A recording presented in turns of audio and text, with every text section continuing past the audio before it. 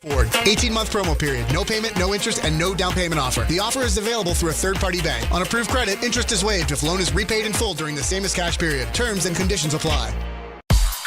Let's see what's happening on the roads this morning and bring in, she's the best in the business. Say good morning to one Debbie Duhame. Good morning, Dave. Breaking news. Jazz hands due to Amtrak overhead wire damage after an earlier Amtrak track fire in one of the Hudson River tunnels. New Jersey Transit Service suspended between Penn Station, New York and Newark Penn with cancellations and delays expected. LIRR service restored, but watch for cancellations and delays. Traffic is sponsored by True Green. True Green, don't waste another weekend doing lawn care yourself. Partner with the official lawn care treatment provider of the PGA Tour and get a golf course quality lawn the easy way. Sign up at truegreen.com, then sit back and relax. Alternate side parking rules are in effect. I'm Debbie Duhame on 880 ESPN New York. Download to see if you qualify. Not all customers will qualify. Transfer fees may apply. No Albert subscription required. Albert is not a bank. Albert Instant Loans are issued by FinWise Bank, member FDIC. Not an actual client. Terms apply. Kylie, what's wrong? I just got hit with a car repair bill. I'm behind on rent, and I feel like I can never save any money. Have you tried the Albert app? Albert is your financial assistant, helping you find ways to save and create custom budgets to actually grow your money. Plus, you can get up to $10,000 for big expenses, or advance up to $1,000 fast when you need cash right away. Albert can get me up to $10,000? Exactly. Albert spots you in a pinch and helps you grow your money in the long run. I'm downloading Albert right now. Download the Albert app and use promo code GOAL to borrow up to $10,000 for whatever you need. The Albert app helps you budget better and save more money, so you reach your financial goals faster. Download the Albert app right now and use promo code GOAL to borrow up to $10,000. Use code GOAL to borrow up to $10,000. What's up, Met fans? This is Francisco Lindor. This is Devin Williams. This is Luke Weaver. Bo Bichette here. You're listening to the home of New York Mets baseball. WHSQ and WCBS FM HD2, New York. Finish your high school diploma for you and your family. Visit finishyourdiploma.org to find free adult education centers near you. Brought to you by the Dollar General Literacy Foundation and the Ad Council.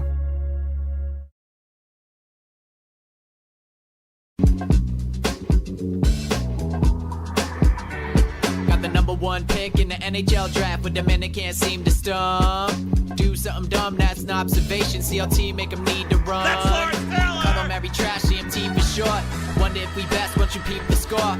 Up at the crack of dawn, top stories of the morning. While you're yawning, grab your coffee, rise and shine with 8:80 a.m. This is Drop Time. We provide highlights from your favorite teams. Got Dave and Rick making plenty of picks. It's Rule 76. Oh, yeah.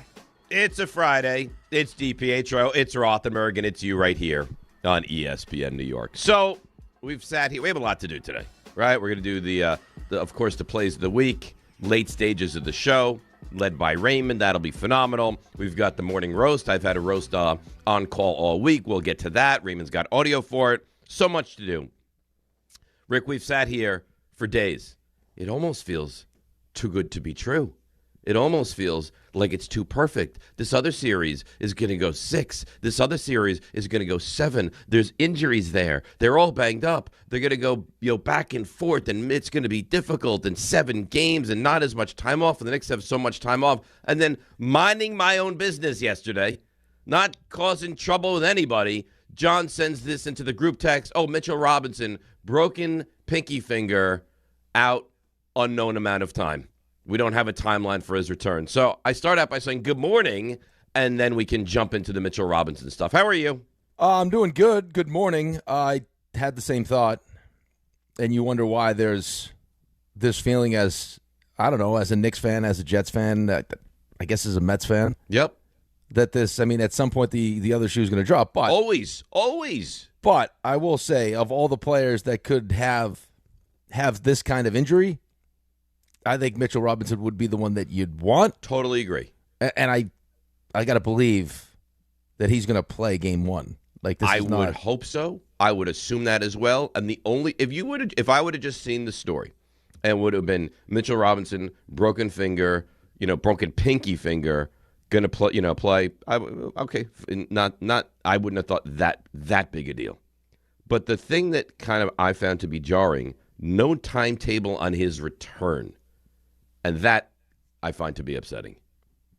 Well, I don't know if they're just playing games Because, I mean, this isn't something that we heard about at all, and it sounds like, I mean, we're going back and forth with videos that in Game 4, Ray was talking about seeing him shaking his hand, that this is probably when it happened. So, I mean, this time of the year, it's not the NHL, I get it, where it's like upper body injury or lower body injury, but I don't know. I mean, maybe it's worse than we thought, but I think we would have maybe noticed in that game if it was really that bad and was like such an issue. I mean, he's not known for shooting. I don't know. He's all not I known know for is shooting, right? Why do we have to deal with this now? Everything was going so perfectly. Well, because it's not supposed to be perfect. Because winning a championship is not easy.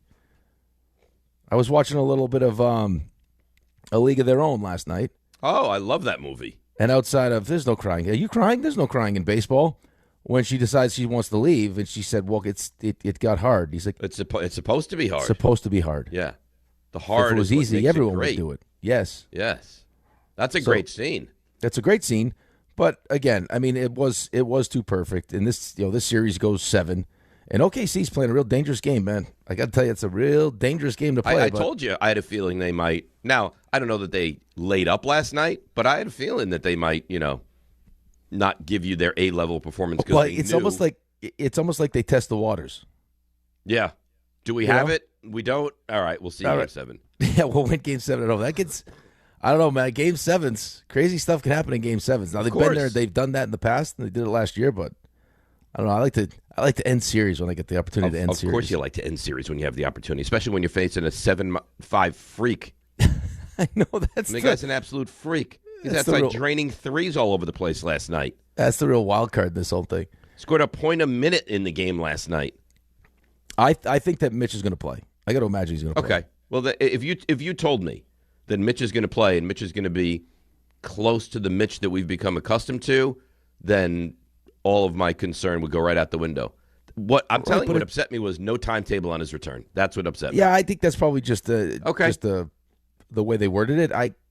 I mean, Dave, it's you, it's me, it's anybody. I mean, to be in the NBA Finals, to have a pinky. Now, I know it's his right hand. He's not a shooter. He's not known as a shooter. Has a hard time with free throws anyway. I mean, would the occasional lob probably be painful in the rebound? Yeah, but what's it going to do? Ruin his free throw shooting? Don't you have to, though? I mean, you guys are joking around about. I mean, John and you animals are like, just cut it off. Like, you guys. I didn't say that. I didn't say that. That wasn't me. Not you. I said John. You guys are savages. You said John and you animals. Don't lump me in with the animals. Maniacs on that text chain. I think someone was like Ronnie Lott. No. Yeah. Ronnie Lott. I think it was. Yeah. Yeah, my bad. That was me. That was Raymond. Who are you to tell a person to cut off a pinky? Well, because we play this game it's your fault. I'll tell you whose fault it is. It's your here fault. We go. This is my fault. You've made us all reactionary. It's the first thing that came to mind. No, for a championship, would you cut this off? For a championship, would you do this? For a championship, would you do that? So now you get posed with the question. Mitchell Robinson just broke his right pinky finger. How many times have we done? Would you give up a pinky finger? Yep. Yeah, well, the afternoon show went right after you yesterday, okay? Me? Yeah. For what? Your stupid take with the home runs for the Mets. Oh, because we thought Rick would be better. Oh, no, stop. I'm telling you. It's just old guys talking sports. I'm telling you. Old guys talking sports. I didn't say I liked it, you jackass. I told you why they did it. They attacked you. I didn't attack you. No, because you just brought it up for no reason at 6:06. I brought it up to, you know what? When you work with a great deflector and you are under the gun and become attacked by the deflector, what do? You deflect. You see what I did? You were ready to attack me, and beep, beep, beep. I flipped it, and now I attack you. Beep, beep. Yeah, but you're deflecting for no reason. No one was attacking you. Yeah, like it's just your fault. Well, no, but it was for nothing. I mean, nothing bad. We play the game all the time. What would you give up for that? If I guaranteed you this, so now it's a right pinky. He's going to. I don't want to give up the right pinky. I just want to heal the right pinky. Well, he only has to heal it. In our situations, you usually make us give it away. Would you give it away for a Knicks championship? Would I give my pinky away? Yeah. Oh, Knicks win a title. Feels pinky, like a lot. Gone.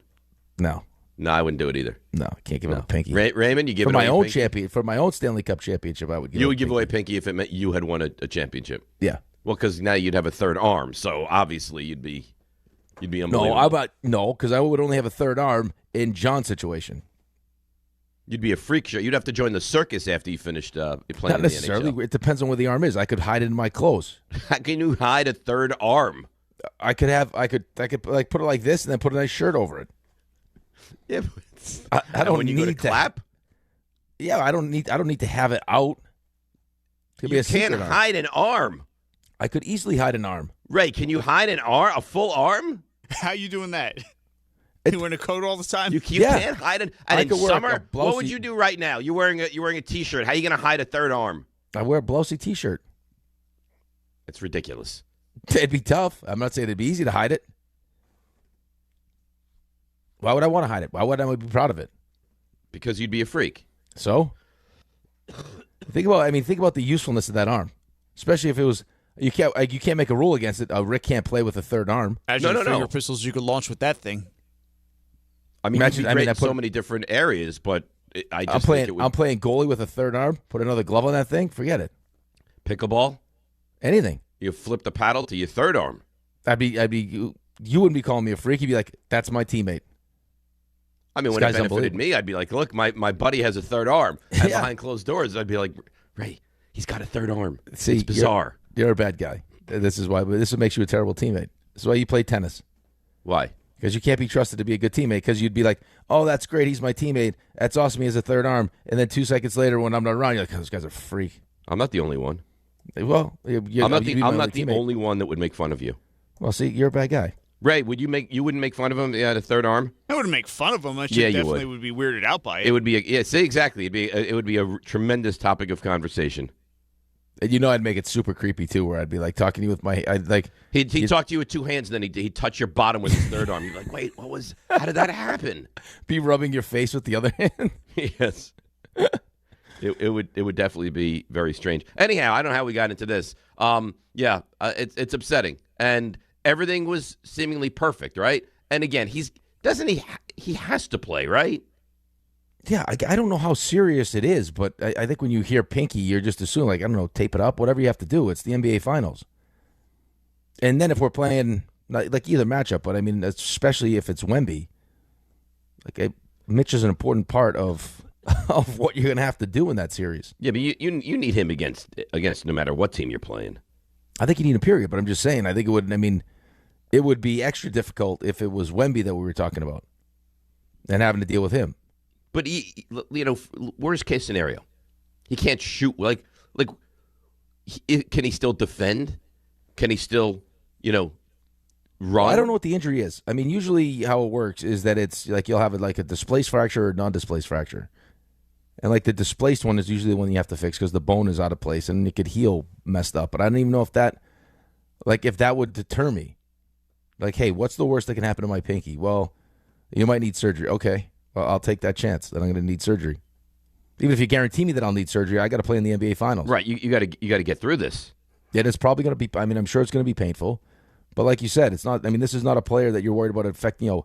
This is not Josh Hart, who in a game. Now he's dealing with hands too, but right. Like we're gonna let Josh Hart beat us, and if it turns out because Josh Hart was Mitch and his finger was broken. Can't really shoot from three. Now he's not an issue for the other team's defense at all. That completely changes things. That's not Mitch. Mitch is a guy who's going to get physicality, offensive rebounding.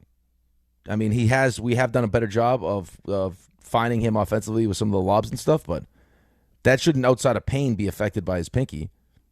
Yeah, that would be a pain thing. You would hope not. You would hope not. And again, I don't know if you jumped to this. It's been so long since it's been like this, and it's been so good, and you feel so confident. And then to learn this, you just I saw Twitter was completely freaking out yesterday. Well, I think they're probably freaking out because you don't know, and it just jumped out of nowhere.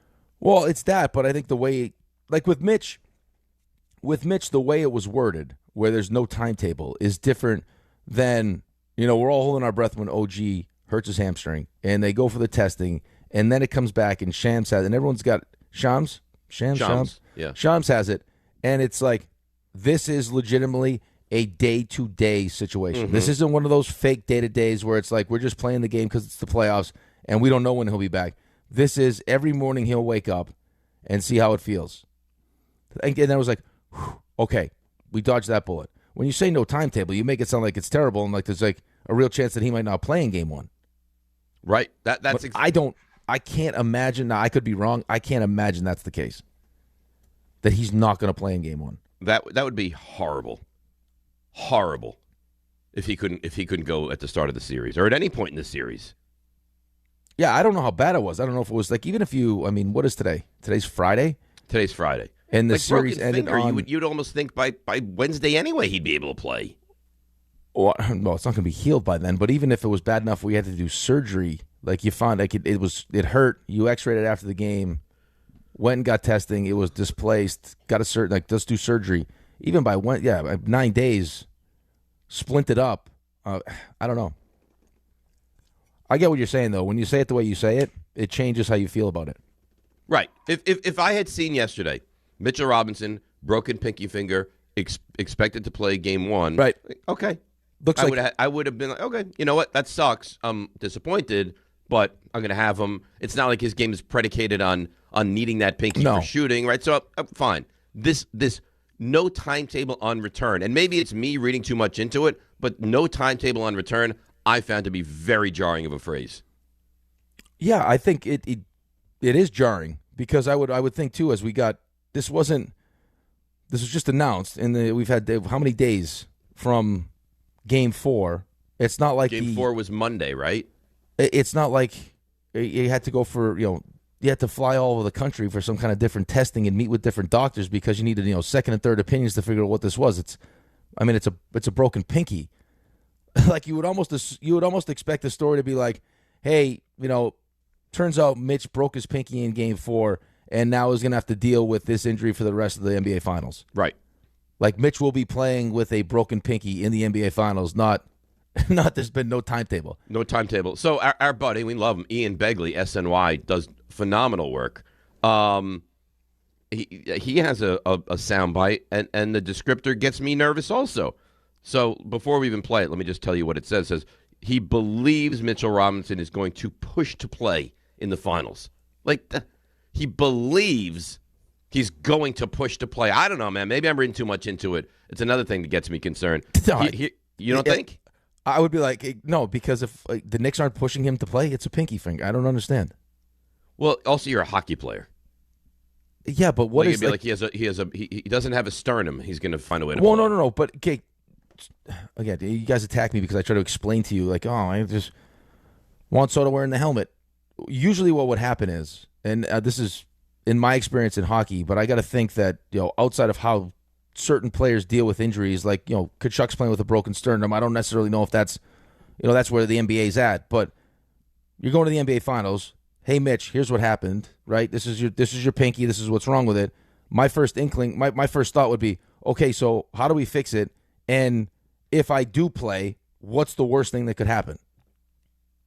And then they would tell you this is the worst thing that happened. Listen, right, and then you work back from that, right? Yeah. So unless it's like you're telling me I could lose my pinky finger, like we might have to cut it off. Well, how is that possible? It's not. Is my point. Right. Like he's going to push to play. How hard will I have? How hard would I have to push to play? There, it's intense series. It gets hit, and you're going to need surgery. Okay. I mean, nobody wants surgery, but if you need surgery on your pinky finger to go after a championship, again, you hate to get in someone else's body, but it's like you got to find a way to play. Right. Like, I mean, I would understand that if Mitch had the idea that after I retire from basketball, I have a long, illustrious career as a pianist. Right. But that's not like, right. I mean, OG tried to play finger puppets in his next life, right? OG tried to play with his hamstring hanging off the bone. Like, I don't know. Like, he'll push to play. Of course, I would hope he would push to play. It's the NBA Finals. Yeah. Well, Ian Begley, now let's take a listen to it. He believes Mitchell Robinson will, in fact, push to play in the finals. We did see Robinson about an hour and a half after Game 4 ended. There was no wrap, no splint on his pinky then. He obviously finished Game 4. We were all looking for a play or a moment where he may have hurt that pinky, may have broken the pinky. There were a few plays where he was wincing afterward or he was kind of flexing his hand afterward, but still unconfirmed that either this happened in the game or in the days after. It's unknown. unconfirmed. Obviously, if you're the Knicks, you want to be very tight-lipped about this. There's no timetable for his return, but I do know that Robinson will push to play. Just in having conversations with people over the last couple hours, he's going to push to play. He will want to play. It's ultimately going to be up to the Knicks medical staff, but a player's opinion does matter in these things, and so he's going to want to be out there. Will he be out there? We should be able to know more about this in the coming days. Obviously, Knicks open the finals Wednesday, game 1. Robinson does have some time there to heal up, but again, I'm sure he's going to push to play, and we'll see where that leaves everything as you get closer to Wednesday.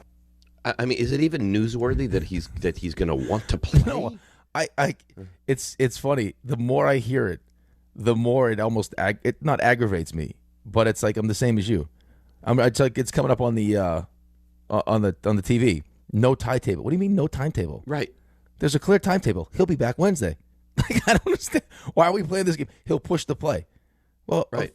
And what the player wants to do matters in this scenario. He again, unless they tell him we might have to take the pinky if X, Y, or Z happens, he has to play. I think that's what they mean, though. Like kind of how I just broke it down to you. Like here's what's like if he's out there with if it's no splint, nothing. Like you didn't even notice anything, as opposed to like a guy you'll see him wincing on the court or limping, and then you see after the game he's in a walking boot or something. Like it's like oof, I don't know, man. Like that could be like fingers crossed those tests come back and it's not terrible. If he's walking around and unless he heard it after the game and wherever, like maybe the conversation is like I said to you. Maybe it's like, hey, this thing is broken.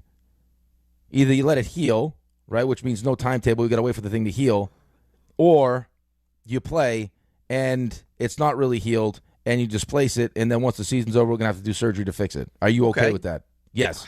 I mean, you would think that he'd be okay with that. You can never make a decision from someone else's physical Well, no, but that's what I'm saying. That's why, I mean, that's if you wanted to read between the lines with there's no timetable and the player will push the play, it's like as the medical staff, we lay out the information, and then you decide. We're not going to say you can't, right? But you got to know that there will be. Here, in a worst-case scenario, this is what happens. Do you want to play? Do you want to play? You probably should. Would you like to? Well, it's the same thing. Like, I mean, sure, when, KD came back from was dealing with the calf, or, Tatum coming back now from the Achilles, like, hey, here's some of the things that could potentially happen. Are you willing to do it? Yes or no? Or Tatum missing that last game. Hey, listen, if you try this, this is what else could happen. And now you got to make that decision. Or I'm sure Tatum, too, is too important to that team where they're like, buddy, like this is not worth it. You're going to hurt yourself doing something. But that's also a different injury. Well, no, but I'm just saying, just in general, like they give They give you the worst case scenario. The medical staff's not going to push you. They're not going to push you to play. They will give you all the information, and then you make the decision based on the information. They can push you. They can keep you out. There's not like if they want to keep you out, they can keep you out. Right. But they're not going to. I mean, they're not going to push you out. But I don't see because then. Yeah, I know. I don't want to say that. It is though confusing when you see pinky and no timetable. It's like okay, I feel like the timetable's pretty much game one. All right, so let's have you read, and then when we return, we'll get to the callers because there's a lot of people that want to get in on this conversation about the concern and about maybe what's an underlying issue going on here. But why don't you read for us before we do any of that, please? You like what I read, don't you? I think you're a really good reader. All right, well, FanDuel's giving you better payouts on same-game parlays all NBA playoffs long with more ways to build and more value every single time you play. You can stack your picks your way for every game, every matchup, and every moment. From spreads to player points to threes and more, build it all into one same-game parlay and go for bigger payouts. So if you're betting same-game parlays this NBA postseason, bet them on FanDuel. More options, better payouts all NBA playoffs long. Head to FanDuel.com/local to get started. FanDuel, an official partner of the NBA. Play your game. Must be 21 and older and physically present in New York. For help with a gambling problem, call 1-877-8-HOPE-NY or text HOPE-NY at 467-369. Yep, that was a really good read. Well done by you. You didn't incorporate the splits into that one. All right, so 800-919-3776. Let's take a break. We'll get to your Knicks calls. Just a tragic story in hockey that we got to get into. It's so sad, and we'll get into it. A lot to do. The morning roast, plays of the week. DNR with you right here on ESPN New York. If you've been injured on a construction site, then you need a lawyer who knows New York's unique labor laws. At the Parisman Firm, they have decades of experience handling construction accident cases and a proven track record of delivering huge results. Their team has already recovered nearly $1 billion for hardworking New Yorkers. From scaffold accidents to slip and falls and equipment failures, they've got your back. Call the Parisman Firm now at 718-WORKERS. That's right, 718-WORKERS, because your case is their cause. Get the justice you deserve today. The New York City Department of Correction offers countless career opportunities, from specialized units to leadership roles that support public safety and change lives for the better. It starts with one step: registering for the New York City Correction Officer exam. Earn over $109,000 after just 5.5 years. Benefits on day one, job security, pension at any age after 22 years of service. Go to nyc.gov/joindoc or search Join DOC. One career, many opportunities. Registration ends today. Take the test. Monkey Sports, built by players for players, is your one-stop shop for hockey, baseball, lacrosse, and more.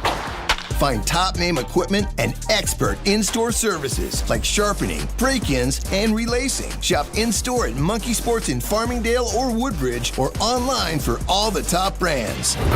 Whatever your sports, Monkey Sports gets you game ready fast. Monkey Sports, where athletes shop. Hey, it's Alan Hahn. At Rings End, they're there to help realize your modern design visions. That's why they partner with Marvin. Engineered for big ideas, Marvin modern windows and doors deliver effortless elegance, expansive views, and industry-leading innovation, all in a modular system designed to meet the exacting principles of modern architecture. Experience Marvin Modern at a Rings End showroom today and create something stunning with them. Rings End is a certified Marvin installing retailer. In sports, the tape never tells the whole story. Hiring is no different. AI can make candidates look like an MVP on paper, so knowing the person and the skills behind the resume matters. That's where Robert Half changes the game. Our recruiters combine their expertise with award-winning AI to evaluate skills and fit quickly. Learn how we can find you specialized talent in finance, accounting, technology, and more. At Robert Half, we know talent. Visit roberthalf.com/talent today. My name is Whitney Allen, and I'm a widow. My husband, Ryan, died. We never thought we'd ever have to use life insurance, but the unexpected happened. With Ethos, signing up was fast and 100% online. You can get a quote in seconds, apply in minutes, and get same-day coverage. No medical exams, and you can get up to $3 million worth of coverage. I'm grateful we were prepared. Get your free quote at ethos.com/play. That's ethos.com/play. Paid spokesperson. Time spent on application may vary. Online health questions required. The New York Knicks, the NBA Finals. You know who the face of the NBA is? Right here in New York. Jalen Brunson, baby. He's the face of New York. We deserve this. Bring them all on. Let's go, boys. I haven't even slept yet, so I don't even know if it's sunk in. They are locked in. They're healthy. They are rested, but they are the team that's going to be the underdog in the final. I love it. Go, New York. Go, New York. Go. NBA Finals Game 1 coverage begins Wednesday night at 7 on 880 and the ESPN New York app. All right, DNR with you, ESPN New York. So I started your show yesterday. What'd you think? Yeah. Yeah, you'll like it. You'll get into it. Very, very high schoolish. And I like Beverly Hills 90210, but it was very high schoolish. How many episodes you in? 3. Yeah, it gets better. You Okay. start to kind of, because I was the same as you. Remember, I came on the show and talked about it. I was like, this show stinks. And then I was like, you know what? I find myself wanting to watch the next episode now. There's a lot of lot of sexuality in this show, though. Lots of sexuality. Wait till you get to the locker room scene. You'll Really? love that one. Oh, yeah. Yeah. But you know what I don't like about the show? We'll get to the next calls in just 1 second. Can I guess? What? Can I guess? I don't know if you'll be able to guess, but go ahead. If you can, it would be remarkable. What you don't like about the show? Well, I can tell you the sister annoys me, and then how unrealistic. The blonde-haired sister? Yeah, and how unrealistic most of it is. Well, the unrealistic, and part of that is they almost portray the main character to be some, like, unattractive, like a nerdy, bookish woman. She's gorgeous. Right. She's gorgeous. She's gorgeous. Yeah, and she's musically gifted. She's talented. Right, but they almost portray like the Cinderella kind of thing, like who would be interested in this woman? And it's like, well, I don't think everyone, but I think it's just the main character, the hockey player who is going to be a Boston Bruin, is like you can't put him in a relationship. Like he's too attractive. He's not a relationship guy. Right. So the idea of this one being the one. She's only 19 years old. I did, and he's almost 30. I think he's 28, right? Yeah. You did a little research as well, huh? No, you're talking to a person. The only reason who started watching it because I have a 22-year-old niece, and that age demographic right now is all they're talking about. The show? Yeah. So what's good for me is I'll be able to go to like frat parties and get right into the conversation about the show. Well, no, like if it's different for you. No, because you're at lacrosse games and stuff. If you want to hang out with like, Sherry and her friends at the lacrosse game, I guarantee you mention the show, you're in. Was it off campus? You mentioned off campus, you're in. Now I get into that inner circle? Yep. Nice. You can watch us on YouTube. Subscribe to ESPN New York on YouTube. Stream the full Weekday Lineup live. Watch complete replays. Jump into the live chat, which can get nasty at times, especially about John, it seems. React in real time. Make your voice part of the show. Subscribe to ESPN New York on YouTube now and stay locked in so you never, ever, ever miss a moment. I had a really strange interaction with John yesterday. Well, what happened? So we do Getting to Know You on Thursdays, right? Yeah, it could be the most controversial. Very controversial. I like it, and I think it's entertaining, but regardless of that. So we do it on Thursdays. When is Knicks, Thunder, or Spurs game 1? Wednesday. So Thursday would be a full reaction show. John says to me yesterday, he goes, I don't think we should do that segment next week. I was like, you don't think so, John? You don't think we should take out 15 minutes to ask if we had another body part, which one it would be? Yeah. Like, I think we should probably stick to reaction from the game. I was like, you know what? This is why you're the fearless leader you are. No, obviously. Right, but that's not why he said it. You know him. He thinks that segment is great. You know how much he loves that segment. He looks forward to that segment. He dresses differently on Thursdays. Like, you can tell when he walks in, he can't wait for that segment. What he wanted you to do when he said that was go, no, John. Oh, he was looking for no. We have to do the segment. Right, it's only 15 minutes. We can do 3 hours and 45 minutes of Knicks reaction, but that segment is too important. Of course we're not going to do this segment, whatever, You're going to say, you moron.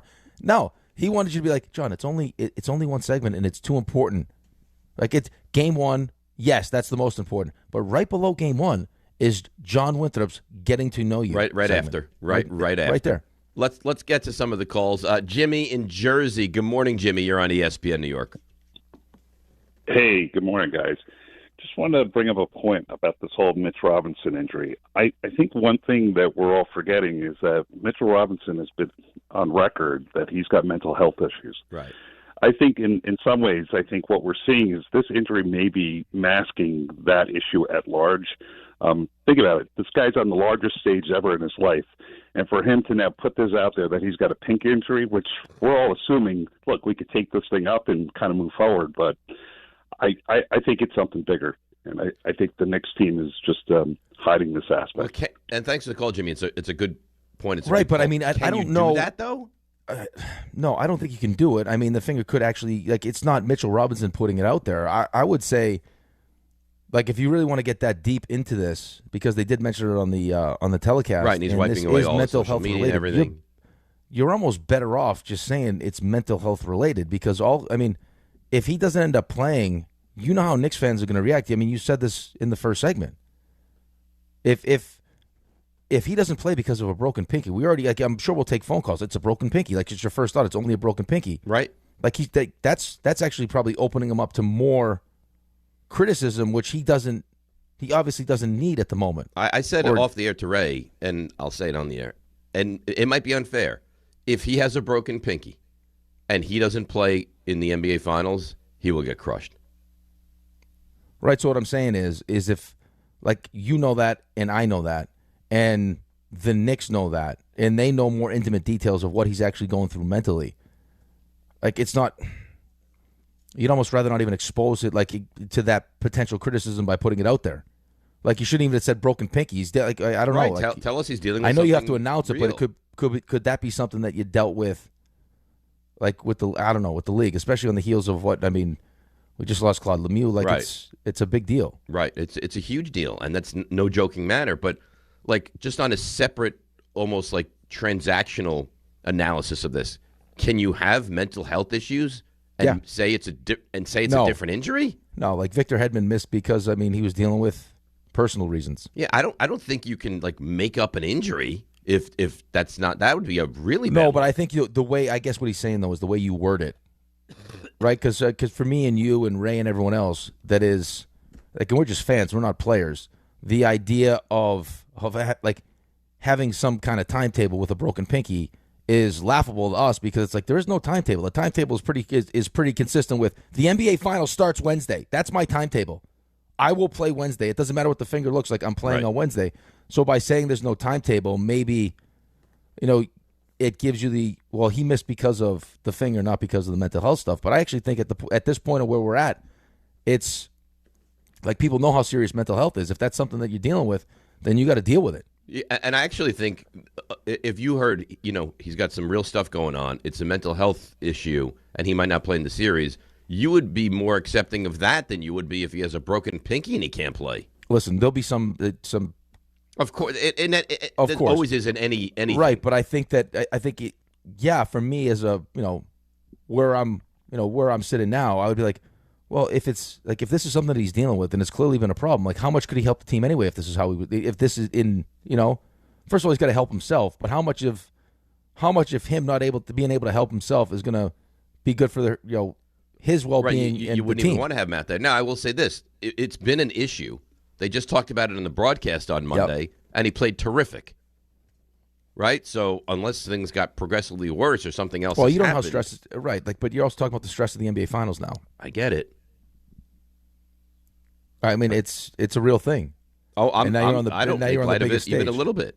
Right, now you're on the biggest stage, and it's, again, look at what I don't know. We don't know any of that stuff, but, I mean, it was I did think it was alarming, really, and then they mentioned it on the broadcast. Yeah, and they were very kind about it, as you should be.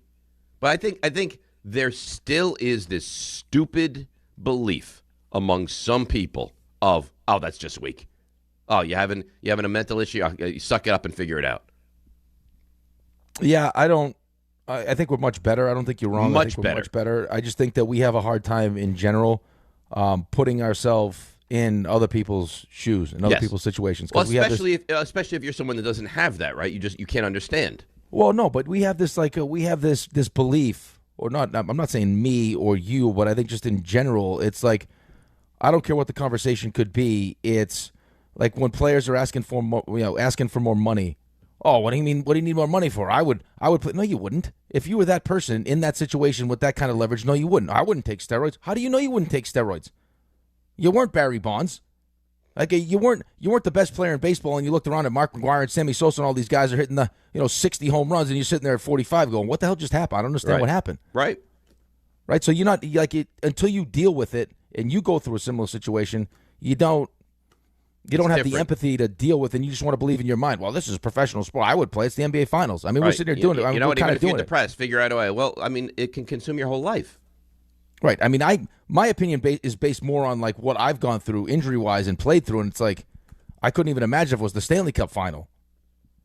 Like, I played with no cartilage in my knee to try to in a preseason to try to play in game one of an 82-game season in the regular season. So it's like that's crazy. All right, let's take a break. More on the Knicks, into the NHL stuff, which is going to be a sad topic but a necessary topic. 800-919-3776. DNR with you right here on a Friday, ESPN New York. Calling all Hoops fans. Are you ready for the NBA playoffs? Get in on the action throughout basketball's most exciting time of the year with BetMGM, an authorized gaming operator of the NBA. From same-game parlays to live bets, you can call your shot during any play. Rooting for your favorite players? You'll find all sorts of markets for betting on any star's performance on any given night of the playoffs. Don't miss a single highlight or buzzer-beating shot by getting all your picks in with BetMGM. Ready to shoot your shot? Download the app today. Make your bets and experience the thrill of the NBA playoffs like never before. BetMGM. Make it legendary. BetMGM and GameSense remind you to play responsibly. See BetMGM.com for terms. 21 years of age or older to wager and physically present in New York only. Subject to eligibility requirements. Rewards vary and expire in 7 days. Gambling problem? Call 877-8-HOPE-NY or text HOPE-NY 467-369. The New York City Department of Correction offers countless career opportunities, from specialized units to leadership roles that support public safety and change lives for the better. It starts with one step: registering for the New York City Correction Officer exam. Earn over $109,000 after just 5.5 years. Benefits on day one, job security, pension at any age after 22 years of service. Go to nyc.gov/joindoc or search Join DOC. One career, many opportunities. Registration ends today. Take the test.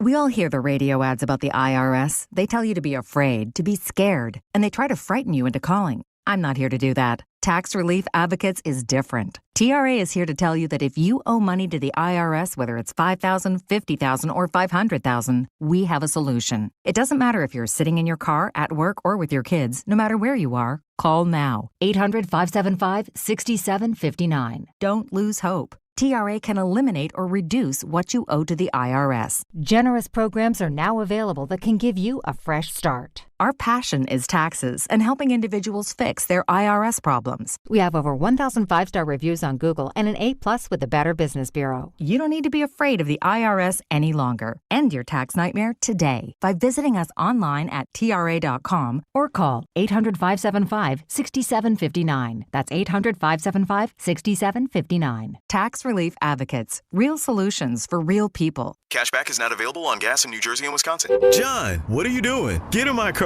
Why are you walking to work? Thanks, man. It's these insanely high gas prices. They are draining my bank account. I can't afford to drive anymore. Dude, don't walk. Just do what I do, because I never pay full price for gas anymore. I use the free Upside app that pays you cash back for every gallon of gas you buy. Wait, you're telling me you get paid cash when you buy gas with the Upside app? Yes, I get real cash back every time I buy gas. Does that actually add up to anything? I'll make around $200. Wow, that's serious extra cash. I'm downloading the free Upside app now. Download the free Upside app now to earn real cash back every time you buy gas. Use promo code WINNING for an extra 25 cents a gallon bonus on your first tank. That's promo code WINNING. You can cash out anytime right to your bank account, to PayPal, or an e-gift card for Amazon and other brands. Just download the free Upside app and use promo code WINNING for a 25 cents a gallon bonus on your first tank. That's code WINNING.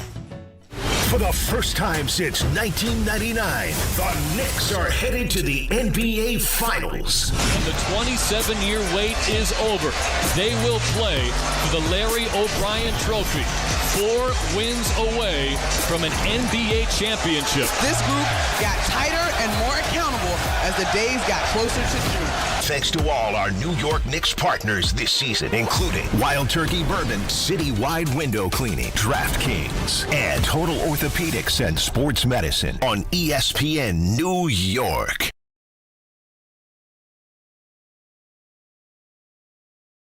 All right, DNR with you, ESPN New York.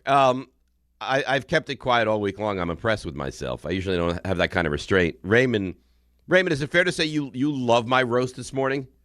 I love it. It's a shame you haven't been able to get to it sooner. Well, I specifically saved it, but I can't find out the culprit of it. Yeah, me either. I've been looking.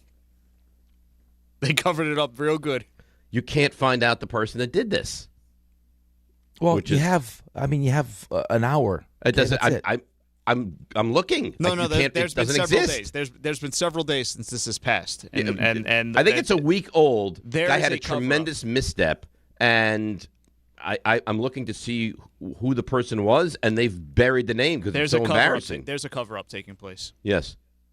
So what do you want to do about it? Do you want to? Well, it won't affect us. The story's unbelievable. Okay. Do you have? I would just else? like to say, hey, that was Steve Jones that did this. He's still gonna roast. Okay. Oh no, the story is incredible. It's shocking. It's incredible. Right. It's laughable. I just can't tell you who the culprit of the story actually was. Okay, so what's happening here is so how you've teased it as it's going to be this delicious, you name whatever kind of beautiful steak that you want or roast, and now when the steak comes to the table, I'm not getting at its fullest. I don't think not knowing the person's name really detracts. It's okay. You know what it's like. Let me give you an analogy. You get the steak. You love this steak. I love the steak. You're like, I love it. I want to make this steak at home. Excuse me, can I get the recipe for the steak? You're like, I'm sorry, we can't give you the recipe. Okay, all right. Like this, that doesn't affect eating that steak. Right. Or maybe this is delicious. I'd like to know who made this steak. Can't tell you. We can't tell you who made it. You can't tell me who made it? Right? Yes, that's exactly it. Can't tell you where we got this meat. No, I want to know where. Is it Wild Fork? No, we can't tell you. Unfortunately, we can't tell you. You ever had that where you go somewhere and there's something so delicious and you ask about it and they're like, I'm sorry, we can't share that information. Yeah, I told you. There's the salad dressing in Germany. I would go back in the kitchen. They would not tell me. Refused. What do you mean you went back in the kitchen? Well, I became friendly with them because we ate there every day, and then I would say, hey, can you please give me the recipe? No. So then I was close enough with the owner of the restaurant that I would go back. I'm like, can you just show me? I won't tell anyone. Just show me. I'm leaving soon. I'm going back to New York. Could you just show me how to make it so I can make it? No. And they wouldn't. It's like, you're being selfish. She's like, I'm the only one that knows. This is a family. So what happens recipe. if she were to pass? Well, they pass. She'll pass it down. I'm sure she. What happens if she passes tragically? All of a sudden, she just doesn't show up for work, and she's gone. I think it was so serious that I think she probably had it written down somewhere that whoever, like in her will, you would find out how much money you got and the recipe for the dressing. And this next person will get the recipe for the dressing. Right. Let's go to Joe in Ocean Gate. Joseph, good morning. You're on ESPN New York. Oh man, I can't wait for football, man. Can't wait for football, guys. How you doing? Good. Well, why are you so excited? Why are you thinking about football? We got the NBA Finals on Wednesday. Yeah. What are you thinking about football for right now? Because the A's, the Giants ever sooner. You know what I mean? The 2007 the Super Bowl run for Ray. But all right, so I'll get to my Knicks thing. I think mental health, obviously, it could be is a very serious thing, and I think people that don't have people around them that suffer from that, they don't really understand it. But I think maybe the finger thing might be just like sportsman stuff where, you know, they're just maybe try to keep the team guessing. Is he going to play? How is he going to be? But if it's just a broken, he's going to play. And I mean, I can't see Mitch Robinson not playing in this game. So you guys enjoy the weekend, 65 or sooner. Thanks. He has to. I mean, if it's a finger and he doesn't play because he has a broken finger, and it's not like a catastrophic injury, I'm telling you, he will get crushed. Well, Josh is dealing with his finger. He's probably going to need surgery after the season. So, yeah, but, I mean, everyone's different. That's the problem with this thing is everyone's different. Everyone's pain threshold is different. I mean, you've always heard, are you hurt or are you injured?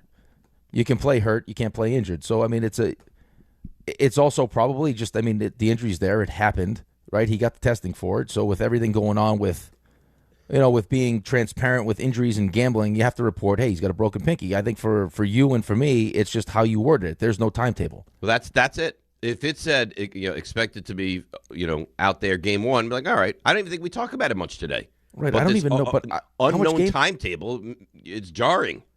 Right. But how much game planning are these teams going to do for Mitchell Robinson outside of like, hey, when do we institute the Hacka Mitch? Right. But you don't need. But it's not like it's a guy that has an 88% free throw shooter that they're like, yeah, he can't shoot free throws. The guy's a terrible foul shooter anyway. Well, no, but I mean, like if you're game planning, like so if you know, they're going into Game 7, so I don't know how much Knicks tape they're looking at now. I'm sure they have people on their staff that are breaking down Knicks tape. But what I'm saying is, like, if you wanted to play that game with, hey, there may not be, Jalen may not play, or one of the guys, like, offensively that are really important to this, I just don't know how much game planning would be going into. I don't think any game planning for Mitchell Robinson, and even if there was, like, how does this affect it? Like, he's still going to be a defensive beast. He's still going to be a terrific rebounder. He's still going to be a problem around the rim. Like I said, he's still not going to shoot. Right, but I say probably like the Hackamich stuff.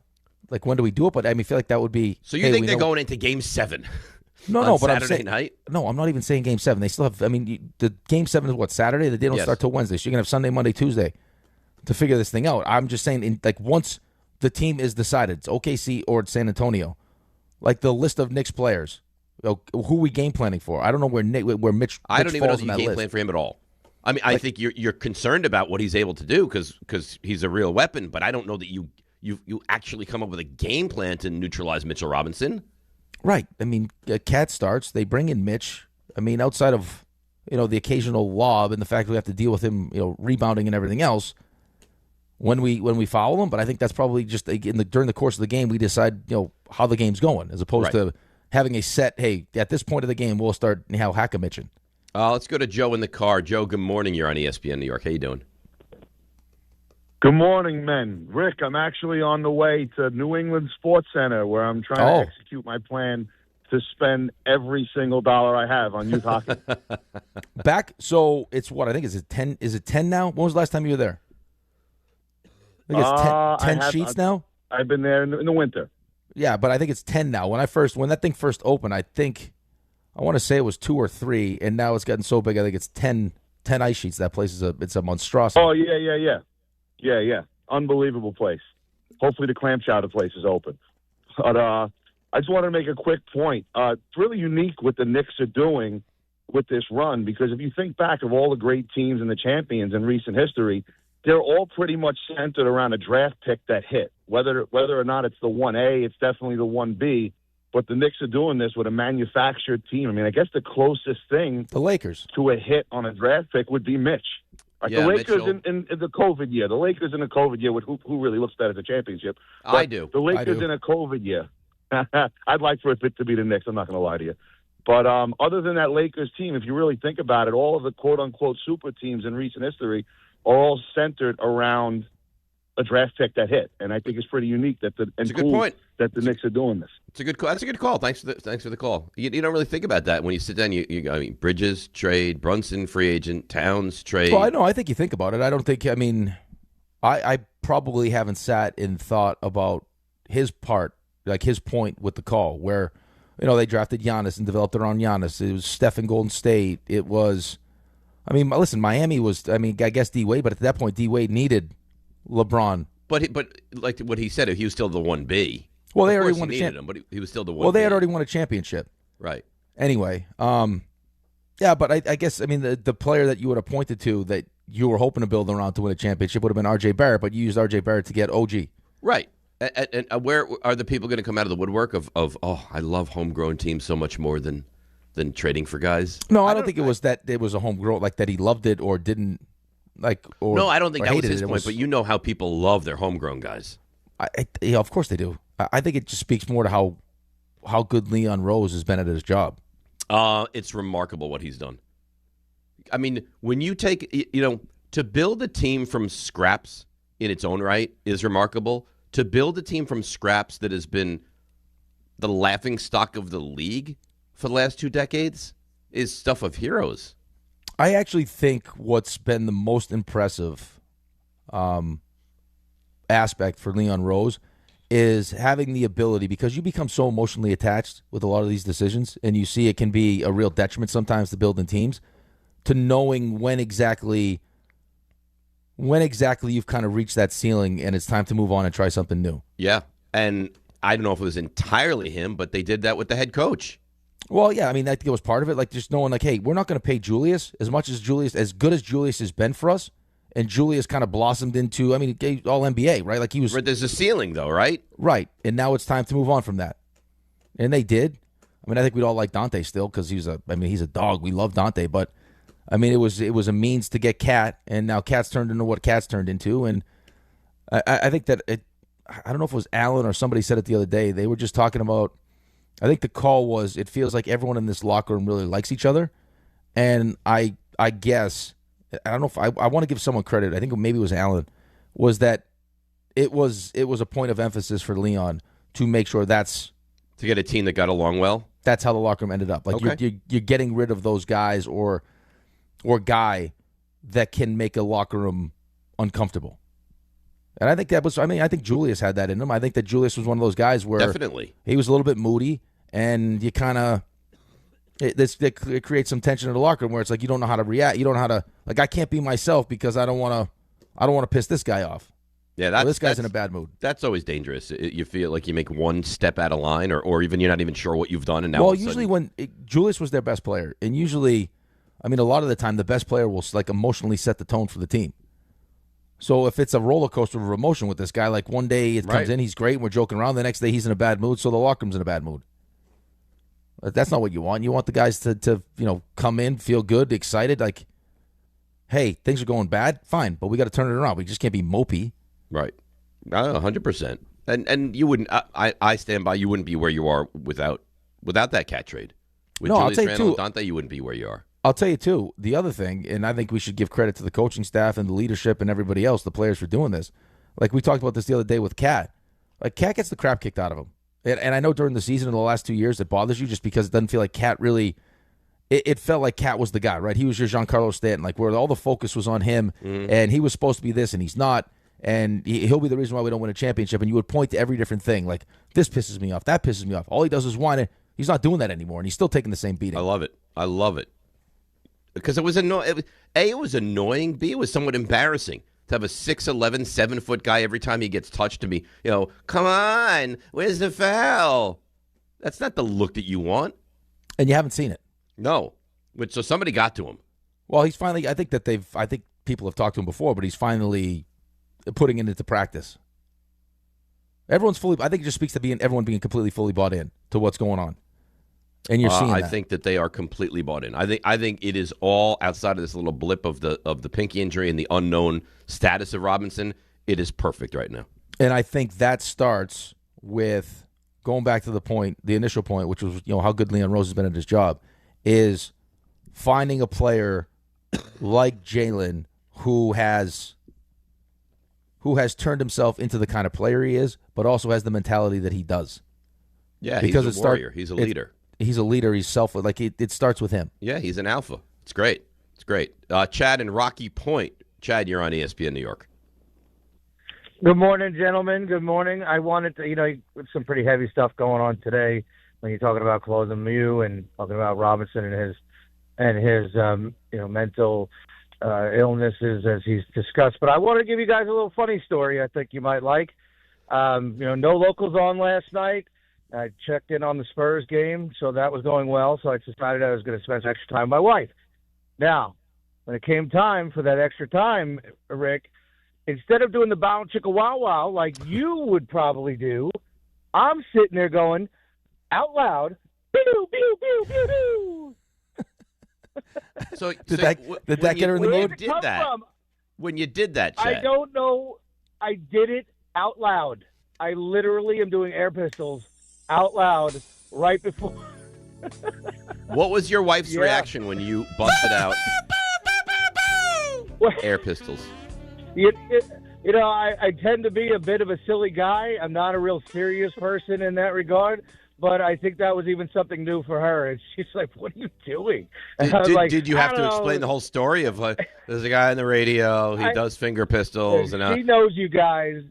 She knows you guys. I always go over did it happen in Florida with her, and she's always likes to guess. And, so she knows I listen to you guys every day. I always have to put you guys on pause at 7:15 to wake her up in the morning if I'm holding. But, so she knows I listen to you guys. I said, Dave does these air pistols. It's hilarious. I don't know. It just came out. I really, it's weird how you guys are such the fabric of a person's life where these things just come out like Tourette's. They just come out. You just blurt them out. But anyway, real quick about Mitchell Robinson. I don't even know which hand it is. It should matter. It's his right hand. How physical he is and how it is his okay. Mm-hmm. So that's more serious than if it were the left hand. I also agree, talking with friends of mine who are Knicks fans, that a pinky shouldn't keep you from the biggest moment of your life. But again, guys, who are we to decide this? Like you said, Rick, are you injured or are you hurt? We can't determine. My coaches would always say, I don't know your body. I don't know how you're feeling. I don't know how it's going to impact your play. We could all be on the outside looking in saying, how can you not play NBA Finals? You may, I'm not going to say they'll never be there again, but you can't ever say for certain when the next time's going to happen. And God, it's a pinky. You hope that he's not masking the mental part of it all. Although it probably plays in no matter what. It's going to get into your psyche. I'm afraid for him. But I think so important. Right. And again, I don't know how the NBA is compared to how the NHL is, but this is just me personally, right? Because I'm with you. I don't know how he feels and everything else. But if I'm part of the Knicks staff that's responsible for announcing injuries, and I have the ability, if we want to, and again, this is not connecting dots because you know anything or anything else, but you bring up the mental health part of this, I personally wouldn't have said pinky. If the thought was, I want to protect this guy because he's dealing with some stuff, I would have, if I had the ability, he's dealing with an upper body injury. I'm not announcing that it's a pinky finger. Yeah, well, I don't know. I think they're telling Chad, we got to run. So thanks for the call and thanks for the funny story. Do you have to say this? No, I don't know because I know in the NHL it's specificity of the injury. I don't know. Well, he's got upper body, lower body in the NHL, so I don't know exactly what they can mean. Maybe Ray knows differently, but if Ray, do you have to say the specific injury in the NBA? I mean, I think you do. Yeah, it's not like the NHL where you can say upper lower body. I just don't know. I mean, if you want to try to in your mind say, well, this is maybe them protecting him. I don't think pinky finger protects anybody. That would be one because every call we've taken so far, it's a pinky. Right. No. There's no way.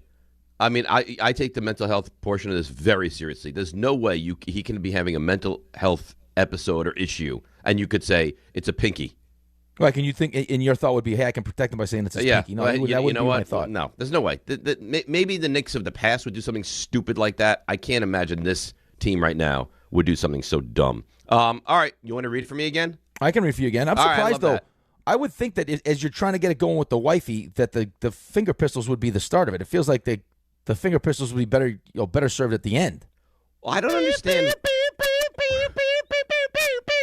Like as the that's the big finish. As the finisher, yeah. Yeah. I don't understand why he was like, hey, you want to spend some time in the bedroom, and that didn't materialize, and then he's like, okay, finger pistols.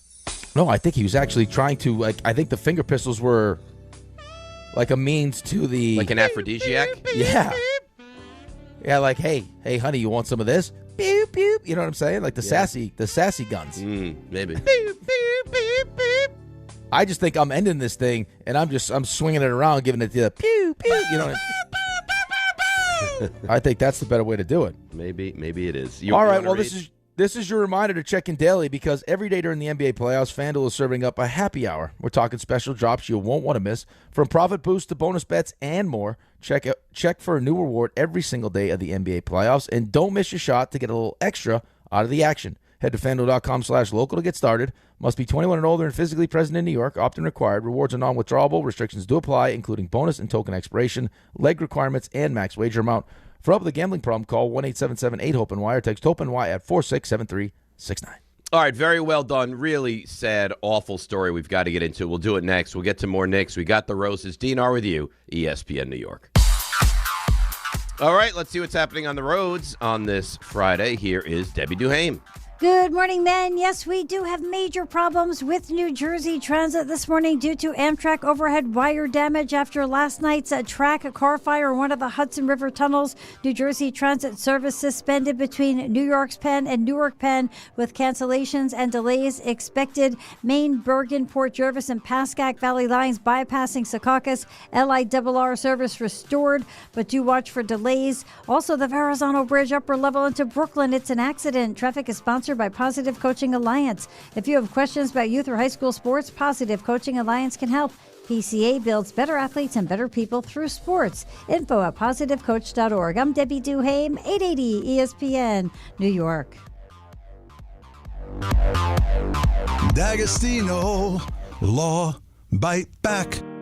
Did you know that Social Security Disability takes a bite out of every one of your paychecks? So when they deny your claim, bite back. I'm John D'Agostino from D'Agostino & Associates, and I'm proud to announce our first ever Social Security Disability webinar. It's happening on June 3rd at 1 o'clock. In just 1 hour, you'll learn your rights, understand the appeals process, and find out how our experienced SSD attorneys can help you get the benefits you've earned. Spots are limited, so don't wait. Register now by calling 1-800-BITE-BACK, 1-800-248-3222, or go online to daglawteam.com/SSD webinar. That's daglawteam.com/SSD webinar. D'Agostino Law is here to bite back, to fight back, to get you the SSD benefits you've earned.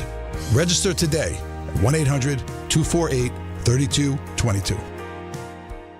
Hi, this is Don LaGreca. Just like the New Jersey Devils protect their home ice, Viking Pest Control protects your home. And I know because I use Viking at my own place. As the pest control provider and proud partner in the New Jersey Devils, Viking brings 45 years of trusted experience and expert service to keep ants, cockroaches, stinging insects, rodents, and even mosquitoes out of your zone. Their local team builds a personalized game plan that actually works. And when you bundle pest control and mosquito services, you score big savings. One call, one company, total peace of mind. Visit VikingPest.com. Protecting your home inside and out. Hey, New York and New Jersey. Commitment issues? No problem. Now you can get unlimited talk, text, and data for $25 a month forever, as in for life. Switch now at boostmobile.com. After 30 gigabytes, you may experience slower speeds. Pay $25 a month as long as you stay on the Boost Mobile Unlimited plan. Prizes, flyaways, even cash money. You want it? We've got it. Find a list of all contests and official rules by visiting ESPNNewYorkContests.com. That's ESPNNewYorkContests.com. Cashback is not available on gas in New Jersey and Wisconsin. John, what are you doing? Get in my car. Why are you walking to work? Thanks, man. It's these insanely high gas prices. They are draining my bank account. I can't afford to drive anymore. Dude, don't walk. Just do what I do, because I never pay full price for gas anymore. I use the free Upside app that pays you cash back for every gallon of gas you buy. Wait, you're telling me you get paid cash when you buy gas with the Upside app? Yes, I get real cash back every time I buy gas. Does that actually add up to anything? I'll make around $200. Wow, that's serious extra cash. I'm downloading the free Upside app now. Download the free Upside app now to earn real cash back every time you buy gas. Use promo code WINNING for an extra 25 cents a gallon bonus on your first tank. That's promo code WINNING. You can cash out anytime right to your bank account, to PayPal, or an e-gift card for Amazon and other brands. Just download the free Upside app and use promo code WINNING for a 25 cents a gallon bonus on your first tank. That's code WINNING. This is your home for the Eastern Conference champion New York Knicks and the NBA Finals. WHSQ and WCBS-FM HD2, New York.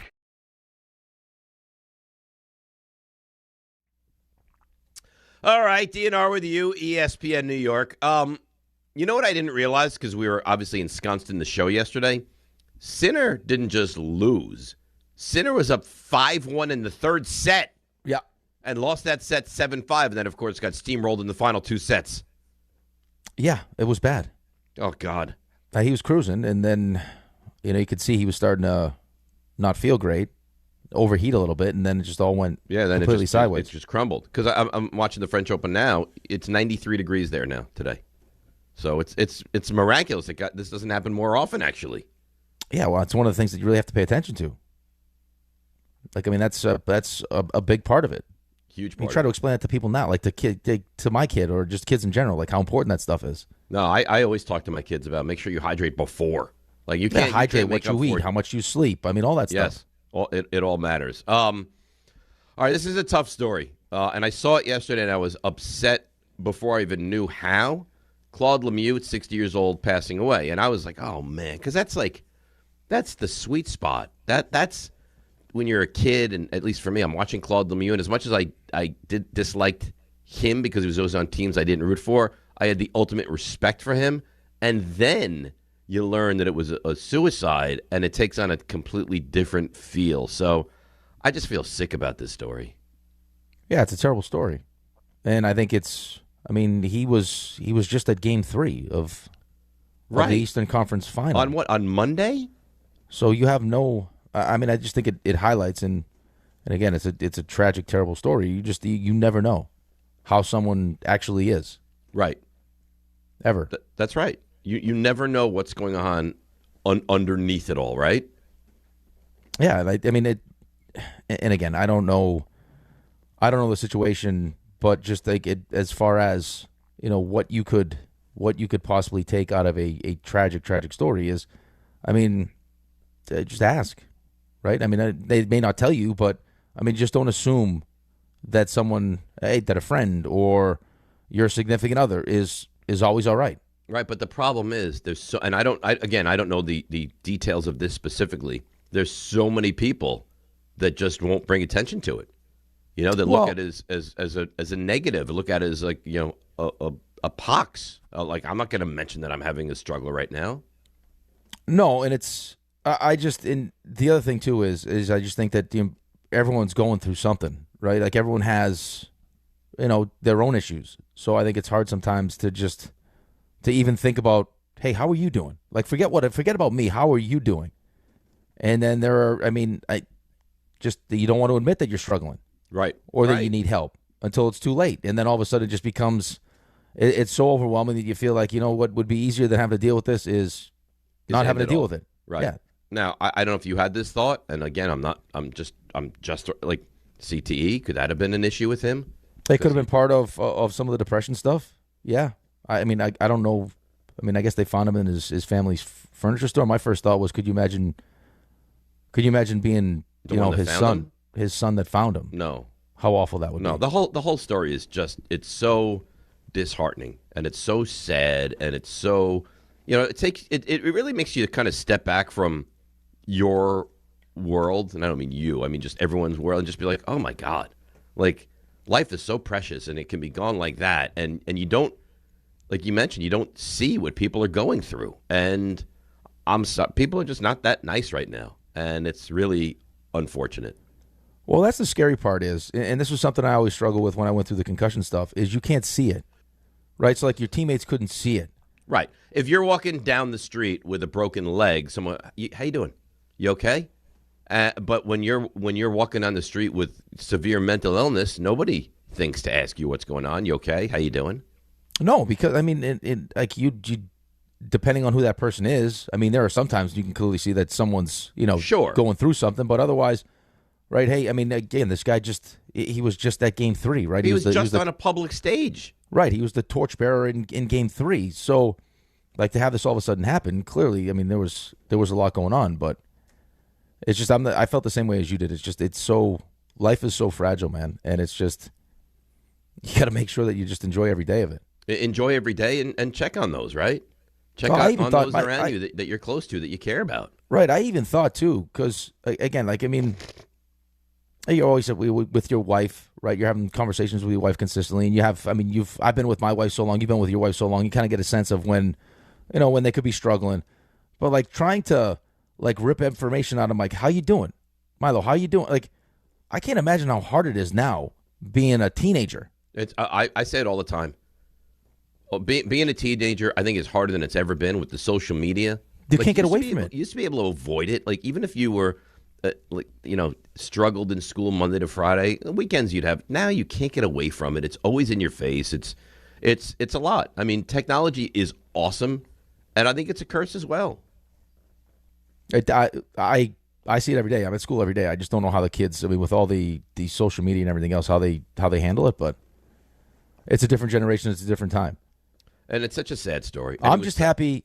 I'm happy that in the midst of a tragedy like this, that we first of all, we talk about it, we highlight it, and we also now are finally starting to take it serious, where I do see people more focused, even kids, on the mental part of this whole thing.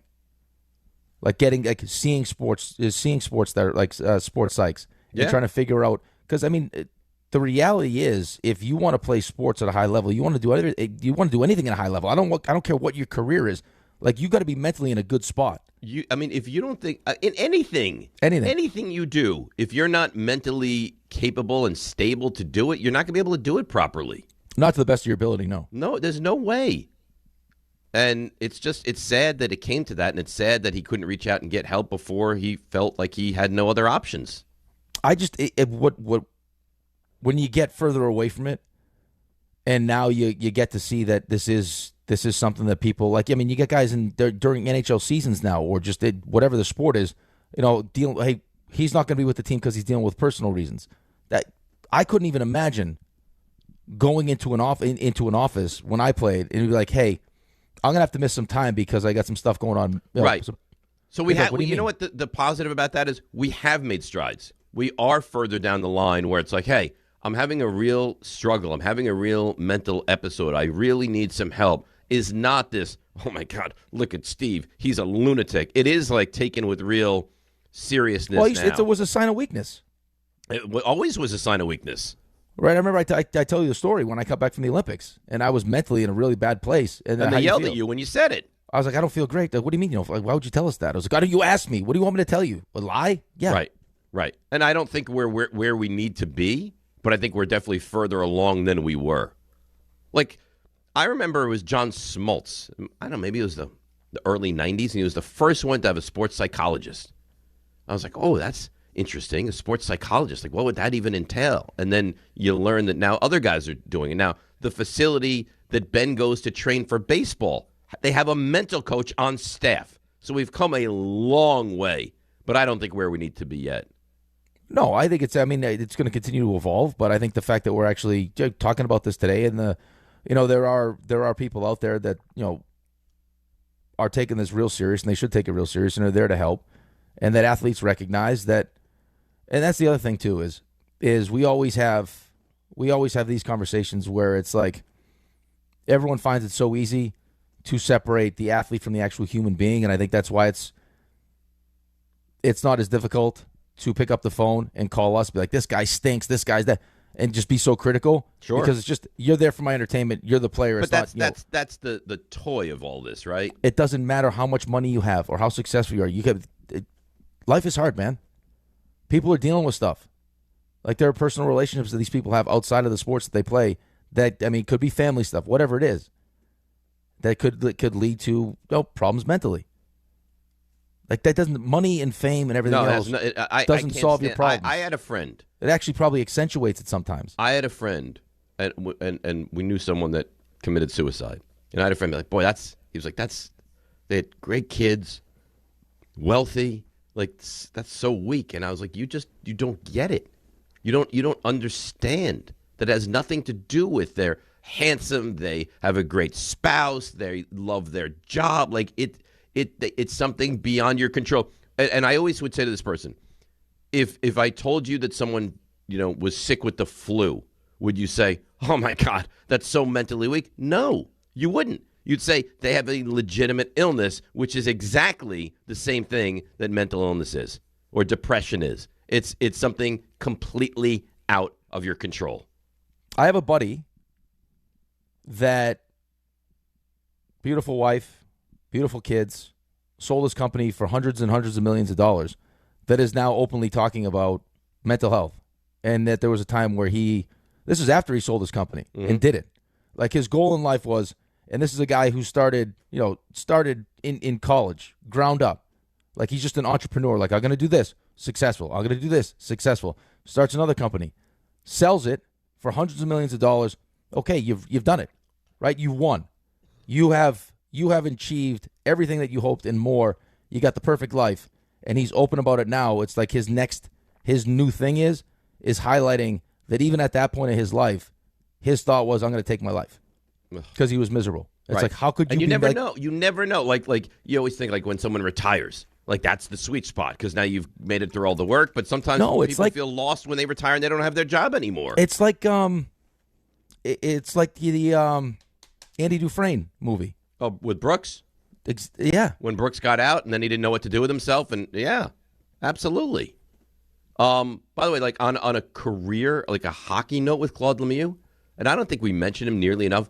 Is there a better, like, I'm sure there may be better, but, like, he's got to be up there with the great winners in sports history, doesn't he? Yeah. I mean, I think everyone's first thought when you hear, is what happened with Draper and some of that stuff. But he's that prototypical, if he's not on your team, you hate his guts. I hate him.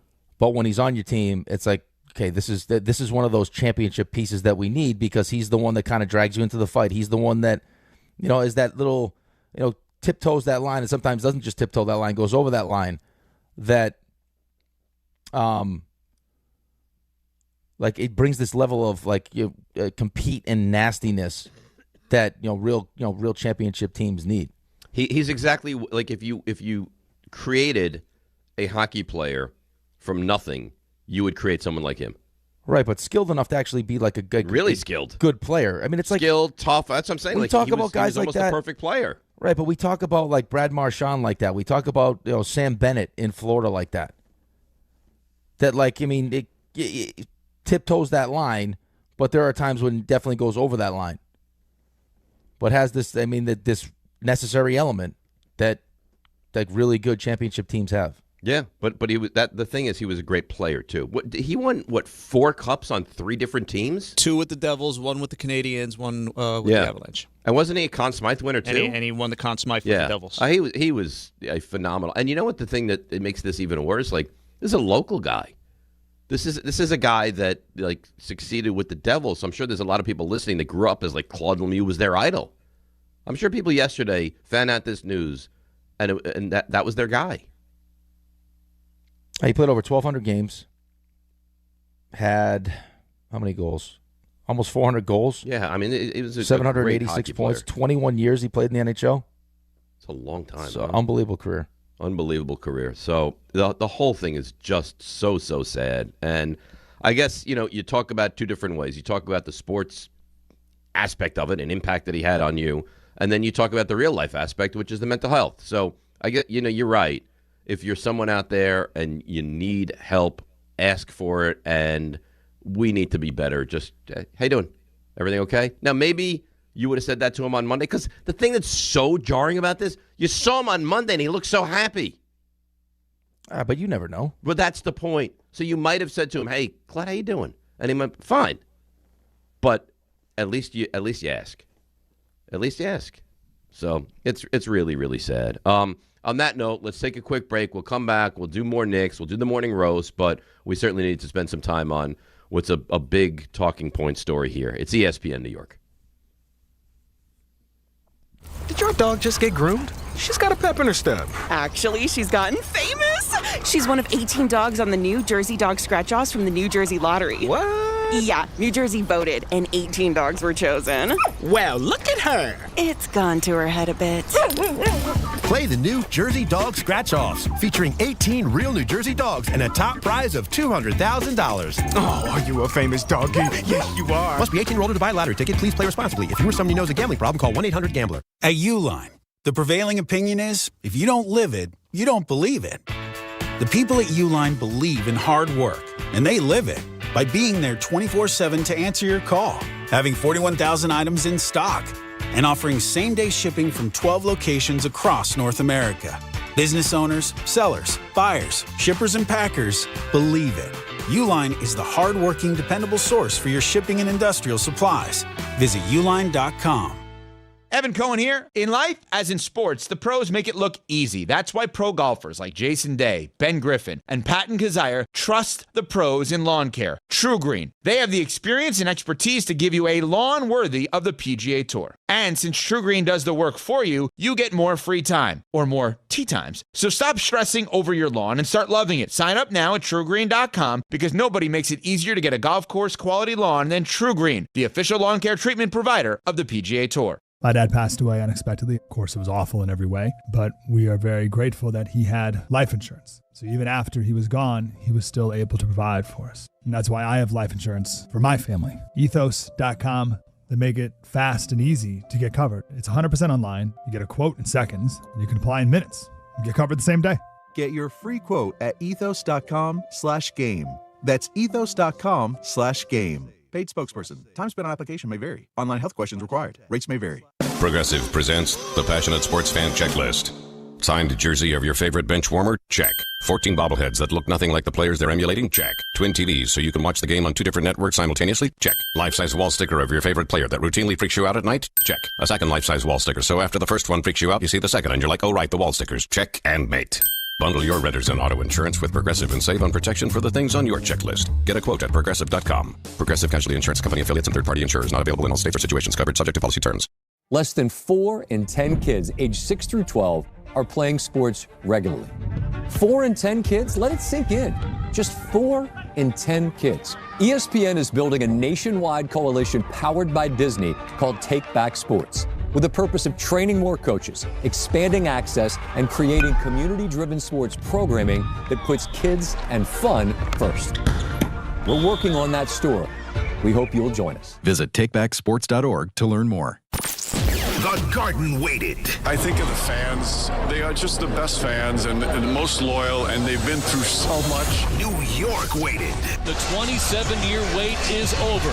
They will play for the Larry O'Brien Trophy. The finals are here. They haven't just been good. They haven't just been dominant. The Knicks have been completely unstoppable. This is your home for the Eastern Conference champion New York Knicks and the NBA Finals. This is ESPN New York.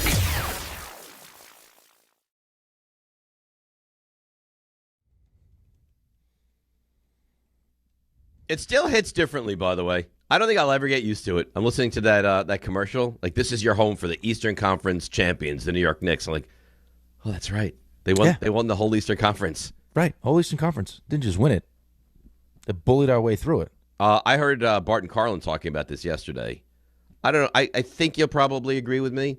So they were saying, do you go out and buy Eastern Conference paraphernalia, like hat, championship T-shirt, Eastern Conference?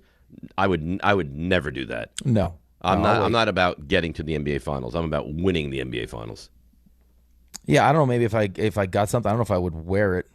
I'm not sure. Wear it now. I'm not sure I'd get conference champion gear. I might get gear that says NBA Finals on it, but Eastern Conference champion? Yeah, but would you go out and buy Eastern Conference?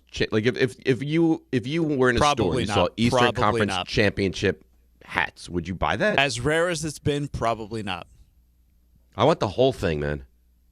You want the whole thing, but all you can celebrate right now. Listen, I mean, that probably has a shelf life. If you want to celebrate that we're Eastern Conference champ, if you're okay spending the money now, realizing that there's not going to be a lot of runway with the shirt that you're wearing or you just bought, I guess you could do it. Well, I think you can wear that shirt if they win the whole thing. Well, no, but I'm saying you can wear it now. Wear that shirt, right? But if you want people to know how proud you are that your team just won the Eastern Conference championship, you could buy one and wear it now. I guess. But you're going to feel, I mean, you'll either feel great about it after the finals or you're going to feel terrible about it after the finals. I'm not doing it. When they win, I will go out and buy stuff. But I'm not doing it now. I was in Dick's Sporting Goods on Monday. Yep. And big signs all over the place. If the Knicks win tonight, we open at 7 o'clock tomorrow morning. Okay. Yeah. People are all juiced up about this. How could you not be juiced up about this? You have to be. This is unbelievable. It's unbelievable. It's game time, brought to you by Tullamore Dew Irish Whiskey. When it's game time, it's Tully time. Mets Marlins, they played last weekend. The Marlins swept them. They are playing at Citi Field this weekend. That's 7:10. Yankees in Sacramento to face the A's at 9:40. And that's game time, brought to you by Tullamore Dew, the original triple distilled, triple blended, and triple cask matured Irish whiskey. Be sure to grab a Tullamore Dew or try the new Tullamore Dew Honey during today's action. Glasses up to enjoying Tullamore Dew responsibly. Sacramento will never be normal for the A's for me, ever. Well, fortunately, they'll be in Vegas. When is that happening? 2 I years? know, you're the stadium guy. Is the stadium done? I don't think it's done yet. I still don't understand. I asked when the stadium is going to be done, and you guys made a bit out of that. No, you didn't ask it like that. It was funny how you asked it. And yes, we did make a bit out of it. I mean, it still exists today. Yeah. That thing had legs. It had lots of legs. A's are officially moving to Las Vegas. When is that? It's only just been voted on. Well, they have to build the stadium still. Yeah, they get a little stadium, Dave. See, I stand by it. Tomorrow. Rick. Tomorrow. Yeah, tomorrow. I forget. You know what? There's an inflatable stadium that they're going to just throw up. I don't want to be here. How can you get mad at people for not having information that's not readily available? I'm not mad, you idiot. All I asked was, when are they moving? He was defending you. What were you mad about that day? I think 2028. Something had you. All I said was, when is it happening? And you guys, well, not today. I didn't say is it happening today. I think it's just one of your patented questions that aggravates people. It's like, so just be happy with the story. You guys got together. It's like, hey, when he asks one of those questions, let's go on the offense then. Let's attack him. Just be happy with the story. As opposed to, like, I mean, how about you figure it out? You find it out. Fine. You Google it. How do you feel about Omar in Brooklyn, who we never hear from anymore, and now he's here? Okay.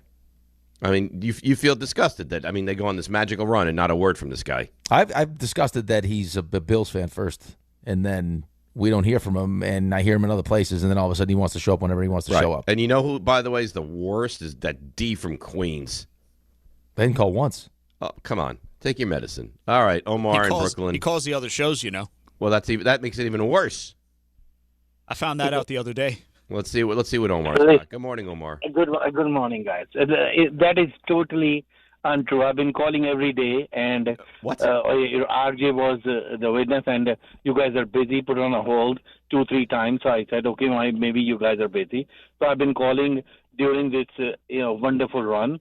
If you have heard me in Gordon Damer was used to be here, so I know Gordon Damer, hello and hi, and I always called him. And the other one or two guys, I went to CBS Broadcasting. All right. So call our show. We like talking to you. The Knicks are really good. I don't need the whole diatribe of everyone. Okay, so the thing is, no, you're putting on me that I don't call. I call. I don't know that to be true. I'd have to go to the powers that be and find out if that's accurate or not. What do you want to say about the Knicks, Omar? Okay, my thing is, first, I understand OKC is the defending champion. And I understand that San Antonio Spurs are young. But my worry about San Antonio Spurs, they have 3 tough-nosed players. Vessel, Castle, and what's his name? Ron Harper's son, right? Dylan. These are all three players. All three players goes to the basket. They are not young, athletic, fast, and are not afraid of contacts. Right, and then you have a 7'6" guarding the paint. That's why, and their OKC second best player is basically limited right now. So defensively, after watching last night, I have watched whole series, every game, and I'm telling you, San Antonio Spurs are tougher. They're faster. The only thing is they're inexperienced, and they're gaining experience while they're getting. This is a better matchup for us. I am player to tell you that I rather face OKC right now at this particular moment than San Antonio Spurs, who are gelling and accelerating at the same pace, and they're going to be the home court. And Omar, I know you go on forever. Thanks for the call. I think your point is fair. I don't think it's crazy. Here's the thing. Both of these teams are real problems, Rick. They both pose really tough matchups. OKC's defense is elite. San Antonio is young and athletic with a unicorn at center. I mean, both will have home court. There is nothing, either way, nothing that will be easy about the NBA Finals. No, nothing's going to be easy, and I don't think anyone would say that is going to. Well, I shouldn't say that because there are people called in, Knicks and 4 and everything else. But let's wait to see what happens in Game 7.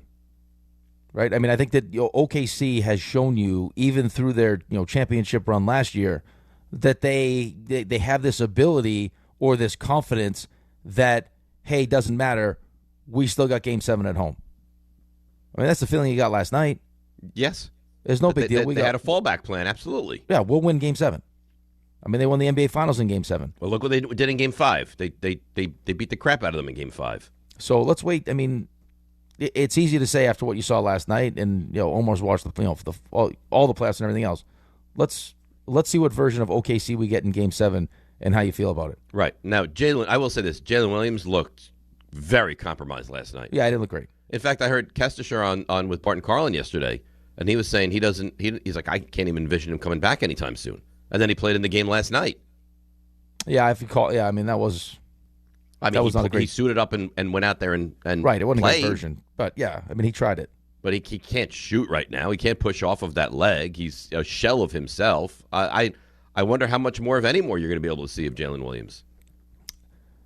Here's the thing. I don't think that either matchup is... They're both brutal. I'm sorry, they're both brutal matchups. Right. You can explain why you think San Antonio's a better matchup. You can explain why you think OKC at the moment, with the injuries and everything else, are a better matchup. Is the hardball.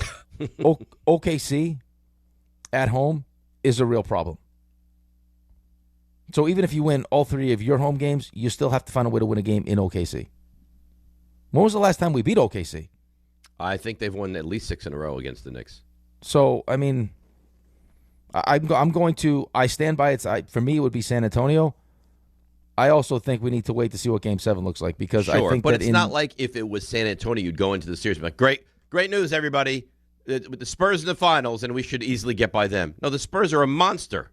Yeah, right. I mean, they have their own unique challenges. He's not wrong. I mean, I love Castle. And Wemby's 7'5". I mean, good luck. When he's at his best, I don't even know if he's not even at his best yet. It's tough to defend him. You can't really defend him. And then on the defensive side of the ball, he's a monster defensively. Wemby's a problem. That's why everyone is convinced that Wemby's going to win multiple championships. They are. I don't even think they're as good as they're going to be, and they just force OKC to 7. Yeah. I also think that OKC, I guess it's just their level of belief at home is that they can turn it on, turn it off, turn it on, turn it off. I mean, forget that. You know what? They feel like that because they have. Well, that's what I mean. I mean, they've shown you they have the ability to do that. I mean, they lost the first game of the series at home. Right. And then bounced back and won 2 and 3. Yep. So at least that's the thing you look at with OKC is you're going to play a long series at the very least, and then you see what happens in Game 7. Yeah, I mean it's right, and maybe you come back to New York and they punt on a game or two because it kind of feels like they did that last night. It's a dangerous game to play, though. It's a very dangerous game to play. And it's a game that if the Knicks played it, we would have a real problem with. We'd be having nervous breakdowns. Yes. But How we're could also you go out there, dip your toe in the water, be like, ooh, this is cold. I don't want any part of it. But we didn't win a Well, you know championship, though. And maybe it changed, but maybe that changes if we had won a championship last year. Of course it changes. Yeah, you can't. I mean, you can't. Changes, but it's still a dangerous game to play. Well, I'm not okay, but how we would feel about it as Knicks fans would be different if they had just done it and won a championship. Yes, it would frustrate you. You'd be like, oh, why are we doing this again? Yeah, but they're the champions, and they'll figure it out because they're just that great. Well, we'll see. They have. I mean, you play with fire. At some point, you're going to get burned. Is it Saturday? I don't know. We'll find out. It's just one of those ones where you just have a bad shooting night. So you're active, or Wemby goes crazy like he did in Game 1. You're actively rooting for the Spurs on Saturday? I don't know if I'm actively. I guess so. Yeah, I don't know if I'm actively rooting for them, but I don't know what to do. I think I just watch. I'm just gonna watch. I think I'm just gonna watch. I'm just gonna watch the game. So we get what we get. Explain, and you don't get upset. Explain to people about the roast, would you? Well, you know how much I love the roast. It's really a culmination, if you will, of everything you've gone through. Dave has been, his roast has been a week old. This thing's been just simmering there. I've been holding it right in the crock pot, just waiting. It's gonna be so tender and moist and juicy by the time we get to it. Anything that's happened to you, my roast is gonna fall right off the bone. Anytime, anything that's happened to you during the course of this week that's bothering you, that's bringing you down, that makes you feel like, you know what, I'm not going to have the best possible weekend because I got this on my mind. This guy pissed me off. Or, this company pissed me. Whatever it is, you call 1-800-919-3776. You tell us. We talk about it. You get it off your chest. And I promise you, by the time you hang up that phone, you will feel so relieved that you are ready to attack this weekend with a vigor like nothing you've ever seen before. Oh, a vigor. Yes. Love the vigor. Vigorous. Love the vigor. All right, so there you have it. 800-919-3776. We'll come back. I also have a question for Raymond and for Rick and for you guys about the Knicks, and then we'll get to the roast. 800-919-3776. DNR with you right here on ESPN New York. The New York City Department of Correction offers countless career opportunities, from specialized units to leadership roles that support public safety and change lives for the better. It starts with one step: registering for the New York City Correction Officer exam. Earn over $109,000 after just 5.5 years. Benefits on day one, job security, pension at any age after 22 years of service. Go to nyc.gov/joinDOC or search Join DOC. One career, many opportunities. Registration ends today. Take the test. Good Karma Brands is proud to be an equal opportunity employer, providing equal employment, development, and advancement opportunities to all teammates and applicants. To learn more about careers with us, please send an email to talentacquisition@goodkarmabrands.com. That's talentacquisition@goodkarmabrands.com. Less than 4 in 10 kids aged 6 through 12 are playing sports regularly. 4 in 10 kids? Let it sink in. Just 4 in 10 kids. ESPN is building a nationwide coalition powered by Disney called Take Back Sports, with the purpose of training more coaches, expanding access, and creating community-driven sports programming that puts kids and fun first. We're working on that story. We hope you'll join us. Visit takebacksports.org to learn more. Okay, class, let's begin. Psst, love your boots. I just sold a pair like that on eBay. Oh, really? Yeah, it took like 2 seconds to list, and they sold almost immediately. I've been selling everything lately. Some chunky boots, a faux fur coat I never wore, and a vintage chair that was more of an expensive clothing rack. You know, I actually bought these on eBay. Wait, are you Kitty Sell Stuff from Brooklyn? Okay, quiet, please. Find what you love. Sell what you don't. eBay. Things people love. This is a special notice to U.S. taxpayers owing $10,000 or more to the IRS. Tax Relief Advocates is urgently notifying taxpayers that tax relief initiatives are now available that may significantly reduce or eliminate what you owe. If you're afraid of an IRS lien, levy, or wage garnishment, don't lose hope. You can now take advantage of these current relief programs to end all collections, reduce the amount you owe, and resolve your tax problem.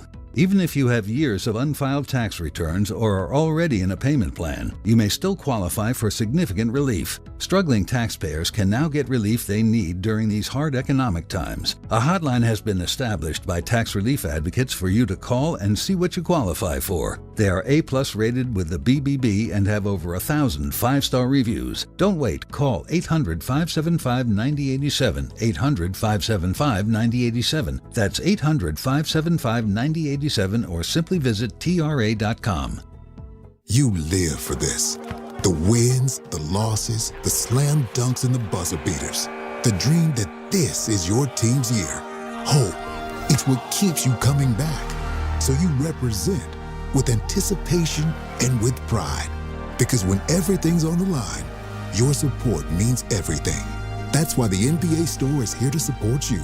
Check out the largest selection of official NBA gear at NBAstore.com. A Fanatics experience. The New York Knicks, the NBA Finals. Finally. And the New York Knicks are on their way to the NBA Finals. For the first time since 1999, the Knicks are Eastern Conference champions. This is your home for the Eastern Conference champion New York Knicks and the NBA Finals. This is ESPN New York.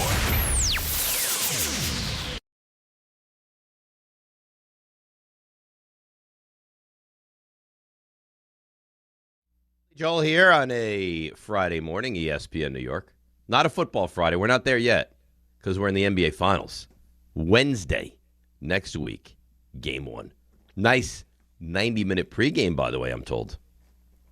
90? Well, yeah, we got a little Pat O'Keefe. Yeah, Pat O'Keefe for a full 90. So it'll start at 7 o'clock and then tip off for the games like 8:42, something like that. You got to really take advantage of this, though. I mean, this is... we haven't been here since 99, so we got to make sure that we're really embracing everything that is the NBA Finals. Everything that is the NBA Finals. Yep. And we're going to go a nice long pregame. We'll have a postgame. We'll have a show after the postgame. And I guess overnight shows are at some point a possibility, I'm told. Okay. All right. Just trying to get people more work. Good for you. If the Knicks win the whole thing, I'm gonna say something I'm going to live to regret it. A 24-hour bonanza. What would you be willing to? Knicks win the whole thing. What would you would you be willing to start earlier, go later? Like, is it all on the table? No, I don't think to start earlier is on the table. You wouldn't start at 5? No. I think I would. No, I wouldn't start at 5. No, I think I would. Okay, good. I'll join you at 6. Okay. Enjoy the hour. Okay. I'd be more. I would be more likely to go the opposite to that. Go further past 10. Go later or do some kind of day-long bonanza. A bonanza. Where it's 24 hours and we're alternating hosts the whole day, something like that. I don't know. But starting at 5, that's where you draw the line. Yeah, I don't want to. I wake up early enough now. I don't want to start. We've already done 5 to 8. But if they win the championship one day, start at 5. No, have somebody that's have somebody that sleeps during the day and can do till 6, and then we can pick it up at 6. All right. Do it 5. Are you nuts? No, I would do it. Do it by yourself. Enjoy. And then Raymond will see you at 6 also. So figure out who's working Ray. the board. Ray, the one day, would you start with me at 5? No. I'm asking Ray. I'm answering for him. I mean, it all depends. It all depends. But I guess if that happened, I wouldn't be going to sleep anyway. But yeah, the Knicks win a championship, Ray. You wouldn't give one day where you'd start 1 hour earlier. I'd probably just be right here at the station whenever. You're probably right. I probably. I mean, you'd be so happy. It'd be. Yeah, the more I think about it, the more I'm probably on your side with this one. Yeah. And because Rick is, but you know what, Rick talks a good game, but Rick will be here too. No, I don't think he would be. I think he would. Well, Rick in the city for a 5 a.m. show? No. Oh yeah, I'll pass. You wouldn't do it? No, I didn't. Why would I? No, because you've never had a championship. You root for the Knicks, you've never seen one. You right, root for so the I'll Jets, be celebrating.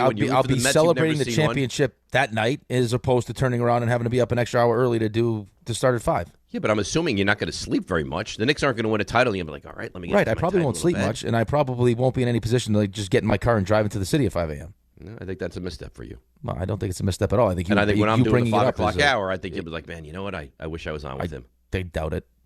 I think so. you bring it up as a tremendous misstep. Why? Because we don't need to start at 5. We could go to 11 if you want.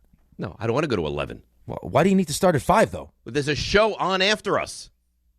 So push that show back. Just push everything back. Why would everyone get pushed back out of their normal role? Those shows are not agreeing to that, by the way. They're not doing that. Well, they get an extra hour of sleep. No, we start at 5. When the Knicks win the title, the next day we start at 5. You keep saying we. You can start at 5. You will start at 5. You have the Dave Rothenberg show by yourself. Okay. You know what it'll be for that hour? Rothenberg and Santiago. Great. For that 5 to 6. And then you can join after we've already had tremendous celebration. Awesome. Right, Ray? Right here with you. See? I won't start before 5 o'clock. Sound great. Ever. Tune right in. Never seen a championship, and the guy won't give you an extra hour of work. That's right. Okay. That's great. I don't feel bad. You're trying to make me feel bad about it. I don't feel bad about it. I'm not trying to make you feel bad. The only reason Ray's agreeing to it because he'll be in the studio anyway. It probably doesn't affect me. That's one it, way or because the it's a other. game. It would be. I mean, that's really what it doesn't comes affect down anybody. to. You're not going to have slept. You're going to be completely euphoric, and it would be a great day to give back a little bit. He's just telling you he doesn't want to drive to the city that much earlier. That's all.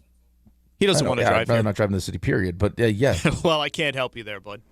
I can't help you. How about if it was a Friday and you're at your home studio? Would you start at 5? When is Game 7, Ray? What day of the week is it? I think that's a Friday. Oh, it's a Friday? Yeah. Oh, dear. Do a Saturday show. I would start at 5 a.m. on Saturday. No, I would do a Saturday show. Yeah, Game 7 would be a Friday. Absolutely, I would do a Saturday show. There you go. If the Knicks win the championship, okay, guaranteed. You call John right now. I'm sure John's listening. Saturday show. I'm sure John's listening. You know what I would love. Knicks win. I would love to be the first voice on the station after the post-game show. I'll do a show all night long. Perfect. I would love it. All right. Well, sign yourself and you up. can wait till Monday till it's all beaten to a pulp. Endless energy, endless finger pistols. Perfect. Great. So we're learning a lot about you right now. Oh no. Yeah, we are. A lot.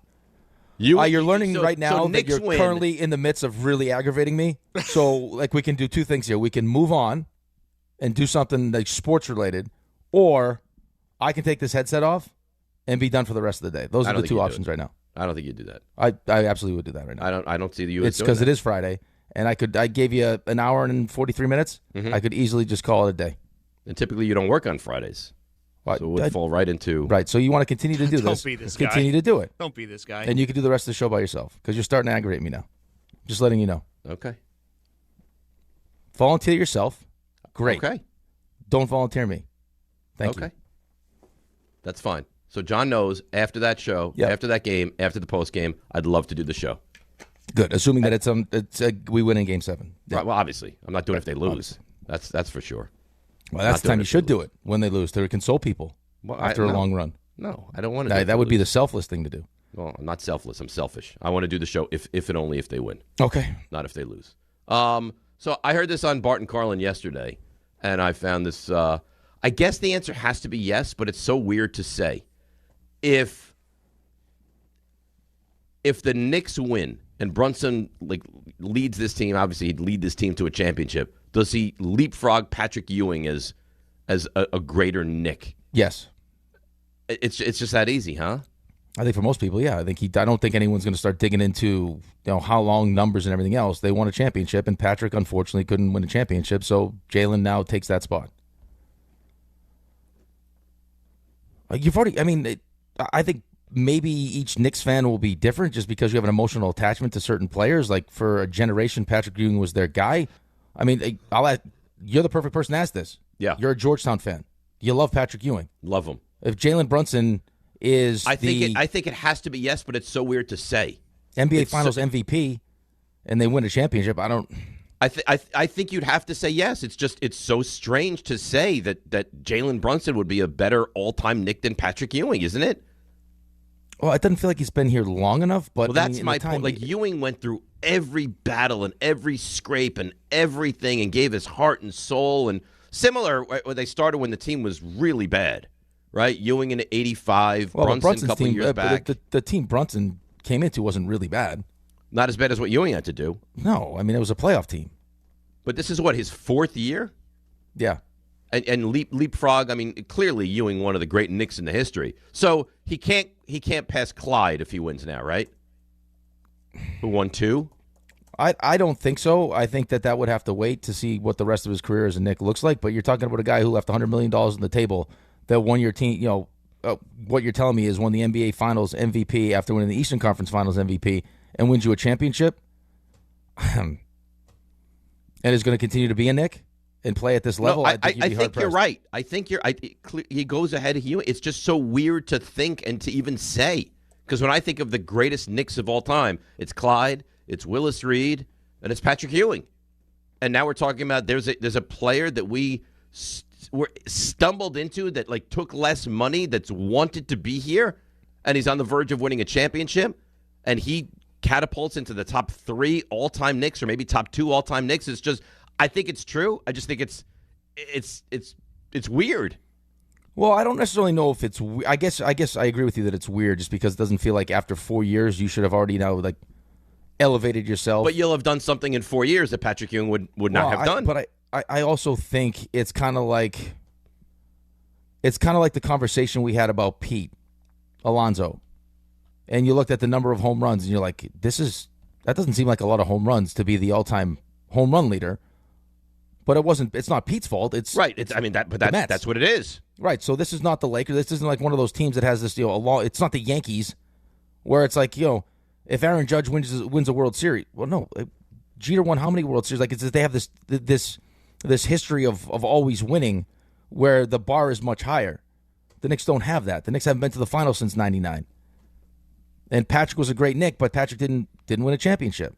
Right. And we know how people feel winning about a title. So what we're saying is winning a title with a shorter amount of time with the team trumps being an all-time warrior with that team, having never won a title. Yeah, but I think that's discounting.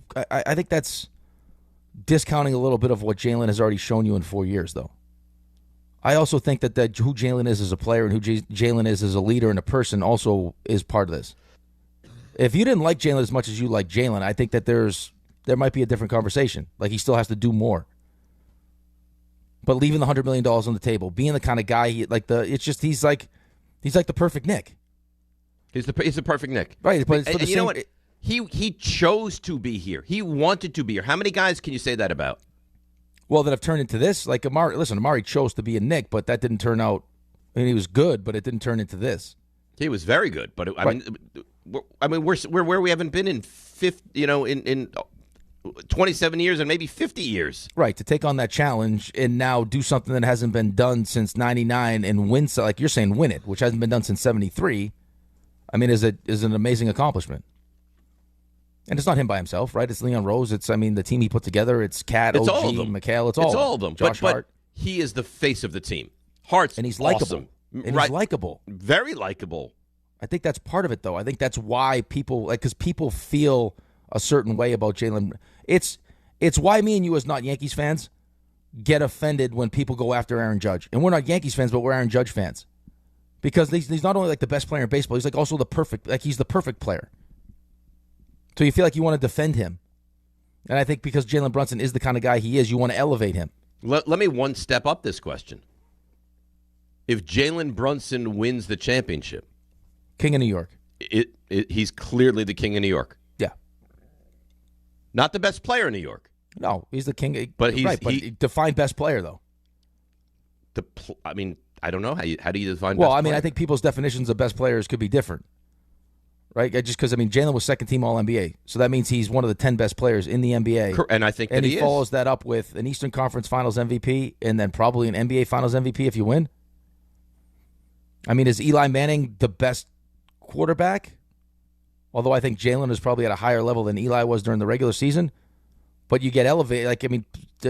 Whoever you're arguing with. If you're great in the postseason, you get moved up the ladder. Right, that's what I mean. If you're good, he's second team All NBA right in the regular season, and all of a sudden you're talking about a champion who won the Finals MVP. But Judge is a better player than Jalen Brunson. Judge is the best player in the sport. So Jalen, yes, he is Aaron Judge's SGA. He's won 3. He's won 3 MVPs, and he was the favorite to win another MVP. So he's at a different level. But as far as just the king of New York, that doesn't simply come down to who's the best player. There's more that go because all we really truly want. But Derek Jeter was the king of New York, and he wasn't a better player than A-Rod. No, and all we truly want is to win. And if you have a guy that leads a team that's been in the wilderness for 50, God knows how many years, and leads them to a championship, you become the king of New York. I think it's a nuanced conversation. I think the easy answer is yes, Jalen is the king of New York. It deserves to be the king of New York.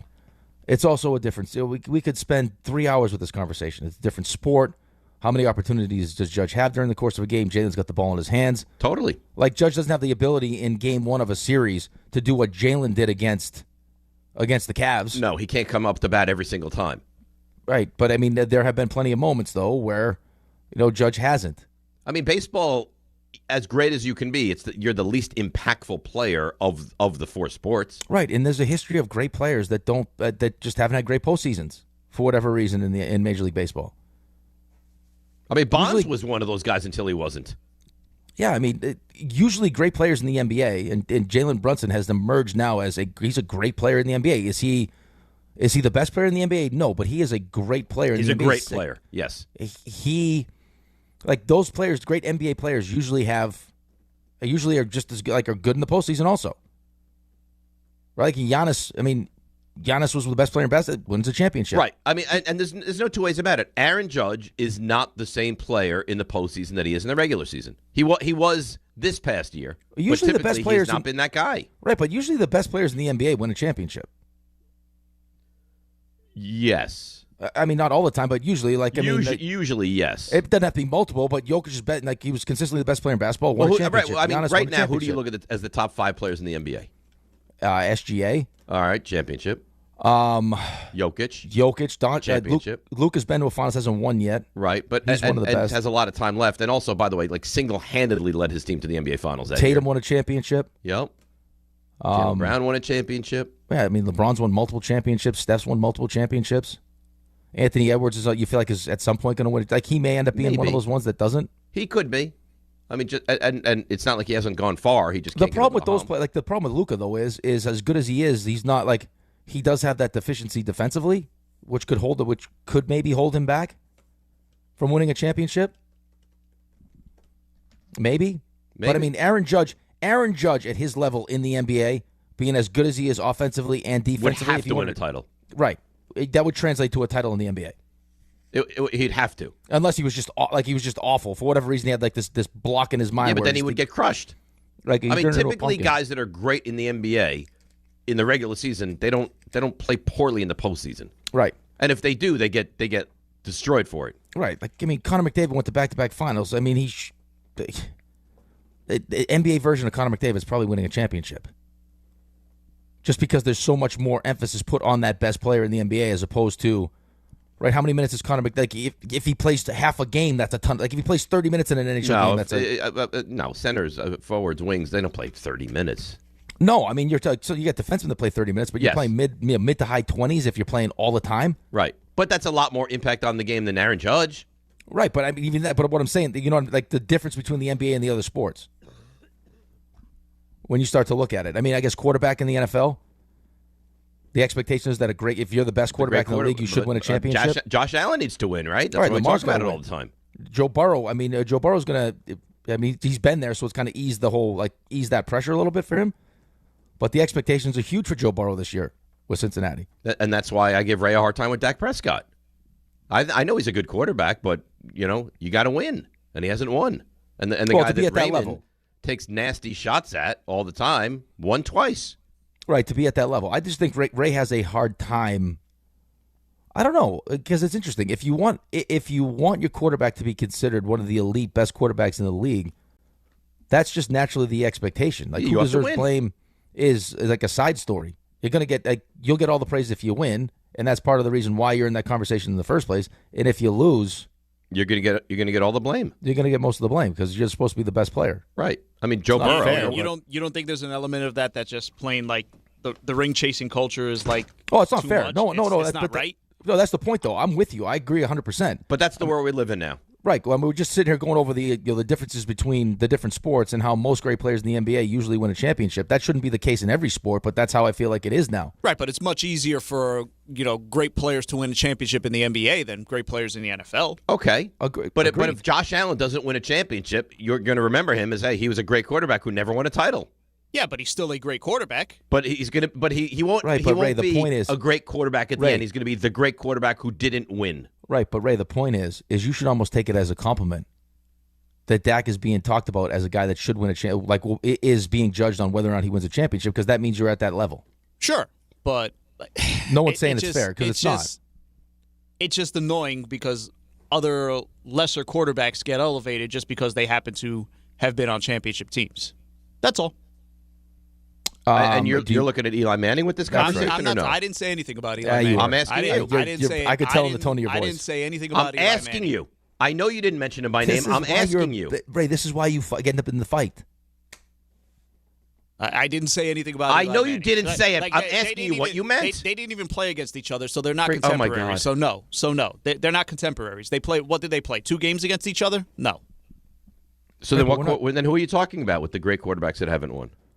Or the great quarterbacks that have won. The good quarterbacks that get elevated by winning championships. Who are we talking about? It's just a general discussion, Dave. Like the Trent Dilfers of the world and stuff like that. But do you think Right, but that's not fair, because when you talk about that terrible team, comparison. Everyone says Trent Dilfer was a passenger and they won in spite of Trent Dilfer. Trent Dilfer won a Super Bowl. He's a Super Bowl winning quarterback. No, this is a terrible argument. This is a thing I hear all the time. This is a ridiculous argument. Oh, Ray, you just killed You're your whole killing your argument. People make fun of Trent Dilfer.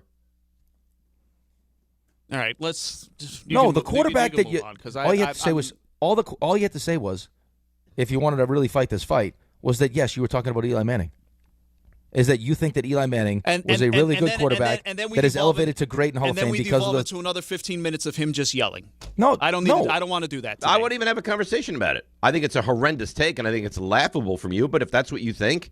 I mean, you think yourself. You look at yourself as like a football genius and a football purist. For God's if you sakes, look at I didn't Eli even Manning, want to have this conversation today. For God's sakes, like we had the discussion yesterday. You flip the hell out, and we move on. I didn't flip out. You couldn't stop. I'm going to say something now that is not intended to be inflammatory, and I think Dave, you'll probably agree with me. And because you're a Mets fan, and I'm a Mets fan, and this will probably be taken as inflammatory. I think that a great example of this is how Derek Jeter has been elevated. Now, Derek Jeter was awesome, right? I mean, what he's done, like his numbers in the postseason, it wasn't that he elevated his play. He was really good in the regular season, and his numbers in the postseason were almost identical. So it's like there was never a drop-off. But Derek Jeter has been elevated as one of the greats because of he was in New York, he was the shortstop for the Yankees, and he won a ton of championships. At the time, Derek Jeter wasn't considered the best He wasn't the best at his position. He wasn't the best shortstop. But the winning does elevate you. How you perform in the postseason in the biggest moments against the best teams elevates you. And you look back at Derek Jeter, and you have not one negative thing to say. He was a god, and he should be treated he didn't like win that. MVP. He wasn't winning MVPs. No. But he's considered one of the greats to play the game because of the market he played in, because of the team he played on, and because of the success he had in the biggest of moments. And in those moments, and you never forget those moments. Diving into the stands, the moment against the A's, like he's just in those big moments, he rose to the occasion, just like Eli rose to the occasion. Now, I think that Derek Jeter was I think that Derek Jeter was better than Eli, but you can't take away from the greatness Eli had in the biggest of moments that he ever played in. Against the best teams. I think that's sometimes what we forget, though, is the postseason. It's not just, yes, there's a championship at stake. But the playoffs symbolizes that you're doing it against the best competition, right? Like you're not getting the benefit. You did it against an undefeated team, right? You're not getting the benefit of during the juicing up your numbers against bad teams, against the fifth guy in the rotation, or like you're getting the best of the best every night. And how do you perform in those moments? Most postseason yardage in one single passing yards in one single NFL postseason. Eli Manning. Yeah. We don't talk about it enough. But that goes back to the conversation we had the other day. If the Knicks seal this deal and they beat the Spurs or OKC, and I don't care how many games it's in, this will be one of those runs where you you will look back at its greatness and you will focus on how great the run actually was. And it'll be a forever run. Yep. Forever. You're listening to DiPietro and Rothenberg on WHSQ, WCBS FM HD2 in New York. Got an email from Sean Duggan. He says, Jalen Hurts is the example you should have gone with, Ray. Many would argue that Dak is a better quarterback, but a lot of people view Hurts as better because he has the ring. Hurts is an example I use all the time, okay? Right, but I was not prepared to do this argument today. I'm literally trying to get a Friday roast ready, and you pull me into this. That's the part that annoyed me today. Right, you know what it is, too? He wants to be annoying today. I'm trying to work here, and you're trying to be that guy. You ticked Rick off earlier. You're ticking me off. We're having a good time. Maybe I should go. Well, okay, no, but I just we'll keep Ray out of this for a second. I think that's a good point that person just made, and that if Ray had the time to put his argument together, Jalen Hurts would probably be on that list. He's an NFC, he's also an NFC East quarterback. I think, I think Dak is better than Jalen Hurts, right? But to tie the Jalen Hurts thing into this Knicks run is that we spent all this time, and Ray, I think Ray is our guy to do this because this is how protective he's of this team, of people trying to take away from this run, right? Atlanta wasn't that good. As much as you wanted to pump Atlanta up and how great they were playing, they weren't that good. Sixers, right? They played a 7-game series. Joel Embiid, whatever you want to point to, they weren't that good. Cavs, they're soft. They weren't that good. But if you beat San Antonio or you beat OKC, right? You can't. It wasn't that those teams weren't very good. It was you were just that great. Jalen Hurts, you raised the level of what you did. What you did in the earlier rounds becomes more impressive if you win the whole thing. Yes. Right, but remember when people have that Jalen Hurts conversation, and on in the side of it that wants to defend Jalen Hurts, it isn't necessarily that he only won the Super Bowl. It's also how well he played in the Super Bowl that they lost. He did play great in that game. You know what I mean? He played better in the Super Bowl they lost, in the Super Bowl they won. Right, so it wasn't like this magic run where all of a sudden he just played at this level and no one's ever seen it before. You saw he played better than Mahomes in the Super Bowl that they lost. He was great in that Super Bowl. So, I mean, this for us as a Knicks fan, to win this series would completely confirm what we all believe now, and people don't want to believe it, is that we've just taken our game to a level that you hadn't seen during the regular season. Mm-hmm. Like, we reached what we all thought our ceiling could be, and the way to really stamp that home for everybody, obviously, is to win the championship against one of these great teams. So if the Knicks lose in 5, do you think that the first 3 rounds loses we told luster? Yep. See, we told you. No, we'll get phone calls. See, because you'll get the call. You'll get the calls where, hey, it was a great run. We're real disappointed, and then you get the wagons that want to be like, see, we told you. That's when D from Queens will. Yeah, you weren't that good. Those teams just were bad. The East was crap. You didn't have to play Detroit. You didn't have to be okay. Well, I mean, I think we would have beat the Celtics. It's not our fault they lost. Right? No one's to blame for it. You beat who you had to beat. You can't be blamed for that. All right. I think we're ready for the morning roast. Raymond, fire up the roast.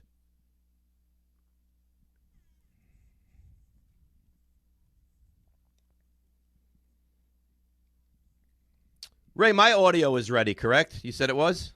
Yep. Beautiful. I'm going to start.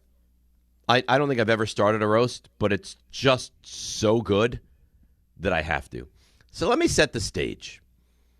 Highlight shows. Team plays, wins a game, loses a game, whatever, and you get the highlight shows. And then you get like the highlight packages, right? You've seen those, Rick, where they, and then the Knicks were up by 11. Yes. Brunson hits a 3, they go up 14. Oh, look, there's, James Dolan celebrating in the crowd, so excited. Leon Rose, he's weeping of what happened. Well, we had that a week ago. And what I'm about to play you, it may not strike a chord at first, but when I explain, it's going to strike a chord. Raymond, if you will. Brunson does it himself, takes it the length of the floor and lays it in. John McEnroe right there. Cedric the Entertainer is in the building. They're all loving it. The Knicks fans, they're loving it too because the Knicks win games.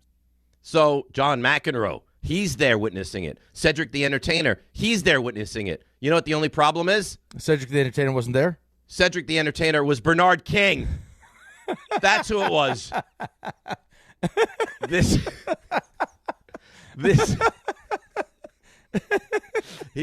I told you, I might not ever do a roast again after this. This is the greatest roast I've ever had.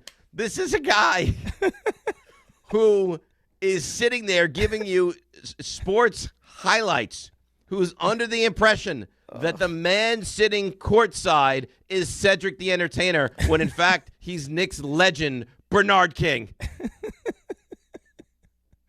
That's Bernard King. That's good stuff. Raymond, can you play that again for me real quickly, please? Bernard King is Cedric the Entertainer. Yeah, listen to it. Does it himself. Takes it the length of the floor and lays it in. John McEnroe right there. Cedric the Entertainer is in the building. They're all loving it. The Knicks fans kill it now. Cedric, yeah. McEnroe, clearly McEnroe. And then I was like, Cedric the Entertainer? This is not like it was some, journeyman NBA player. It's not like he mistook, I don't even want to be disrespectful. Well, who were we talking about the other day? Like Chris McNeely? And he said somebody else? This is Bernard King, for God's sakes. Yeah, well, I mean, I'm assuming that he's not a huge Knicks fan. Oh, how big of a Knicks fan do you have to be? I don't know. And did he not run the script by anybody? He's like, then I'm going to say John McEnroe's in the building. Cedric the Entertainer's in the building. Maybe like an older producer might have said, I'm not quite sure that was Cedric the Entertainer. Looks a lot like Bernard King. Yeah. Maybe just get caught up in the whole, I'm announcing celebrities, and that guy kind of looks like Cedric the Entertainer. I don't know. Did that live up to the anticipation? That was great. Yeah, that was great. Good start. That's a nice lead off to the roast. I had to. All right.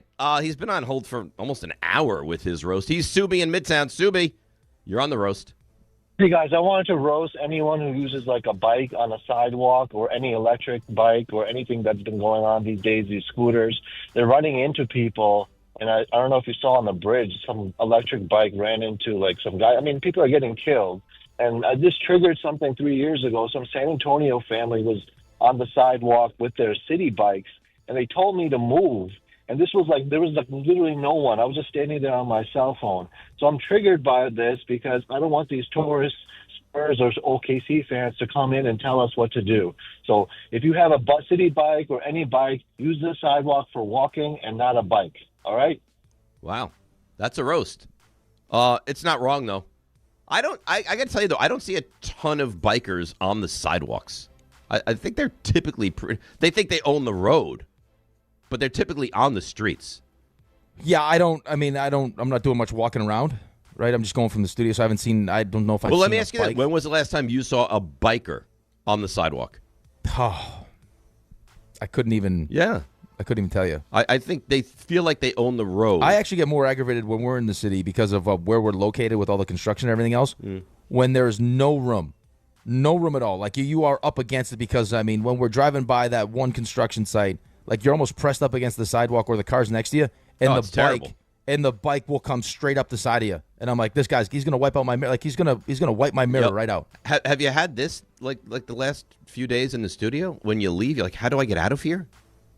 I actually put it into my directions to get out. Yeah, and they have like the tape all over the place, the construction tape.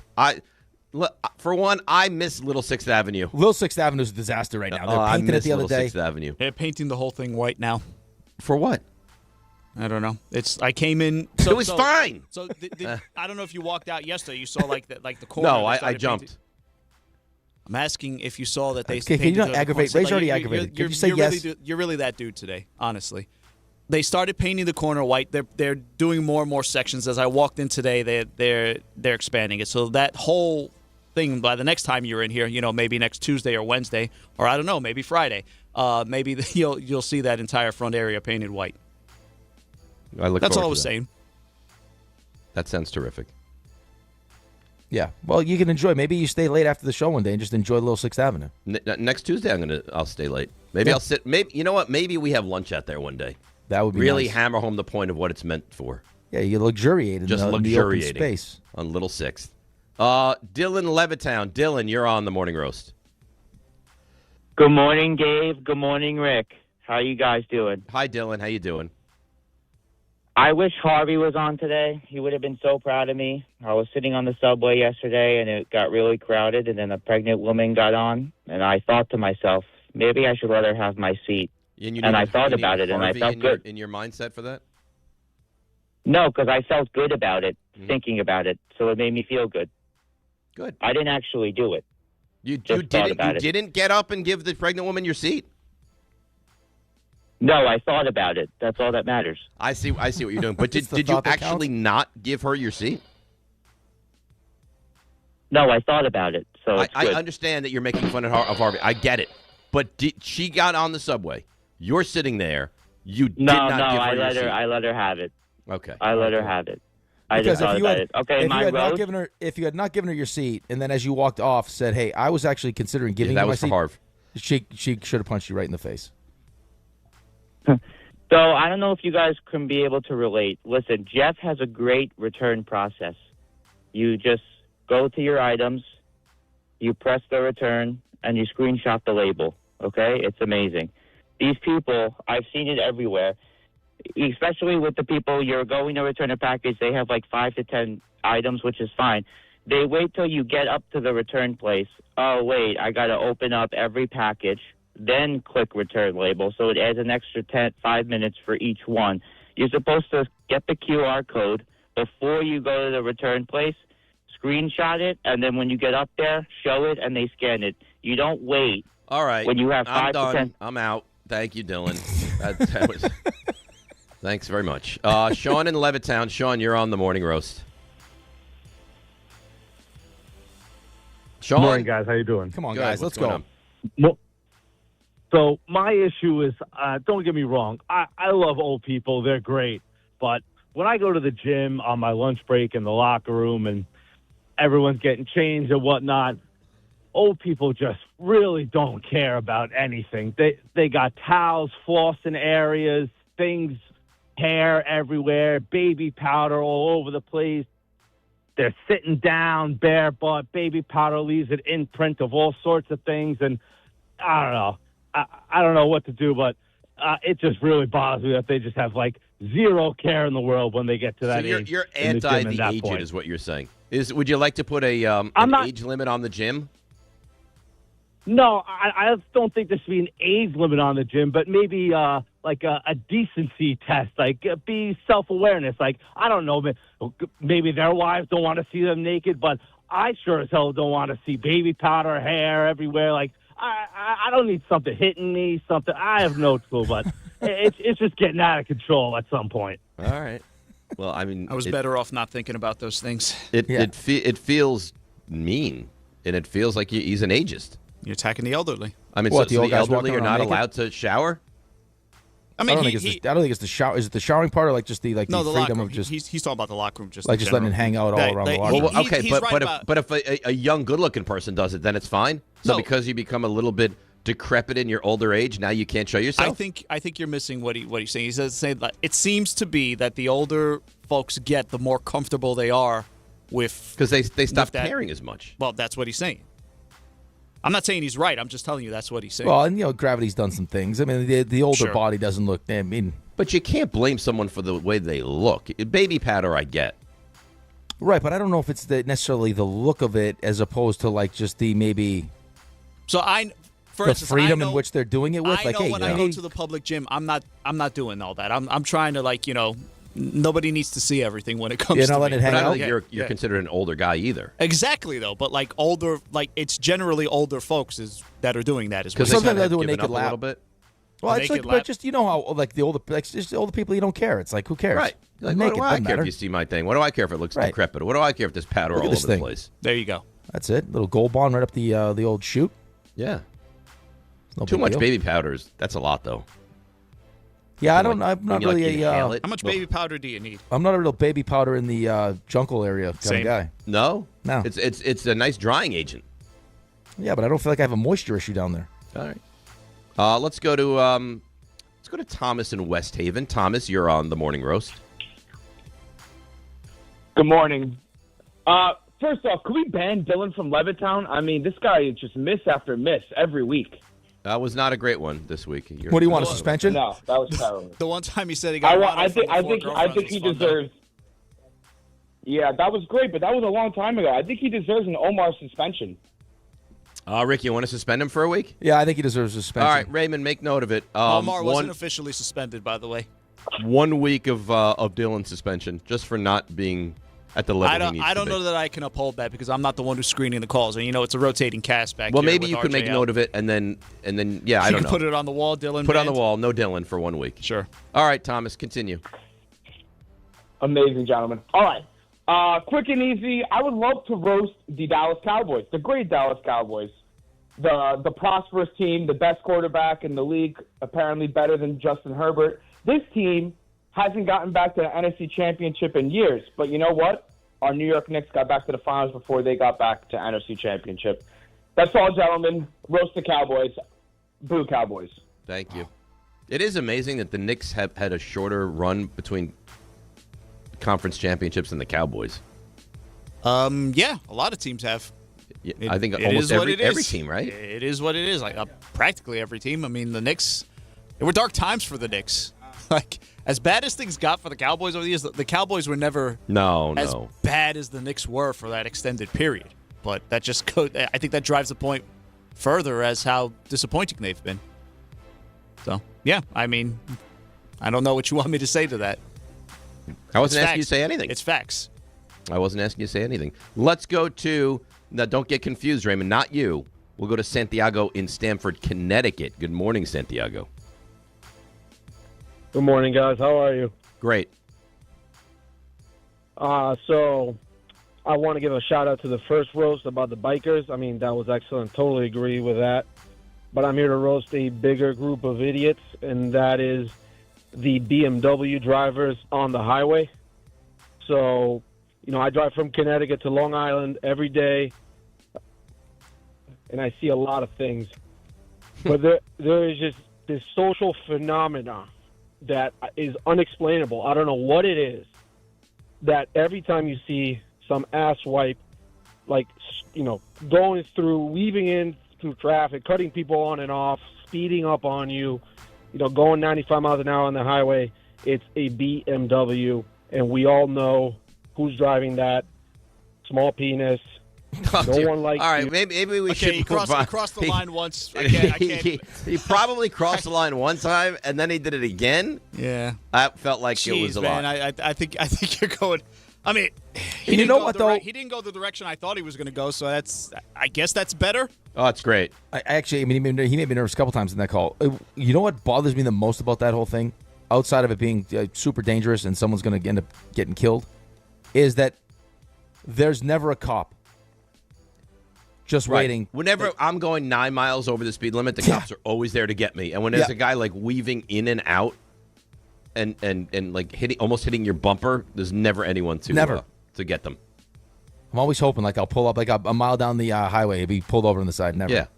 Yeah, of course. Let's go to Matt in Hudson. Matt, you're on the Morning Roast. Hey, morning, fellas. Good morning. I got to roast John. I mean, listen, I've been listening for years now, and it just feels like over these past few months, his ego has just been getting way too high. Mm-hmm. I mean, we could start with this little get to know you segment. I mean, it's only because of you guys that make it actually listen enjoyable. But some of the questions, it's good Lord, come on, man. John. I mean, Matt. To be completely fair, John is very full of himself.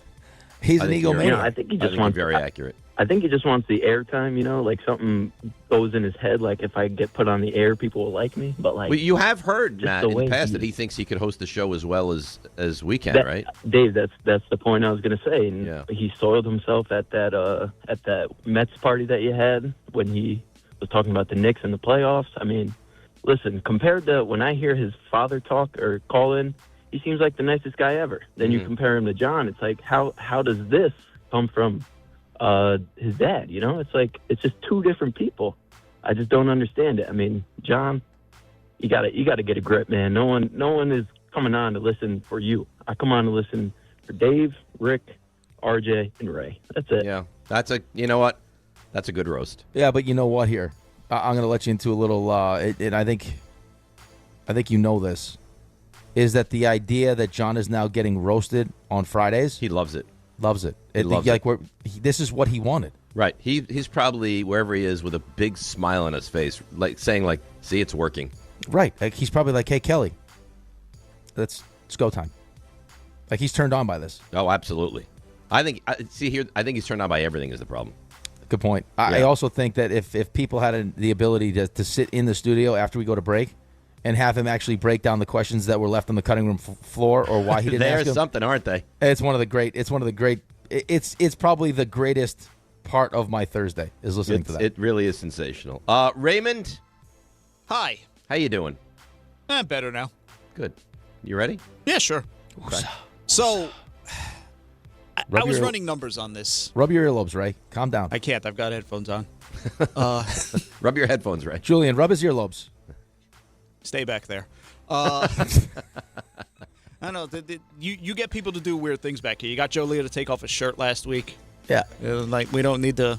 I don't need you convincing the guy sitting in RJ's chair to do weird things. Okay, sorry. More so. So I'm going back to something that I had previously roasted because I've got more information now, and it actually just gets me angrier. Is this going to be a Knicks-related roast again? Nope. Good. This is a FIFA roast. Oh, good. We know everything that's going on. MetLife Stadium. Don't call it MetLife Stadium. Call it New York, New Jersey. We won't even get into that mess. I still don't understand how it's not called MetLife. The name of the stadium is MetLife Stadium. So among the things I researched, part of FIFA's deal is that they basically, when they come and take over these stadiums, they own these stadiums. Like, they're in control, every aspect. So that's why, Rick brought up them having curtains in Jerry World. It's not Jerry's decision. It's FIFA's decision. They say, no, we're going to use the curtains. You can't stop us. So over that span, it's not even grabbed. Jerry's Stadium. It's not even Jerry's Stadium. It's FIFA's stadium, and they can do with it what they please. That's what it comes down to. But let's focus on MetLife for a second, because we know what's been going on. No commuting, no parking, no tailgating. When MetLife seats about, roughly 80,000? Yeah, I think a little less. Maybe a little less. But so the main mode of transportation, we've been over this, is the train. But the most the train can do is about 20,000 in an hour. The people have run the numbers on this. And remembering the disaster that was the Super Bowl, 3-hour delays, it's going to get worse for the World Cup. And it's not just one game. It's several games, including the final. Did we even discuss the reason why all of this is happening? Any idea, Dave? Care to take a stab at it? Why?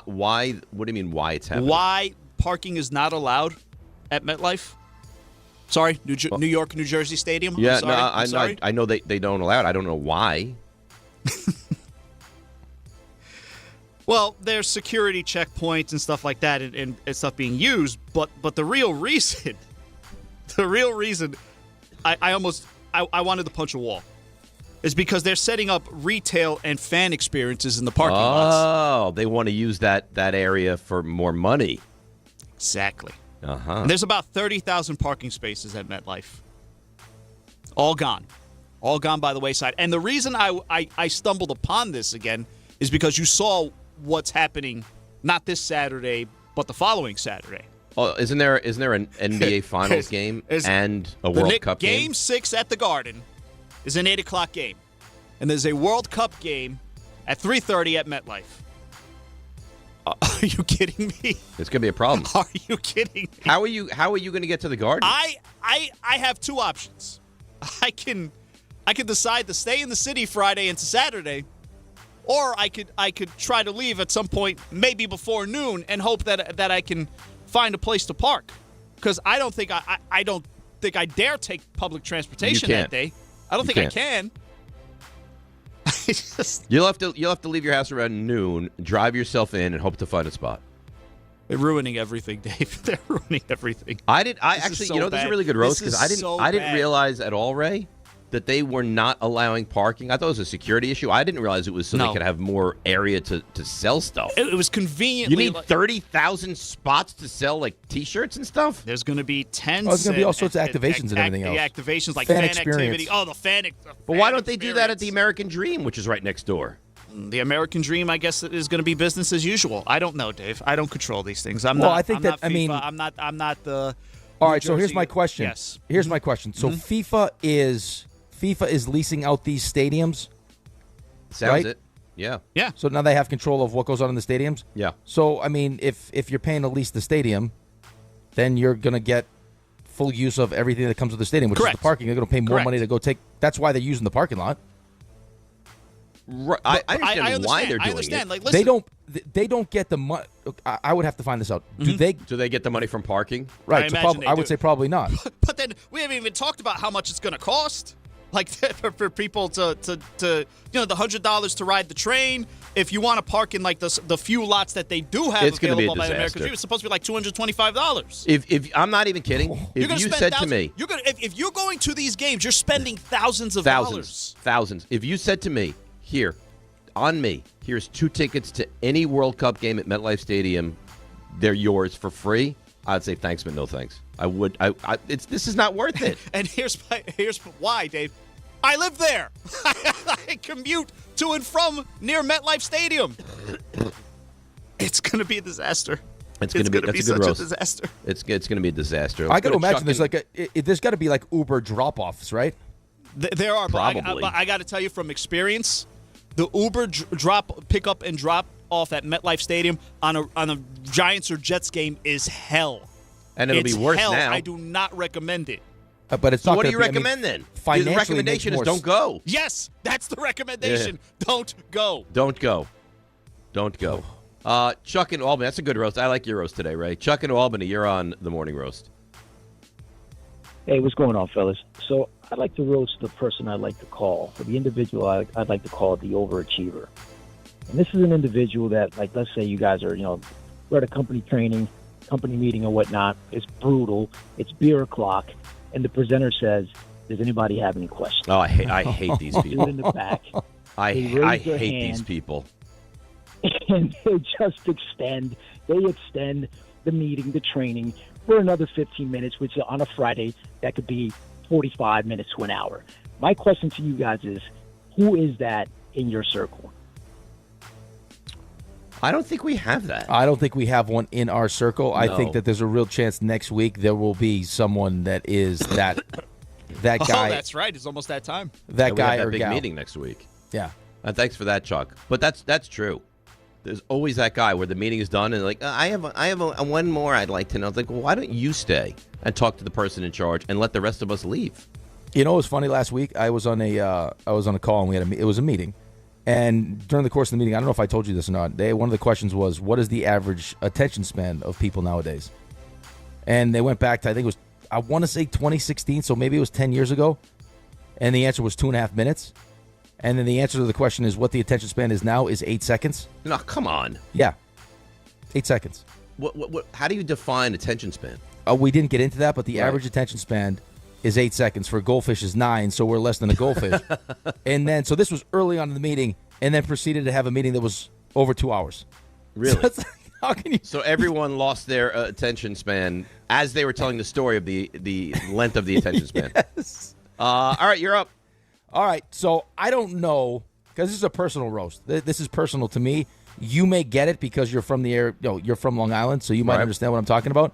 So as you drive through Long Island, outside like Northern Boulevard, or even if on your Glen Cove Road, like there's those. I mean, there's the narrower side streets, Mm-hmm. and there are people that decide, hey, I'm going to bike, and now the bikes take over the roads, and they own the road.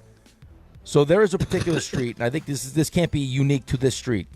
That is, it's two lanes, but it's tight, right? Traffic coming one way, you're going the other way. And now people walk their dogs on the side of the street. There are two ladies that have dogs that stand right on the side of the street walking their dogs and clearly aren't paying attention. And the dogs, I can't tell if the dog's leash is long enough or short enough that as I'm driving by, the dog sees my car and gets like it wants to attack my car. Wants to attack your car? It gets feisty where it's going to start jumping towards my car. I get so nervous. I swerved the other day, like into the other lane, because I actually thought that the leash was going to be too long. This lady's not going to be paying attention. What? How many times has this happened? It happened just yesterday. I was thinking about it. This was going to be my roast, and it happened again where it was coming around a turn, and she wasn't paying attention, and the dog leaped, like it leaps from my truck, and I don't know how long the leash is. That I'm going to end up hitting the dog. Oh God! Like the dog's going to jump into my way, and I'm not going to be able to swerve out of the way because there's cars coming the other way. And the lady's not even paying attention. And the dog is actively jumping towards the vehicle. That's very dangerous. And it scares the crap out of me because the last thing I want to do, obviously, is hit the dog. Right, of course. Well, that's the owner's issue. It do a drives better me job of leashing that dog. It drives me crazy. Crazy. Yesterday she had to jerk back on the thing because she wasn't paying attention. It's a bad job by her. So what are you doing? You're in the street. You know you're in the street. You got to be paying attention there. Yeah, be better. I agree. That was a good roast. I thought the full day's roast was top notch, guys. Hey, you said it was going to melt off the bone, didn't you? And it did. Well, we got started like a off the right beautiful way. brisket today's roast. Oh yeah, we got started off the right way. You let us off nice. Yeah, that was good. Yeah. All right, so let's take a break. We'll come back. We got a little baseball. Mets, Yankees back in action tonight. We got to get into the Knicks, the injury, all of it. 800-919-3776. Dean, with you right here on ESPN New York. All right, you know she's going to give a roast. She always does. And the traffic update. She's so multifaceted. She is Debbie Duhaime. Hi, Dave. Hi, Rick. I've got to roast the umpires at the French Open that wouldn't let that poor guy go to the bathroom when he was playing.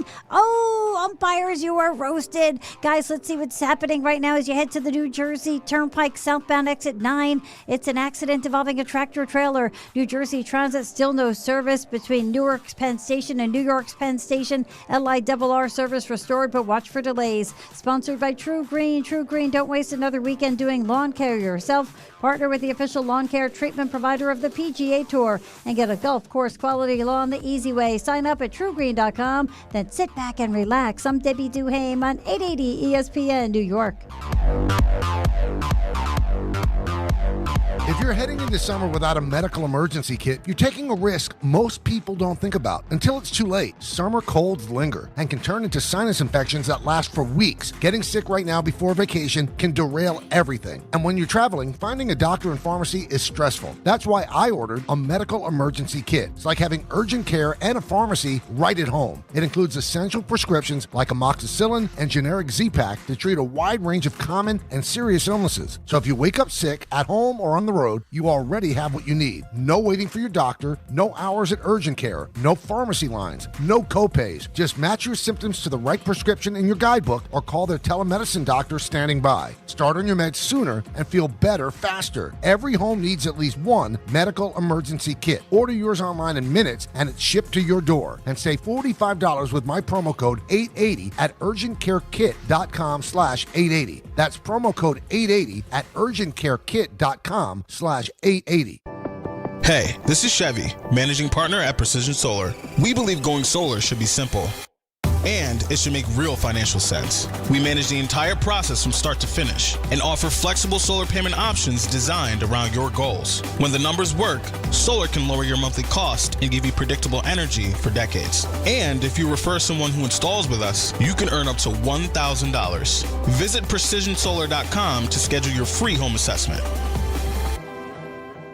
The New York City Department of Correction offers countless career opportunities, from specialized units to leadership roles that support public safety and change lives for the better. It starts with one step: registering for the New York City Correction Officer exam. Earn over $109,000 after just 5.5 years. Benefits on day one, job security, pension at any age after 22 years of service. Go to nyc.gov/joinDOC or search Join DOC. One career, many opportunities. Registration ends today. Take the test. Texting enrolls you in a recurring automated marketing text messages. Consent not required to purchase. Message and data rates may apply. The team's looking good this season. I think so.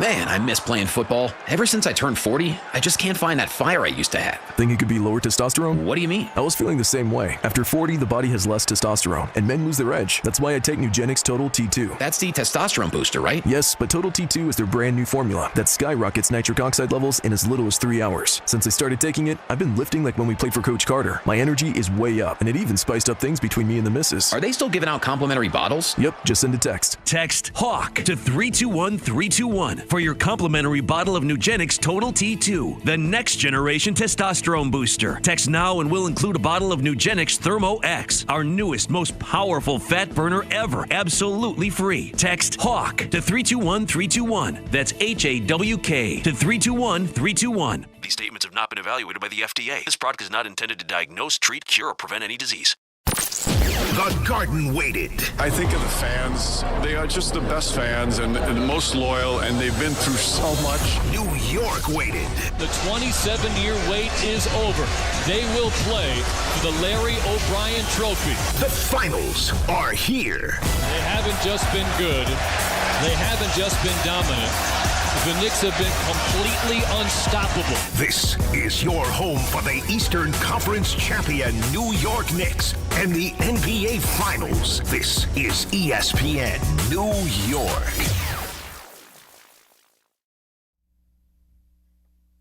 All right, DNR with you, ESPN New York. With Xfinity, you already enjoy ESPN as part of your TV lineup with live games, daily sports coverage, expert analysis, and now the ESPN Unlimited plan is available at no additional cost, giving you access to additional ESPN content in the ESPN app, on-demand programming, originals to explore. All you have to do is visit Xfinity.com/your subscriptions to activate ESPN Unlimited access. Then start watching in the ESPN app. More from ESPN, all in just one place. 800-919-3776. Every day, every single day, he's there with us, and he's Edgar. Good morning, Edgar. How are you? Every day is right, man. I talk to you two more than, like, a lot of my friends, my family. It's crazy. I can't imagine you talk to a lot of your friends every single day, Edgar. Nah, my friends, we're meeting up for Knicks games possibly. That's the only times our wives really let us out. So, Really? you know how it is. At Yeah. home, huh? That's unfortunate. All right, what's on your mind about the Knicks today? I wanted to roast the Becky Hammond and all the haters. Why are we hating on the Knicks? What did we do? Oh, they had an easy road. Cavs stink. Why? But I don't think It could have been two things. I don't think those two things. I think it's fair. Like Becky Hammond has an opinion, and it looks like, and hopefully she's going to be wrong. But I mean, I don't think that's as awful as like, oh, you're just beating Cleveland and you're just beating Atlanta. Like, she has an opinion that she stood by for a long time. The people that are poo-pooing what the Knicks have done here in the postseason, those are the ones that annoy me. Yeah, and the Nick Wrights of the world, and what's the chubby guy on your network? Windhorst. They hated on Brunson too, and Stephen A. Smith did too. This man Stephen A. Smith has done in four. Well, I think here's what happens. Here's what happens, Edgar. I think that, and thanks for the phone call. I think what happens is that there are certain people that will make their point and have a very hard time admitting that they're wrong. And I think that when they're in the midst of making the point that they're making, like Becky was making, or I don't know what Nick Wright said, or if it's similar to what Becky said, is that they're going through the history of the NBA and notice that, guards at Jalen's size don't win championships, and the only ones that have are Isaiah Thomas and Steph Curry. Mm-hmm. And how do we view Isaiah Thomas and Steph Curry? Historically, Historically, players in the history of basketball. Right. So if it's only two, and they're considered two of the best in the history of the basketball, is Jalen Brunson good enough to be the exception to that rule and be the third one to do it? So she said no. I don't necessarily agree with her. I don't think her take was awful. I don't think it was like an anti-Knicks sentiment. The people that are saying, you beat Atlanta, and then you beat, Cleveland, and then you're able to get by Philly, and that's a weak route to the finals. That bothers me a lot more than what Becky Hammond had to say. Right, same as me. I just think that more to the point, it's like if there's this legitimate history of something not happening, and now there's a player that's kind of on the precipice of doing that, do you think that player is going to be the one that bucks the trend? Is that player good enough? Like if there was a stat that existed where it's like, no quarterback ever drafted with the last pick in the NFL draft has ever won a championship, and we started talking about Brock Purdy, and they're like, well, no, Brock Purdy's not going to, he won't be the guy. And it's because you don't think that Brock Purdy is good enough to be the exception to that rule. Right. And she didn't think Jalen Brunson was good enough to be the exception to the rule. And I hope she's wrong. I don't think it's a crazy take that she had. No, but I think that we both agree, though, that once we get to that point, and how could you dispute it? I think what people want to see now is just like, hey, Becky, like, is this enough yet? And what she's telling you, no, it's not enough yet. Like, getting through the Eastern Conference is not enough. He's got to win a championship for her. But doesn't he? Like, to prove all the naysayers wrong. Like, it's worked. There's no doubt it's worked, and he's awesome. But to prove all the naysayers wrong, you gotta hoist a trophy. Right. I also haven't really gone through. Like, it would take me time to kind of go through the different like AI and all these different different players that qualify for this conversation and see why they exactly didn't win a championship. Right? Like, what teams did they play? Right? I mean, does Jalen not win a championship? Does this go 7 games and Jalen doesn't win a championship? Right, there's levels to it, right? Like right, because OKC is a dynasty. I don't know. And we said this in the past. If you are the Knicks and you get steamrolled in this NBA Finals, it's a far different feeling than if this is like a 7-game, drag-it-out, incredibly intense series. It is. Losing will suck no matter what. There's different levels to losing here. Right. Like, I mean, if you go back in time and you start talking about the players during Michael Jordan's era that didn't win championships, outside of the 2 years that he took off, in the 6 years that he was he was fully invested in those runs, no one ever beat him. No. Right. He was 6-0. So I don't know exactly how to how to decide whether or not I should use holding it not winning a championship against you. Like, if you got a couple opportunities where your team was great when Jordan wasn't there and you didn't take advantage of them. Well, that's what Ewing had. Right, then shame on you. So, yeah, I'd have to go through each individual situation to decide. But listen, if Jalen was just Eastern Conference Finals MVP, second team All-NBA, if they get all the way through this, and we'll be devastated, right? You're absolutely devastated. It'll be horrible. But if you lose if OKC wins Game 7 and you lose to OKC in Game 7, with a last second, there's no shame in that, right? The last second shot, does that prove Becky's point? Or I don't know. I don't think it does. But she'll say it does. But I told you he can't win a championship. He's undersized. That'll be her point, right? But Jalen goes for 36 and 10, and they lose on a last second shot. That's Jalen's fault. It's not Jalen's fault, but she'll say, "What did I say?" I said he can't win, and he didn't win. He's proven a lot here. He's proven a ton. And there's a lot. And this is the thing, too. If you're a Knicks fan, you're not bothered by any of this. Like, you don't take this side. But if you don't like the Knicks, you're looking for ways to throw darts at what the Knicks are doing. And part of what you can do is, well, they haven't beaten anybody. Well, if you win the next round, that whole line of rationale and reasoning goes right out the window. But I think that what Becky said, or what I didn't even hear what Nick Wright said, but what Becky said isn't in the category of you're just saying it because you don't like the Knicks. No, I think that's right. Yeah, the people that are doing that, the Cleveland nothing, and then those are the bad people. Right. I don't think Becky was trying to drum up Becky's coming from the Knicks. She's coming from a different viewpoint entirely. She's not talking about the same thing that the Knicks haters are talking about. She's just talking about that she doesn't think Jalen Brunson is big enough to be A1 on a championship team, which, again, the goalpost we'll find out. The goalpost was moved there because that's not what she said initially. Right. She had said that they can't get to the NBA Finals, and now they're in the NBA Finals, and now she's like, well, they can't win the whole thing.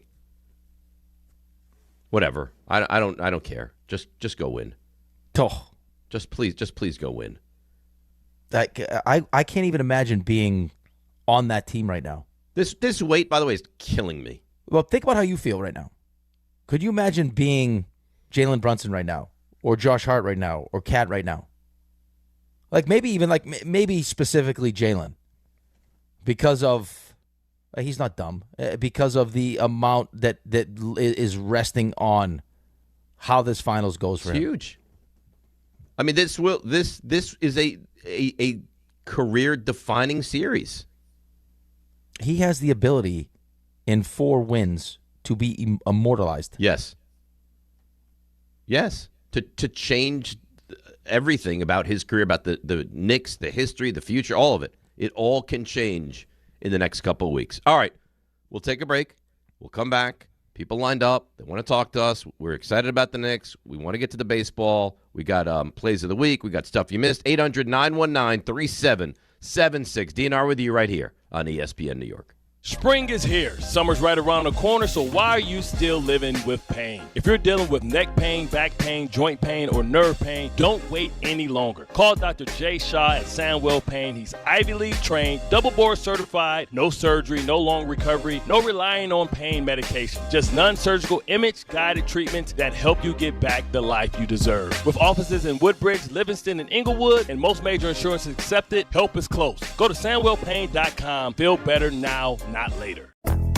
All right, spring's here, and you know what that means. It's time to get that grill going, and if you're not shopping at Wild Fork Foods, you're doing it all wrong.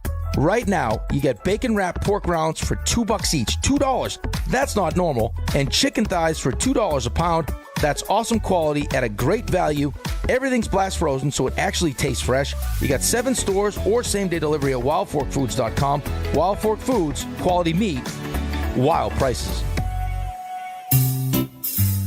Wait!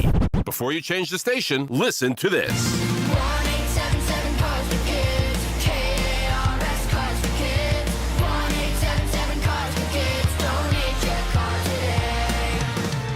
Your car at carsforkids.org. That's cars with a K. Pickup is quick and easy. You'll also get a vacation voucher and a tax deduction. 1-877 Cars for Kids. Donate your car today. Download to see if you qualify. Not all customers will qualify. Transfer fees may apply. No Albert subscription required. Albert is not a bank. Albert Instant Loans are issued by FinWise Bank, member FDIC. Not an actual client. Terms apply. Kylie, what's wrong? I just got hit with a car repair bill. I'm behind on rent, and I feel like I can never save any money. Have you tried the Albert app? Albert is your financial assistant, helping you find ways to save and create custom budgets to actually grow your money. Plus, you can get up to $10,000 for big expenses or advance up to $1,000 fast when you need cash right away. Albert can get me up to $10,000? Exactly. Albert spots you in a pinch and helps you grow your money in the long run. I'm downloading Albert right now. Download the Albert app and use promo code BUDGET to borrow up to $10,000 for whatever you need. The Albert app helps you budget better and save more money so you reach your financial goals faster. Download the Albert app right now and use promo code BUDGET to borrow up to $10,000. Use code BUDGET to borrow up to $10,000. Texting enrolls you in a recurring automated marketing text messages. Consent not required to purchase. Message and data rates may apply. The team's looking good this season. I think so. Man, I miss playing football. Ever since I turned 40, I just can't find that fire I used to have. Think it could be lower testosterone? What do you mean? I was feeling the same way. After 40, the body has less testosterone, and men lose their edge. That's why I take Nugenix Total T2. That's the testosterone booster, right? Yes, but Total T2 is their brand new formula that skyrockets nitric oxide levels in as little as 3 hours. Since I started taking it, I've been lifting like when we played for Coach Carter. My energy is way up, and it even spiced up things between me and the missus. Are they still giving out complimentary bottles? Yep, just send a text. Text HAWK to 321-321 for your complimentary bottle of Nugenix Total T2, the next generation testosterone booster. Text now and we'll include a bottle of Nugenix Thermo X, our newest, most powerful fat burner ever, absolutely free. Text HAWK to 321-321. That's HAWK to 321-321. These statements have not been evaluated by the FDA. This product is not intended to diagnose, treat, cure, or prevent any disease. For the first time since 1999, the Knicks are headed to the NBA Finals. And the 27-year wait is over. They will play for the Larry O'Brien Trophy. 4 wins away from an NBA championship. This group got tighter and more accountable as the days got closer to June.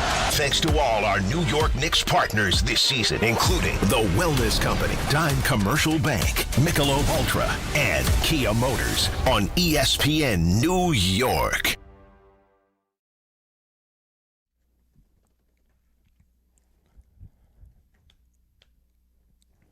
All right, DNR with you, ESPN New York.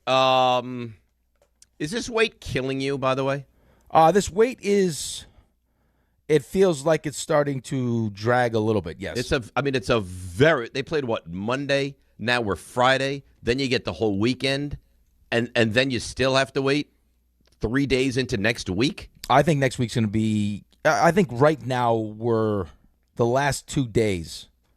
Just because we're talking about sports for 4 hours and the Knicks are a big story, it's just there's not a lot to talk about now, especially because you don't know the opponent you're playing. So once this series is over, we'll have a better chance, Monday and Tuesday and Wednesday. Right, breaking down who you're going up against. Right. Different matchups. What are some of the things that the Knicks are going to have to do in the series? All those different things. But yeah, the last couple of days feel a little bit draggy. Well, no, I don't even mean do you feel a drag? I'm just my God, to go a week and a half in between games in the postseason again.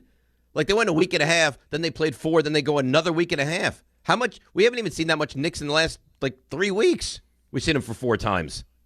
Yeah, they're not playing a lot of basketball games. They don't have to. I know. I'm very ready. And you have no doubt you'll be able to turn it on like that, right? Oh yeah. I think by Monday they take the court wherever the game is being played, you'll have full energy.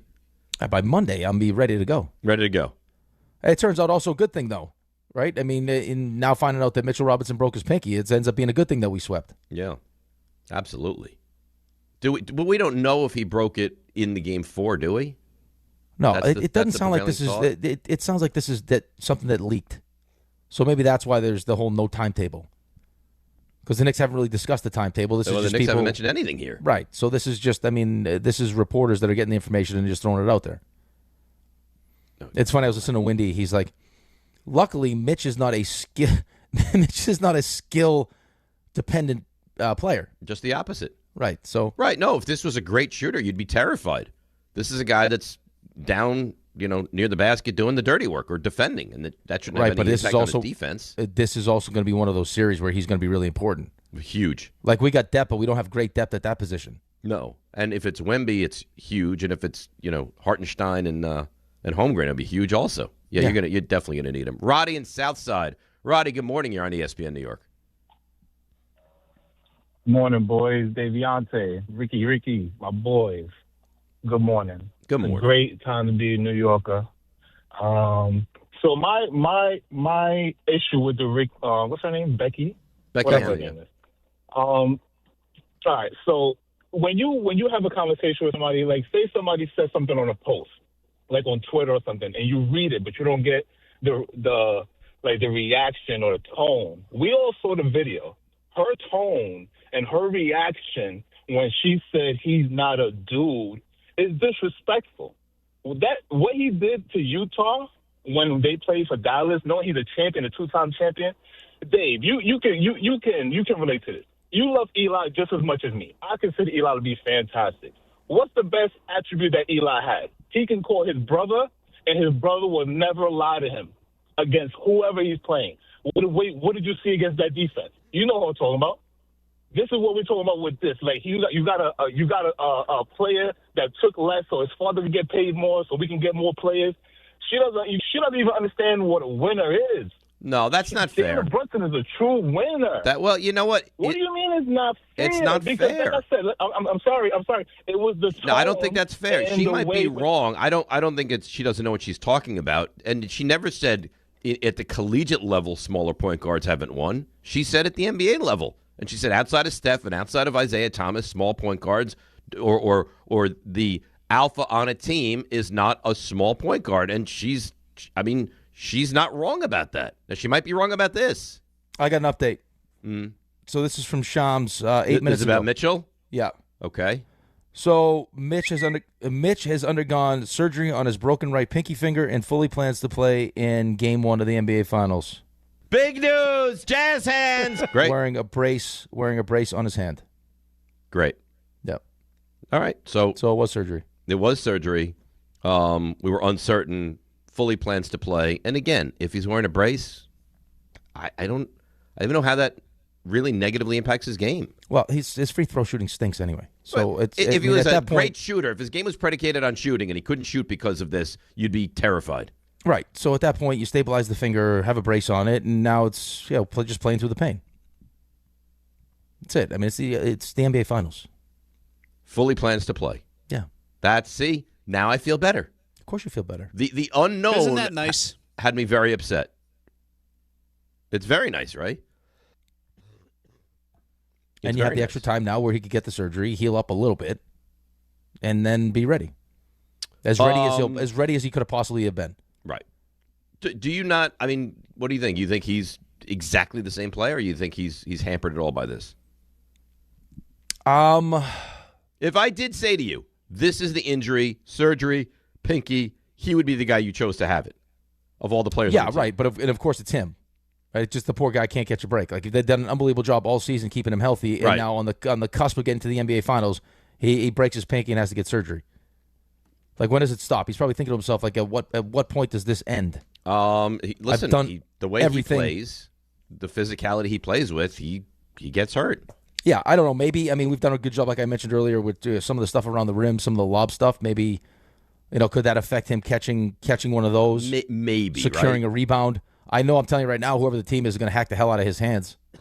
Every time he goes up for a rebound, I'm hacking at his hands. Shouldn't you? Of course you should. Make it as uncomfortable as possible. Right. I mean, he's probably going to be in some discomfort just having had surgery on the hand, on the pinky.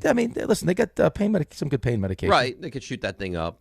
And hopefully the whatever brace he's going to wear is not too cumbersome.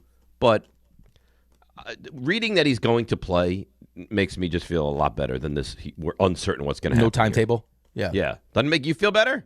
Yeah, it does. Yeah, just have some clarity as to what it is. I mean, we both expected him to play. I fully expect him to play, but just when you report no timetable, that gets me nervous.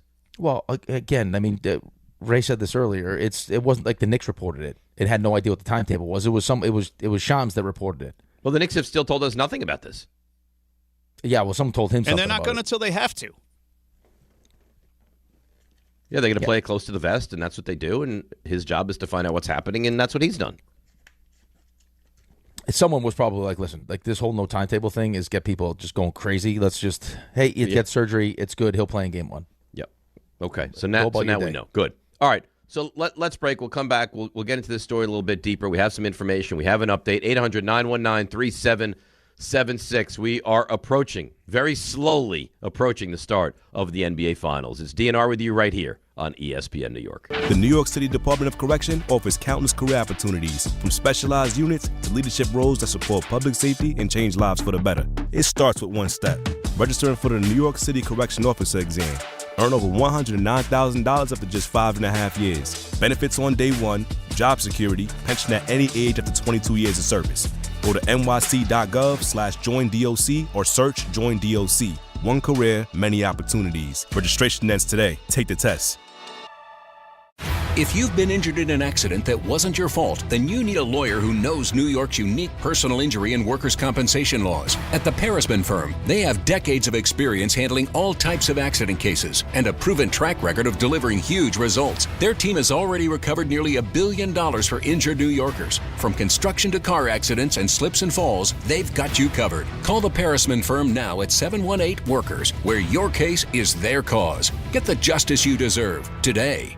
Cashback is not available on gas in New Jersey and Wisconsin. $5,000. That's the average amount of money people in the U.S. are now spending on gas in a year. $5,000. That's crazy. If you drive, you have to download Upside, the free app that gives you cash back every time you get gas. That's right. You can earn real cash back with Upside just by buying the gas you're already buying. You can literally start earning cash back today. I use Upside every time I fill up, and I've already made around $300. You're putting gas in your car anyway. Why not get real cash back? If you like free money, download Upside. I'm saving the cash I earn from using Upside to help pay for a vacation later this year. Download the free Upside app now to earn cash back every time you buy gas. Use promo code SUPREME to get an extra 25 cents per gallon on your first tank. You can cash out anytime right to your bank, PayPal, or a gift card for Amazon and other brands. Just download the free Upside app and use promo code SUPREME for a 25 cents per gallon bonus on your first tank. That's code SUPREME for a 25 cents per gallon bonus.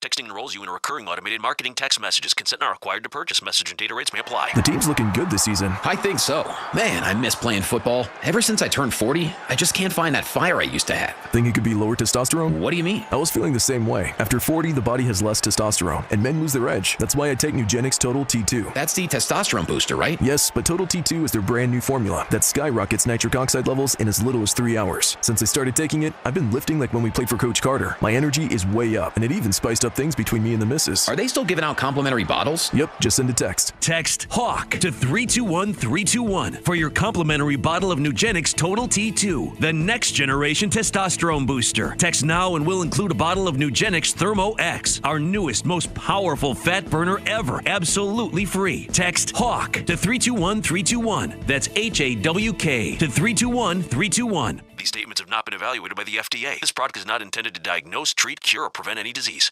ESPN New York, now streaming live on YouTube. Subscribe today and watch the show. WHSQ and WCBS FM HD2, New York.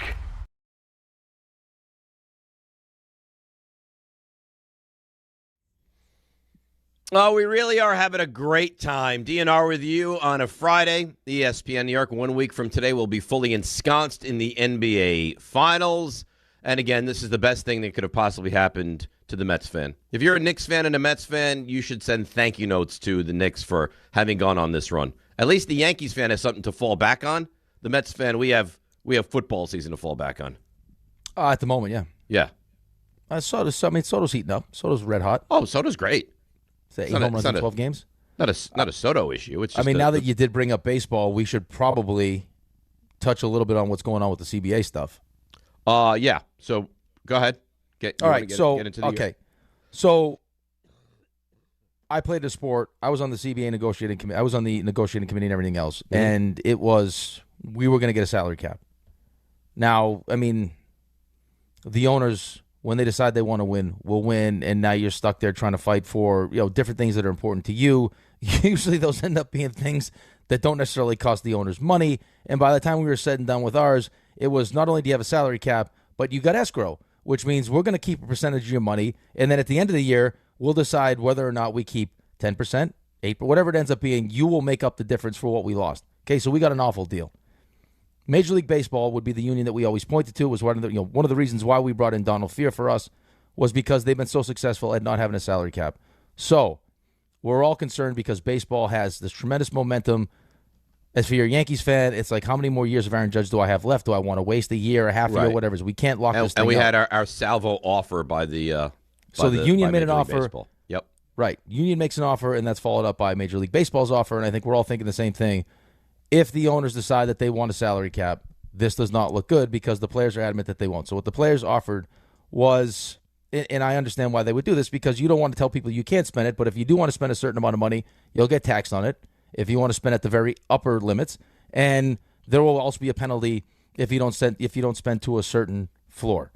So the floor I think they had was $150 million, and then they wanted to raise the luxury tax threshold up to $300 million.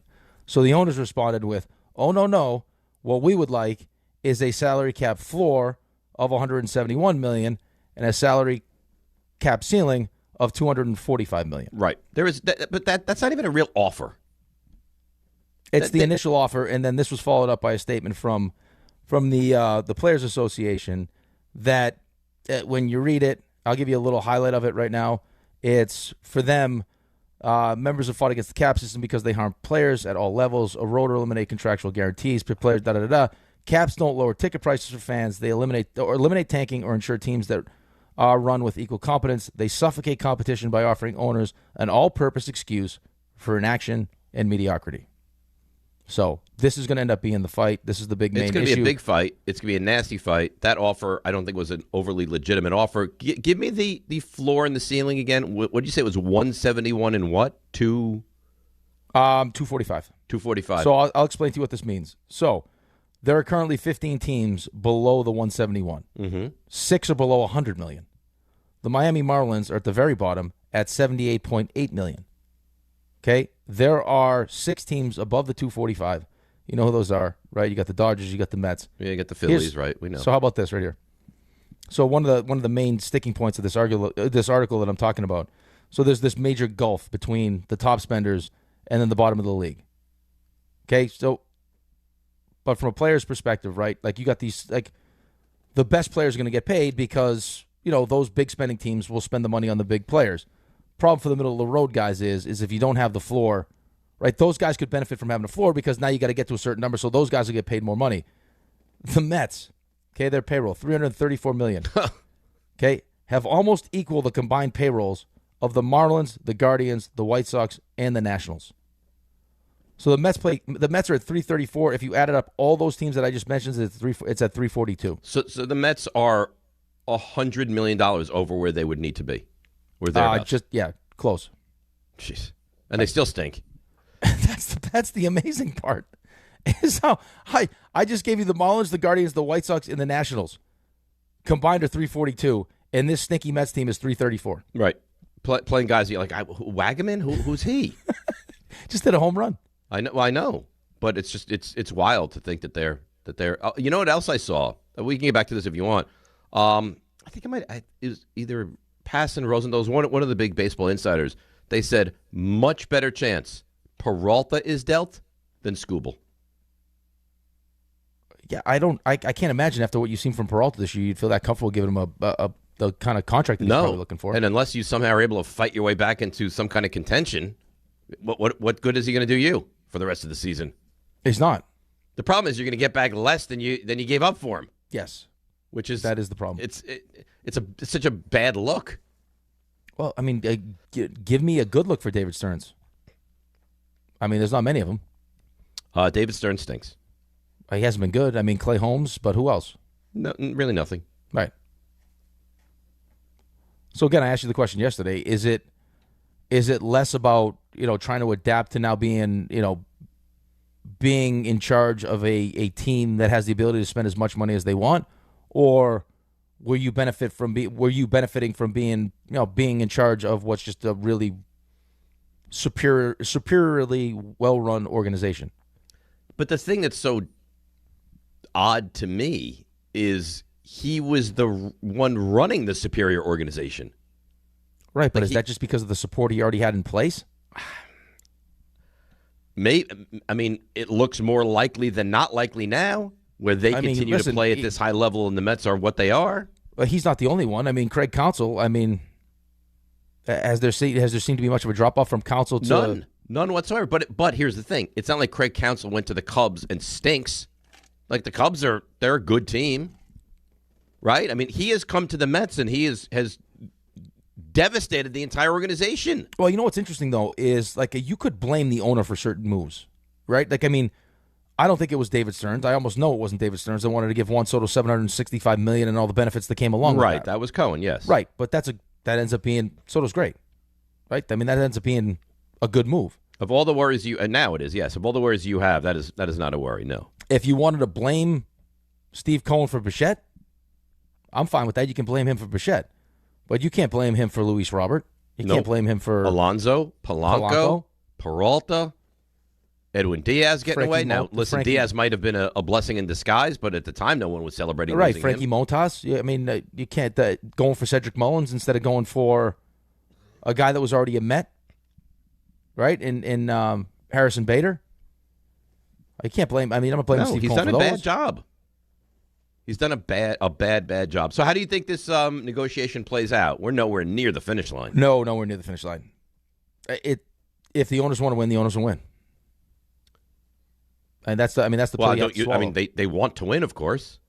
Right, they want a salary cap, and I don't disagree necessarily with it. It's a great excuse. And then when you start talking about sharing the teams that make the most money, sharing with the teams that don't make the most money, I think then you get caught up with, okay, if that's the case, but we also have a floor we want to spend to. Now you get those owners start to get pissed off because there's a chance that you're competing for the same player and you lose out on that player because of the money that you gave to the team that doesn't make as much money.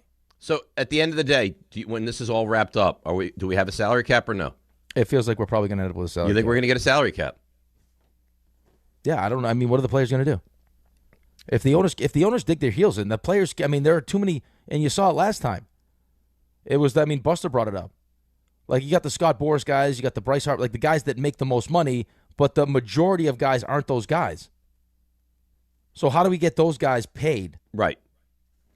So what's going to probably wind up happening then is all of the high-priced guys will hate this, and 80% of the league will actually appreciate that this is in place.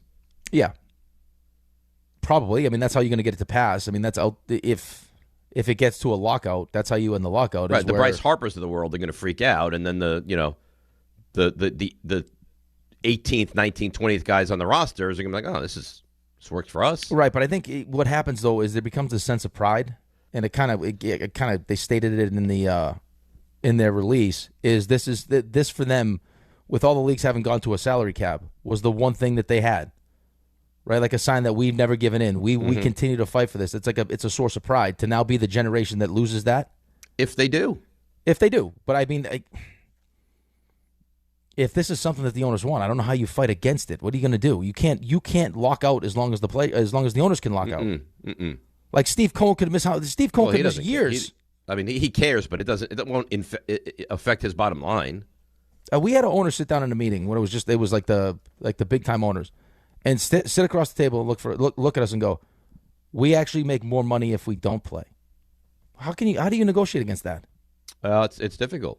You can't because you know I can't say that same thing. But the one sport that is hockey is a chasm, right? The one sport that it's closer is baseball. Now eventually you figure that the owners will win, but up until this point they've never won the way they've wanted to win. No, I think that the only reason why you wouldn't why you wouldn't fight for as however long it took to get what you wanted was because you don't want to. You recognize how good the game is now, right? With the momentum that you have, and the last thing you would want to do is risk killing that momentum, and that's exactly what you would do. Ugh. Like there are so many different I'm telling you, we options. get to late March into April, and we don't have baseball next year. I'll be so angry. Well, how long does it take to come back? I mean, that was our fear, was how long it would take to come back. Because that's who we were. We were we're the fourth sport. Like, hell, our games were on OLN. Well, it's not like, oh, God, right? Remember that? Right, Versus? so, the thought is, hey, this is what happens if it never comes back. It comes back. It will come sports. back, but again, when you got, what year was your guys? Do you remember the year? I had 2. I missed a full year and a half year. The full year was that the Crosby year? Yeah, 04, 05. Yeah. So, I mean, there wasn't, and I'm not saying there wasn't stuff, there wasn't as many options of other things to do. Right? Phones were not as prevalent. It wasn't right, but TikTok, it's still, it wasn't all these things that you can go I know, do. But in a world where we have all these different options, there is still one that is different than all those others, which is live sports.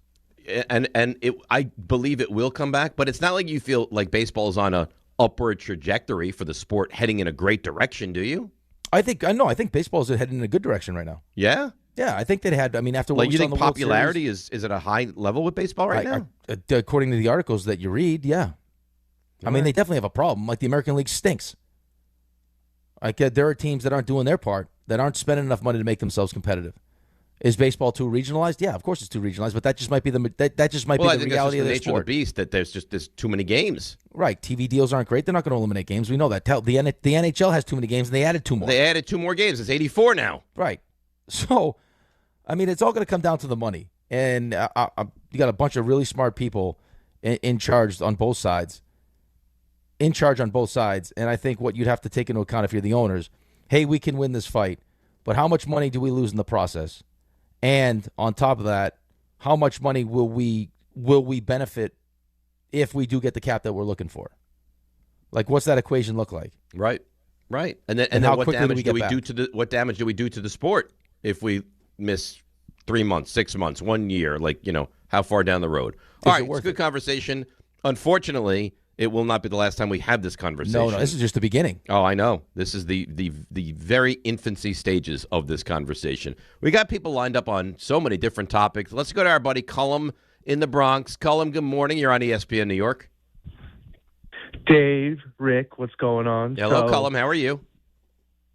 I'm good. As you guys know, I'm a engineer. I'm a train operator for New Jersey Transit. So I heard a lot of your guys' concerns and issues, obviously, with the World Cup coming up. And I'm going to be working all these games and all these situations. One of the things that directly Ray mentioned about, obviously, if the Knicks go to a Game 6 in the finals, I think they're going to win in 4 and 5. I'm just saying. But if they get to Game 6, the 13th, that Saturday, how they normally run for the stadium for the Jets and Giants games, 3 hours prior and 3 hours after is when the stadium service is going. So there's going to be absolutely no traffic going to Secaucus and going into New York during that time. But that's during a Giants and Jets game when they would be traffic. It's probably going to be extended. So probably 4 to 5 hours before the game and 4 to 5 hours after the game, there's going to be absolutely no way to get there. I believe Ray takes the coastline the last time I talked to him. So your best bet, honestly, you go to Newark Penn Station. When you get there, hop off and you take the PATH. You take the PATH trains, and if you're coming from the other direction and you're going in towards Hoboken and you're going to Newark Broad Street, either two of those locations, you go to Hoboken or you go to Newark Penn Station and you hop off and you take the PATH. How bad is this going to be? Be honest. How bad is this World Cup and especially that specific day going to be for everybody? It's going to be an absolute debacle because they're not even allowing any trains besides the people that are specifically going to the game to Secaucus. So no trains are leaving New York Penn Station for 8 to 9 hours at any particular time during a game besides if you have a ticket to go to Secaucus to go to the stadium. And no trains in New Jersey are going to Secaucus unless you have a ticket that's going to a game. Obviously, New Jersey Transit got an extremely exorbitant amount of money from FIFA to run these games and prioritize it. And also just the aftermath of the next month and a half of all the equipment they have to take away and move away to make sure that they can run this properly. There's going to be a lot of canceled trains. They've already changed the schedule where they've taken away a bunch of different midday trains and a lot of stuff like that. And also that Fan Fest thing that's going on in the parking lot, there's probably going to be trains, even without games that are going back and forth to go there because they want to use that space up. Great. Sounds terrific. Cullum, thanks for the call, the update. It's going to be a disaster is what it's going to be. Sounds like it. You know what's amazing, though? You can if you have enough money, you can get whatever you want, huh? They have bought New Jersey Transit so that they won't run trains unless they're for the World Cup. I'm not kidding. Like, that's what they've done. Half of Penn Station will be shut down. Wow. Well, not shut down, but only open to people who are going to MetLife. But I don't understand how for you driving is not the best answer. Well, that's what I said. And and to be clear, every alternative that Cullum mentioned, I'm well aware of. I've done them all several times before when I've had to, whenever there's been emergencies, because God knows there's always some issue crossing the Hudson River. Like, you have to take the PATH train, you have to take the bus, you have to. I know all the alternatives. Believe me, I know them all. I've tried them all. They all have their positives and their negatives. I probably am going to end up driving that day. But again, even then, I have to account for traffic that... Oh, I would, if I were you, what time's the game? 8:30? Yeah. I'm not even kidding. I would leave by noon. I mean, I don't think you're wrong. I don't think you're wrong. It's not going to be a fun day. And you live walking distance to unless it's a Game 6 where the Knicks can clinch and they do win that thing at the Garden. Then you won't be able to get home. I guess I won't go home. You'll be trapped in the city. I guess I won't go home. Just is what it is. I guess that'd be a good problem to have, though. If that's how it has to happen, let it happen. Let it happen. You're not going to want to go home anyway. You're going to want to celebrate. Are you going to mosh pit on the pile on 7th Avenue? I don't know that that's a good idea. I don't think that's a good idea. Maybe they recognize you and then they crowd surf you across that could be worse if I'm recognized. He told me earlier today that now consistently he walks around the Garden and hears like, Santiago! It's unsettling, actually. I love it. It's unsettling. You're a big star now. You're a big celebrity. No such thing. By the way, I got some information on your last question before we get to the next call about Major League Baseball. Okay. So it says the 2026 season is seeing a 44% increase across national broadcasts, which is the highest ratings in nearly a decade. It says, too, last year was the most viewed postseason in 15 years. Good.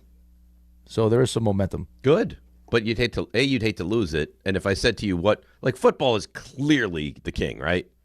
Oh, yeah, it's not even close. Do you put NBA at 2 now? Yeah, probably. Mm-hmm. And then hockey's a closing 4, though. Hockey's coming. Yeah, hockey's on the way. Although this round of hockey has not been great. This round of hockey has not been great. Has not lived up to expectations because everyone expected that Vegas-Colorado series was going to be awesome. And I could see why. It was not. Right. I mean, listen, Montreal's been on an unbelievable run, but you went Game 7 Tampa. You went Game 7 Buffalo, in the last series. And now you're playing a team that has had, 11 days off? Yeah. See, it's worked for them. Eventually. Yeah. Right. Although they got off to a slow start. They lost Game 1 of that series. Right, and they had to win Game 2 in overtime. Right. Yeah, and that's how close it is. And then 3 and 4, they smashed them. Larry, Long Island. Larry, good morning. You're on ESPN New York. Yeah, good morning to the great and to the brilliant. To the brilliant Dave and to the great Rick. I just want to say Becky Hammond, I guess she's too young and naive. But as far as point guards that was undersized, go look at Larry Bird will tell you. Go look at Nate Tiny Archibald. In the 1981 by games. But hang on, Larry. What was her point? Her point was the best player on the team. Was Tiny Archibald the best player on that team? No, he had played a significant role. I'm not saying that's not what she said, though. We can't. And again, I don't want to defend Becky Hammond, but you're changing the goalposts. And thanks for the call, Larry. As great as Tiny Archibald was on those teams, he was not the best player on those teams. He just wasn't. So that's what she said. She said for the best player on a championship team, it's very infrequently a small point guard. Right, and even Steph was. I mean, even Steph was the first one, right? And then all of a sudden, KD jumps onto the scene, and that was after. I mean, Draymond gets suspended, kicks LeBron in the junk, and they end up losing that series. And then Draymond's in the parking lot crying, hey, KD, we need you. Ugh. KD should have never left. What a mistake that was. Never left Golden State? Yeah, just keep racking up championships. He should have never gone to Golden State. Winning finals MVPs until they finally respect you for it. He should have never gone to Golden State. But once you went and you won a couple championships, once you win, I guess you might. And you already considered it, and then they at least recognized that you were the best player on that team. Just keep winning championships. I don't know if this was a legitimate report. I think it was. Chris Haynes, he's legitimate, right, Ray? Yeah. Yeah. Did you see this earlier in the week? No. What did he say? He said apparently KD wants to find his way to the Knicks this offseason. Stop. It's like, you know what? You know how I feel about that. Right. Well, you know, you had your chance. We wanted you. You followed. They thought they had him. Right. You followed Kyrie to. No, we're all set. Thank you very much. That's another interesting one. I'll be interested to see what happens with Kyrie in Dallas. That is interesting. I feel like there's going to be a lot of movement this offseason in the NBA. I think so. What happens with Ja? Do they find does Zion finally? He's going to get traded. Right. Does Zion finally get dealt? Where's Giannis end up? Zion would terrify me just because I think like whenever you wind up trading him, he's going to find himself and just be great. I know, but what point do you say it's just not going to happen? I know. I don't know when the right time is. It would just be like if I was the GM there, it'd be my perpetual fear. I have this untapped potential, this potentially great player. I'm going to trade him, and then he's going to meet all his expectations. Oh, that's why they haven't done it yet. I mean, it hasn't been like the relationship's been great there. No, it feels like Zion in New Orleans is just not a. It's not a match. No, it's just not a match. Phones keep ringing 800-919-3776. Ray. Oh, it's that time, isn't it? It really is. Are you ready? I mean, I could take another call or two, but I'd love to hear from you. We can go. Okay, why don't you? Now. Walk up three-pointer. He got it. See ya. Oh! Put it in the box. The you missed. So I'll level with you. I was going to lead with the Major League Baseball story, but you guys covered it pretty well in this segment, so I'm going to skip that. We'll go back to this top story, is that Mitchell Robinson has undergone surgery on his broken right pinky finger and plans to play in Game 1 of the NBA Finals while wearing a brace on his hand, according to Shams Charania. Great news for all the Knicks fans that were panicking. Because there was a lot of panicking going on. Mm-hmm. Ray, could you imagine that if it turns out this brace somehow makes him an unbelievable free throw shooter? Oh, you know what? Game 1, he's 9 of 11 at the line. Oh, man. Who was it that broke a bone in their face many Richard years Hamilton. ago? Was it Richard Hamilton? He broke the bone in his face, and then he just kept wearing the mask? Yeah. Right. So Mitch just wears the brace all the time. Yeah, but he was a great shooter before, then he was a great shooter with. Imagine it put him from being an awful shooter to a great shooter. Right, it's like Rookie of the Year when he hurts himself and all of a sudden he's throwing gas. That's Henry Rowan-Gardner to you and I. Rosenberg. The weird thing about it is Mitch, he does work. He puts in the work on his free throws. He really tries to get better. Yeah, but the free throw changes. If you watch the video of him shooting free throws in practice, there's a nice little arc to it. For some reason, in a game, he throws line drives. For some reason, when he gets into the games, the everything changes and he can't get it down. But he works at it. He really does work at it. You've watched guys and their free throws look horrendous. You're like, oh my God, they're like unsightly. I don't feel like that with Mitch. I feel like his free throws are not as unappealing to the eye as others, but the result is. I like his process. I do. It just. Right, but think about, I mean, when you're throwing the ball like that at the rim, there's no margin for error on the shot when you have no arc to it like that. Well, obviously it's a mental thing. Of course, it's like Charles Barkley on the driving range. His swing looks fine, and then you get him on the course, and he used to have that crazy hitch in it. It's hard to, under the lights and the microscope to perform the way you've practiced. But that's also like that's a real individual moment there, just standing at the free throw line. The most. in the NBA. On the other side, Spurs rout the Thunder 118-91. San Antonio Game 6. Victor Wembanyama. Spurs, they go nuts from deep. They hit 11 threes in the first half. Over the first two quarters, Wemby, 22 points on 9 of 16 shooting, surpasses Game 5 total of 20 points. Knocks down 4 3-pointers. They continue in the second half. They just pummel them. 20-0 run in the third quarter. Registered as the largest allowed by the Thunder in a postseason outing since they came to Oklahoma City. Wemby finishes with 28 points, and we'll have ourselves a Game 7 on Saturday after all. I don't know if this assessment is correct. It feels like you're getting bigger runs than you've ever had. I think it feels that way. Like it feels that way. 20-0. The Knicks go on these like 18-0, 20-0. The other day started a game 15-0. It might be wrong, but it feels like we haven't seen this in the past. Well, either way, these teams get to beat each other up one more time. Did you see the one play where SGA got barreled into? That was a very dirty play. I'm surprised it did not end up being a flagrant foul, but I feel like the energy behind it was, okay, if you want to flop, we'll give you something to flop about. That was Carter Bryant, right? That was Carter Bryant, yes. Yeah, that was a dirty play. But I feel there was a certain energy behind that. With the Knicks, you know who's inspired by them? I mean, I'm sure you saw this. Right here in town? The Mets? The Jets. The Jets. Oh, Garrett Wilson, yeah. Garrett Wilson. Let's hear from Garrett Wilson on watching the New York Knicks. It's cool to see, and I'm glad I'm up here for it. I'm rooting the Knicks on like hell.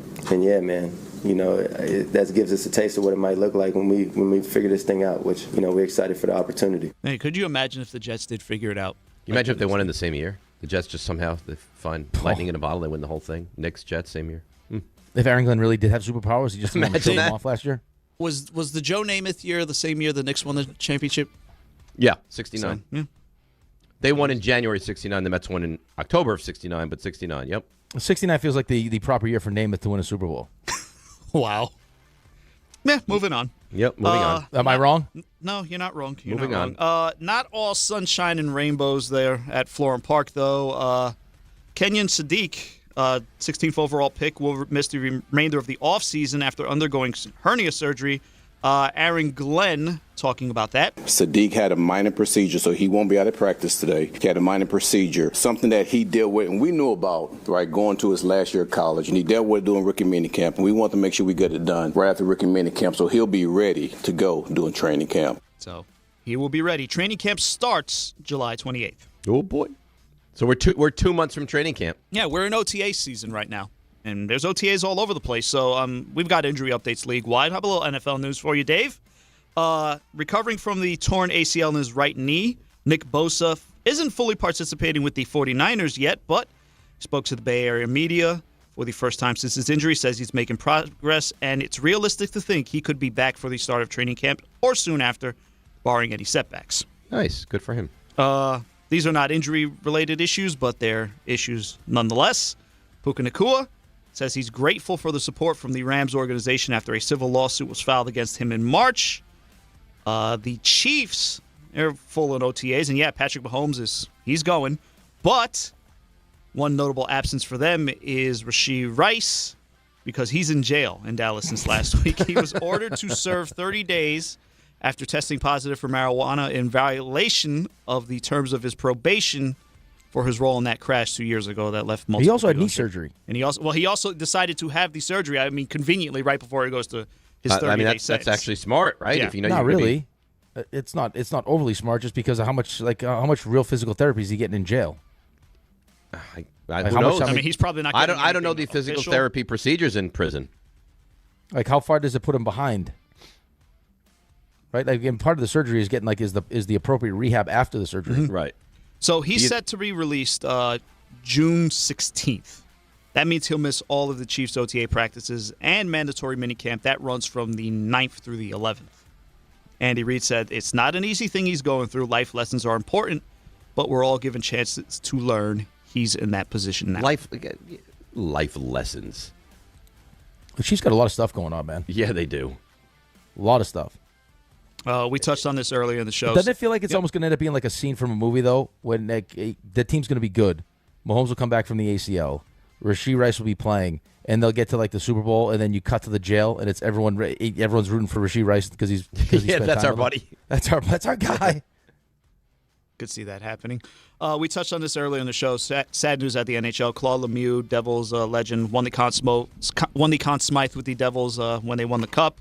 Has 4 cups, 2 with the Devils, 1 with the Canadiens, 1 with the Avs. Last time the Canadiens won that was his team, right? 93. Yeah. So he died at the age of 60. The family confirming that he died by suicide. Palm Beach County Sheriff's Office said deputies responded after 3 a.m. to the scene at a furniture store in Lake Park, Florida. Sheriff's Office said the victim was believed to be Lemieux and said he was found in a rear warehouse by one of his sons. Just 3 days before, he was the Canadiens' torchbearer before Game 3 of the Eastern Conference Final at Bell Center. Ugh, what a terrible story.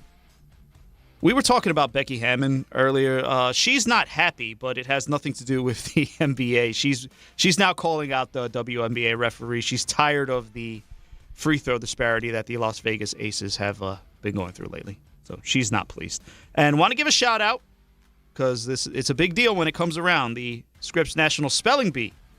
Shrey Parikh, 14 years old, has won, so congratulations. That's terrific. And that's you know who hosted the spelling bee? Who's that? Mina Kimes. Really? Yep. Awesome. Mina's really smart. She's really smart. She went to Yale. Did she just win Celebrity Jeopardy, or she was on it? I think she won $1 million for a charity, I believe. Yeah. You know who had a nice game last night, too, was I was watching a little WNBA, was AZ Fudd. Started last night. Yep. Dallas. Well, UConn, right? Yeah, her and Paige. All right, let's take a break. We'll come back. We got callers lined up, ready to go. And then, of course, Raymond has his plays of the week also ready to go. It's DNR with you, ESPN New York. Partner with Amazon Hub Delivery to earn extra revenue for your business with your business. Assist with local Amazon deliveries and get paid for each package you deliver. When you become a partner, you and your staff will deliver packages to customers in your area on a schedule that works for you. You'll gain extra revenue, increase exposure for your business, and connect with your neighbors. Plus, it's easy to get started with no delivery experience, long-term contracts, or startup costs required. If you're interested in learning more, visit Amazon.com/Hub Delivery. That's Amazon.com/HUB Delivery. Did your dog just get groomed? She's got a pep in her step. Actually, she's gotten famous. She's one of 18 dogs on the New Jersey Dog Scratch-Offs from the New Jersey Lottery. What? Yeah, New Jersey voted, and 18 dogs were chosen. Well, look at her. It's gone to her head a bit. Play the New Jersey Dog Scratch-Offs, featuring 18 real New Jersey dogs and a top prize of $200,000. Oh, are you a famous doggy? Yes, you are. Must be 18 or older to buy a lottery ticket. Please play responsibly. If you or someone you know has a gambling problem, call 1-800-GAMBLER. All right, for one final time this week, let's see what's happening on the roads and bring in the great, the wonderful, the talented Debbie Duhane. Hi, Dave. Hi, Rick. Good morning, company. Everybody have a wonderful weekend. Let's see what's going on with New Jersey. Transit service still suspended. New York's Penn Station to Newark Penn because of last night's Amtrak fire over one of the Hudson River tunnels. LIRR, watch for delays and cancellations. Let's go to the Cross Island south at the LIE. A collision. 287 east into White Plains, exit 6. Watch for emergency roadwork. And 80 east closed. Exit 42 in Parsippany. Overturned tractor trailer. Sponsored by True Green. True Green, don't waste another weekend doing lawn care yourself. Partner with the official lawn care treatment provider of the PGA Tour and get a golf course quality lawn the easy way. Sign up at truegreen.com. I'm Debbie Duhame, 880 ESPN New York. If you're trying to save money but still eat well, just go to Wild Fork Foods and thank me later. You get pork tenderloin for $2.50 a pound, ground turkey for $3 a pound, ground chorizo for only $4 a pound. Those are everyday staples at serious value, and it's all blast frozen, so you're not sacrificing quality. Plus, they've got over 450 options, 7 locations, or same-day delivery at wildforkfoods.com. Go check out Wild Fork Foods. Wait! Before you change the station, listen to this.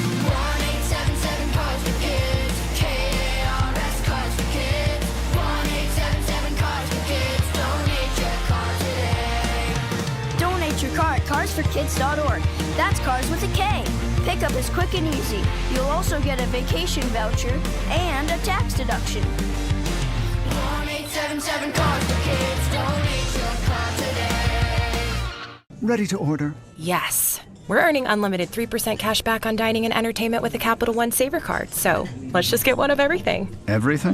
Fire everything. The Capital One Saver card is at table 27, and they're earning unlimited 3% cash back. Yes, Chef!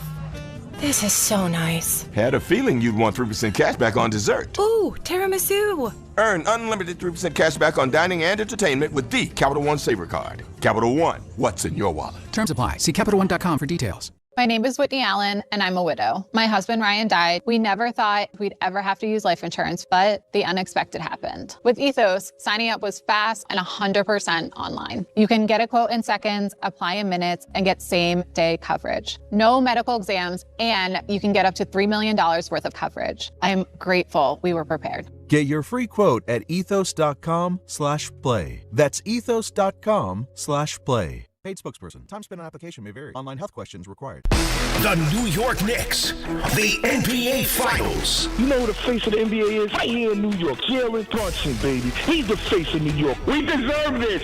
Bring them all on. Let's go, boys. I haven't even slept yet, so I don't even know if it's sunk in. They are locked in. They're healthy.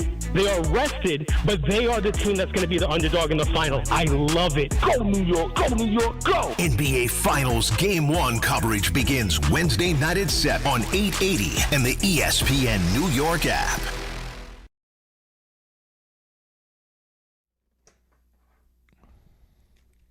All right, DNR with you, ESPN New York, Wednesday night at 7. Game time brought to you by Tullamore Dew Irish Whiskey. When it's game time, it's Tully time. Mets and the Marlins, same two teams from last weekend, different locations. Citi Field, 7:10 tonight. Yankees in Sacramento taking on the A's. That's at 9:40, and that's game time brought to you by Tullamore Dew, the original triple distilled, triple blended, triple cask matured Irish whiskey. Be sure to grab a Tullamore Dew or try the new Tullamore Dew Honey. During today's action, glasses up to enjoying Tullamore Dew responsibly. So here we are, the last weekend before the NBA Finals with the New York Knicks. Tomorrow night, what do you think? You think Oklahoma City wins, or do you think the Spurs win this thing? Oh, I'd probably still say OKC. Yeah, it's hard to pick against them, right? Yeah. So I mean, they're the champions, and it's in their home. Oh, and they've also showed you the propensity to do this before. Like, I don't know how much of last night was San Antonio. I mean, I expected San Antonio and Wemby in particular to bounce back. Game 6 at home for your life. But I don't know if that was a great representation of what OKC is. I don't think it was at all. No, I think it was, let's see. I mean, it might have been, let's see what Jalen Williams looks like, right? We'll see if we can even play him. You can't play that in a Game 7. If that's the version that you get? Right. No. You can't. So now we know we can't play him if he's going to be anything like that. We know what we have to do. We're coming home, and I'm fine if the Spurs win. I would be surprised if the Spurs won. It'd be a hell of a win to win Game 7 on the road in Oklahoma City. It's actually why. Okay, let me ask you this question. Because you said San Antonio the whole time. Does it scare Oklahoma City you? The whole time. No, you said you'd rather play San Antonio. Is what I'm saying. Oh, yeah. No. I think you think that OKC is going to win. Let's clarify that.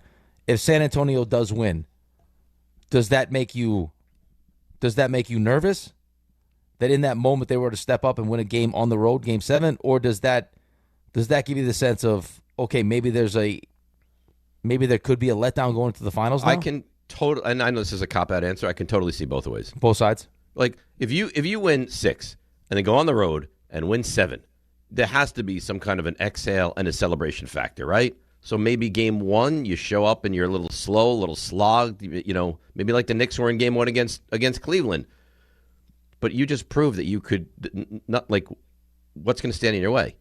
If Oklahoma City and winning a Game 7 on the road in Oklahoma City, even if you're the Knicks and you win Game 1, like, there's no way the Spurs would go through that series and have no juice the whole time. So you might get a quick burst if you're the Knicks to the start of that series. But, I mean, that's a beast of a team you're now playing. Right, but it would also kind of, I mean, we were talking about bucking trends, right? And Jalen would be now in that category with Steph and Isaiah Thomas, small guards as the best player to win a championship. Like most people will tell you, and I know it's a cliche, but cliches exist because of stuff that's happened. The idea that now with their first kind of foray into this, that San Antonio is able to do what they do, like do what they've done, get through OKC, and still have the emotional maturity to get back up for a finals when finals is different, man. It is. It's a young coach. It's a young team. They're babies. That team is, Carter Bryant, Wembayama, Dylan Harper. I mean, the only guy that's not a baby is Aaron Fox on that team. That's it. That gets any realistic minutes. Yeah, I mean, they're going to be around for a long, long time. So when can you imagine if they win the title this year? It's scary. But usually it takes. I mean, it took Boston, right? I mean, Boston didn't happen right away. It took Boston. It took the Bulls. It typically takes teams like climbing the mountain, getting knocked back down, and then having to reclimb the mountain. But who knows? I mean, but how many teams have had a freak player like this? It took the Panthers. I mean, the Panthers got to the finals, and then it took them the next year to win the championship. Now they went back to back, but still, it happens. It's hard to do it in year one. It's very hard to do it in year one, and this is literally year one of being at this level for them. Let's go to Dan in Queens. Danny, good morning. You're on ESPN New York. Good morning. I just want to give a lot of praise to the Knicks organization for making a change for coaching. I think that was the biggest move so far this year. But if the Knicks lose in 5 games, I do think this season would be a disappointment. No way. Because they haven't really played. They haven't played anybody with the level of competition. Cleveland shouldn't have been there. Philly shouldn't have been there. I'm praising the Knicks. I love it. So if you go to the NBA, I know. If you go to the NBA Finals and lose in 5, you look at this season as a disappointment. No, because the Knicks haven't really made big changes to their starting rotation. So what do we do going forward? Right, but they can't took run another it step, back. though. Right, but they took another step, though. Absolutely, and I love the coach change. But what do we do moving forward if they don't win? I think they might win. They might win. I love our chances against San Antonio. I don't love our chances against OKC. That's my problem. I hope San Antonio matches up better against OKC. I don't like our level of competition against them so far all season this year. They got the best player in the league. I got the best record in the league. We're going to see. I mean, I'm loving it. I can't wait for it to start. But what changes would you make? Which player would you bring in? I don't think they make any changes. I don't know that you're going to see a lot of changes to this team. I think they got further. I think they've gotten far enough along where they're not going to make any changes. I agree. Thanks for the phone call. I think. Yeah, I think if you lost in the conference finals, you would have seen changes. Maybe, but going to the NBA finals, I think when you take when you take the opponent into account, also knowing, hey, Detroit's going to have another year, Pacers will be back, Celtics. I mean, like the East is going to be more difficult than it was this year. I think it also I think it speaks to, as much as I don't believe that the playoffs are a crapshoot, there are things that happen during the course of a playoff run where, hey, it's going to be, you're going to have to get through Boston. You're going to have to get through Detroit. Well, it turns out you're not going to have to get through Boston or Detroit. Yeah, you got good fortune, but so what? No, right, but it happens. It's just, you play the hand that you're dealt. Boston didn't take care of their business. Okay, bye. We don't have to play you. Detroit couldn't win their Game 7. They're out, so we don't have to play you. And now you get the true test, whoever it ends up being. I think what they would tell you, similar to what the Yankees talked about with running it back, is that now with this whole idea that we can run the offense through Cat, and that happened in the middle of the playoffs, now what does this look like when we have a full year? Now we get to work on that new recipe, and that's the way we're going to run our offense. Or at least it's another way we can run our offense. But I think this is your team. Ray sent an article the other day about how they're going to bring Mitchell Robinson back. Yeah, I don't know if disappointment would be the right word, especially the way that he said it, where it's going to make you changes and everything else. The way this is played out, this will be one of the most gut-wrenching, like rip your heart out of your chest. But that's two different things. You can't look at the big picture of the season. And if the Knicks lose in 5, say this was a disappointing season. You can say after watching the first 3 rounds and then losing to whoever in the finals and getting beaten up would be a very disappointing end to the season. But you're too far into it now. No matter what happens now, this is not a disappointing season. No, I think if he wanted to say that you get toyed with and it looks bad, it feels like you really had no chance in the series. That'd be awful. Right, like how do you address that? I don't know. I don't think it's trading for Giannis. There's no guarantee that gels perfectly either. But I get what he's saying. Like, could you come? But I don't see. The problem with having that argument is I don't see that happening. If they lose, I don't think it's going to lose in 5. They're going to get beat up in this series. That would be very surprising. Yeah, I'd be surprised by that. But I guess his point was, what happens if it does happen? Well, you know what? We don't talk about it today. Yeah, today's not the day. Let's talk about it if and when it does happen. We'll talk. I'll tell you what, June, whatever, 23rd, 25th, we'll talk about it then. Today is not the day. Let's take a break for now. Raymond's been preparing. He's been diligent, and he is ready. It's the plays of the week, and it's next right here on ESPN New York. D'Agostino, law, bite back. Did you know that Social Security disability takes a bite out of every one of your paychecks? So when they deny your claim, bite back. I'm John D'Agostino from D'Agostino & Associates, and I'm proud to announce our first ever Social Security disability webinar. It's happening on June 3rd at 1 o'clock. In just 1 hour, you'll learn your rights, understand the appeals process, and find out how our experienced SSD attorneys can help you get the benefits you've earned. Spots are limited, so don't wait. Register now by calling 1-800-BITE-BACK, 1-800-248-3222, or go online to daglawteam.com/SSD webinar. That's daglawteam.com/SSD webinar. D'Agostino Law is here to bite back, to fight back, to get you the SSD benefits you've earned. Register today at 1-800-248-3222. Big events are bringing more riders across the region. So if you're taking New Jersey Transit for everyday trips, plan ahead. Check schedules, allow extra time, and consider traveling outside of peak hours when you can. New Jersey Transit is running additional service to help keep everyone moving.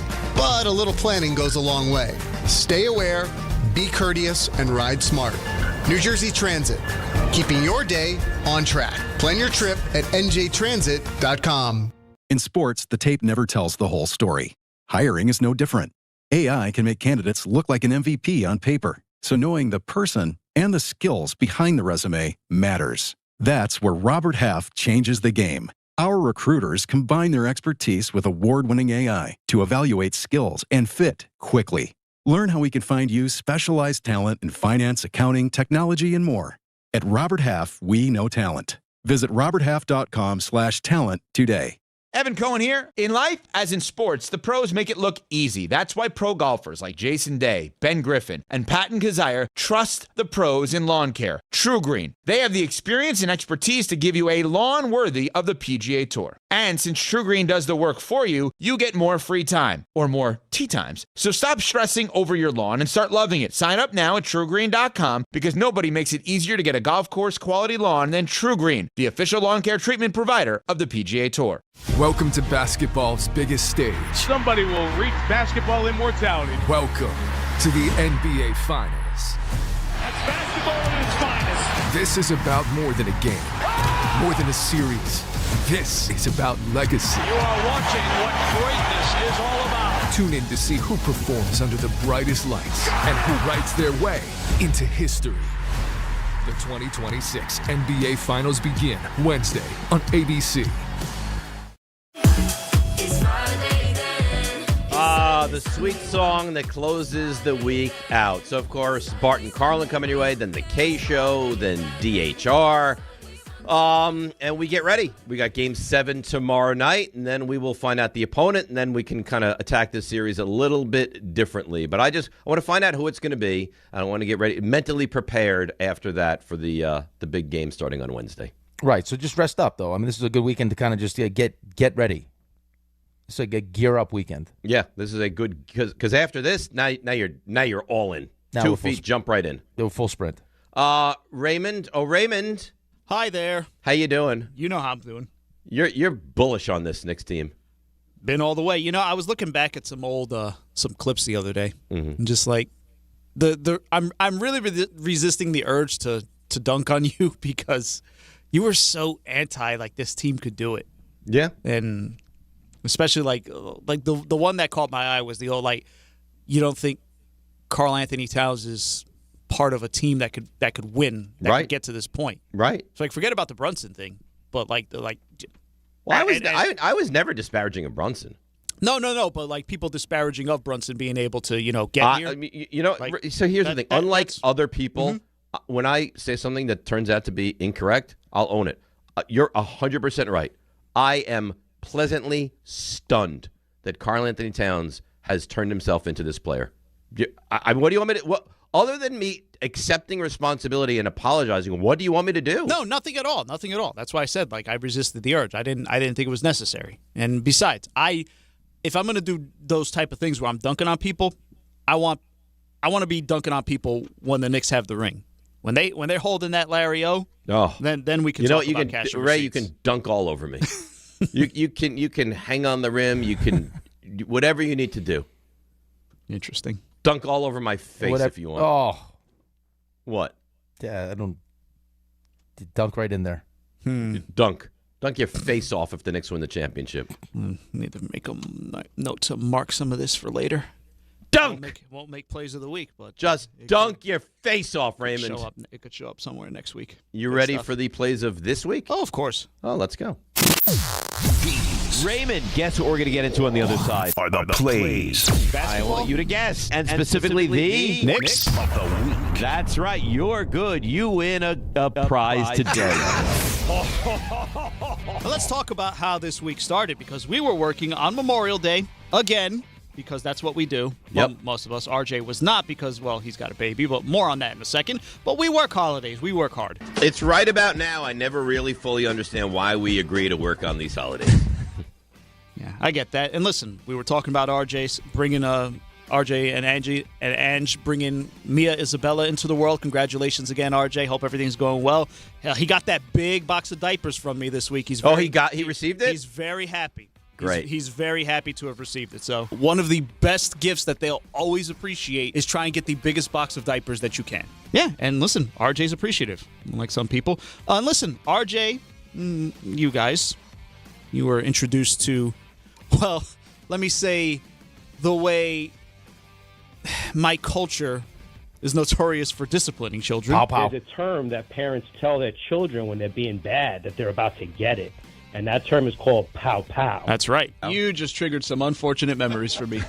Like, why would you do that? All right, Javier, I guess Ray is familiar with pow pow. No, we don't want the pow pows. Javi was not the only caller who brought up something interesting, because there was this guy. I got to tell you, Rick, my wife has never been more attracted to me than when I'm in that hat. So, actually, I have 3 of them. So, thank you for that. Really? Talking about hats, not wives. 3 hats, not 3 wives. Harvey filled in for RJ this week. Harv, would you jump into the van and come with us also? Let's do it. Yeah. Little 6th Avenue. I think Harv would go big crazy. 6th Avenue. We're getting it.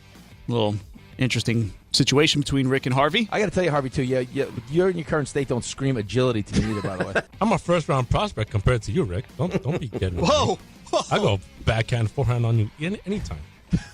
The fact that what's so great about it is Rick was the number 1 pick in the entire draft. And he's like, I'm a first-round prospect compared to you. It's fantastic. Knicks did win Game 4 that night. Tyler Murray joined us from the airport the next morning. Friend of the show. First day, can't do the show because he's unwell. Some of us battle through some illness. Some of us don't. Wow. The fact that you've been able to, the resiliency that you've shown after being, I don't want to say. You showed yourself to be a little soft after the See, that's what I'm talking about. And then you hit him with a 52-second question. I won't play that, though, because I feel like that triggered some That's nice. That's Yeah, some bad feelings. Listen, I'm happy that you're happy. I barely slept last night. Right. Yeah, you look like it this morning. That's not nice. More from Harvey, who handled stuff you missed on Tuesday. Teams with a 2-1 best-of-7 playoff series lead here have gone on to win 69% of the time. Nice. Joe Leo filled in the next day. Dan was an afterthought. Yeah, you were asking about his wedding. It hasn't even happened yet. It looks like Joe Leo might have Mike Trout right on his forehead. Oh, my God. Yeah, Rick has felt the way. You guys wanted to start a war, I'll start a war. Joe Leo wasn't even here. Some of the more Joe Leo hits. Eddie and Schenectady. Eddie, you're on Stump Rothenberg. Well, gentlemen, I hate to disappoint you, but this is Patty. I can be Eddie for the day. It's Joe Leo, so things are new. It's okay. Joe Leo, good job. Then he did Stump Rothenberg and the 5-pack, which was centered around some Knicks. Howard Isley. Howard Isley? Isley. Uh-huh. Then there was this gem. Chris McNeely. We're doing so good. I don't know who Chris McNeely is. Isn't he the guy that lost to Tyson? That's Peter's brother. Chris McNeely? It's not my fault. I mean, how the hell would anybody know Chris McNeely? That triggered a bunch of talk in the YouTube chat. Joe Leo, much like Harvey, he didn't back down. Bring it on, nerds. I appreciate that more than you know. Another call this week, bringing your finger pistols back, Dave. Dave, in lieu of all the finger pistols, we could call you Finger Pistol Pete. How about that? There you go. Does that work for you? Yes. Finger Pistol Dave. Yeah. Finger Pistol Dave. Is that better for you? Buster Olney joined the show in his usual slot. He's not quite old man Dave, just complaining about everything, but he does have some takes on celebrations. How many crotch thrusts are they going to do?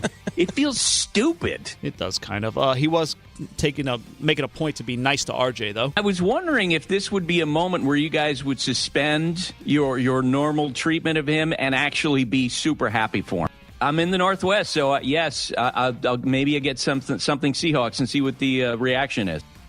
We did hear from the man himself, RJ Santillo, calling in, talking about the delivery of the baby. No mustache, and you're right. I don't think I would take my shirt off. I'm not even sure how legal it is. And the suggestions from the nurses on how to hold baby Mia when burping. The nurse says, hold her like a football. That doesn't work. She says, no. Like put your hand under her butt and your other hand, your offhand up against her back. That's not how you would hold a football. I said, ma'am, do you know how many times you'd fumble trying to get through the line, hold the ball? Yeah, you'd be Tiki Barber. That would be a terrible situation. What would this show be without some unfortunate drops? Every matchup and every moment from Spleds. The Spleds. Wow. Wascally Wabbit. I appreciate that. Please. I can't. Trying to be a serial killer. What's that movie called with Jigsaw? Saw. John, in the getting to know you segment, I'm not even sure what was it, that if you could have an extra body part of a pair. Yeah, if we had whatever you have a pair of, would you like an extra one? Dave stood by what he wanted. I stand by my testicle. One more from Joe Leo before we send him off. I just got a text message from a buddy. It says, Joe Leo sounds like he's talking in a coffin. Yeah, Right. He's half dead. He's half dead. A lot of complaining from all of us this week. It wasn't our brightest, stand up for yourself type of week. You know where it's an issue? Right here. I have an issue with it. It's and stupid. That's what matters. That's what matters. It's stupid. You're not whiny. Not whiny. I call it like I see it. If I see it as a problem, I call it. Joe Leo, you agree with me, don't you? I don't. That's because you're a crotchety old man, Dave. Well, he is a crotchety old man. I don't want to hear from you. That's Place of the Week. Enjoy your weekend, boys. Go Knicks. Go Knicks. It's Rule 76. No excuses, playing a champion. It's DiPietro Rothenberg. And let's go Knicks. Right here at ESPN New York and on YouTube. Come out to Yankee Stadium on Saturday, June 6th for a very special night, Military Appreciation Night. The first 18,000 guests will receive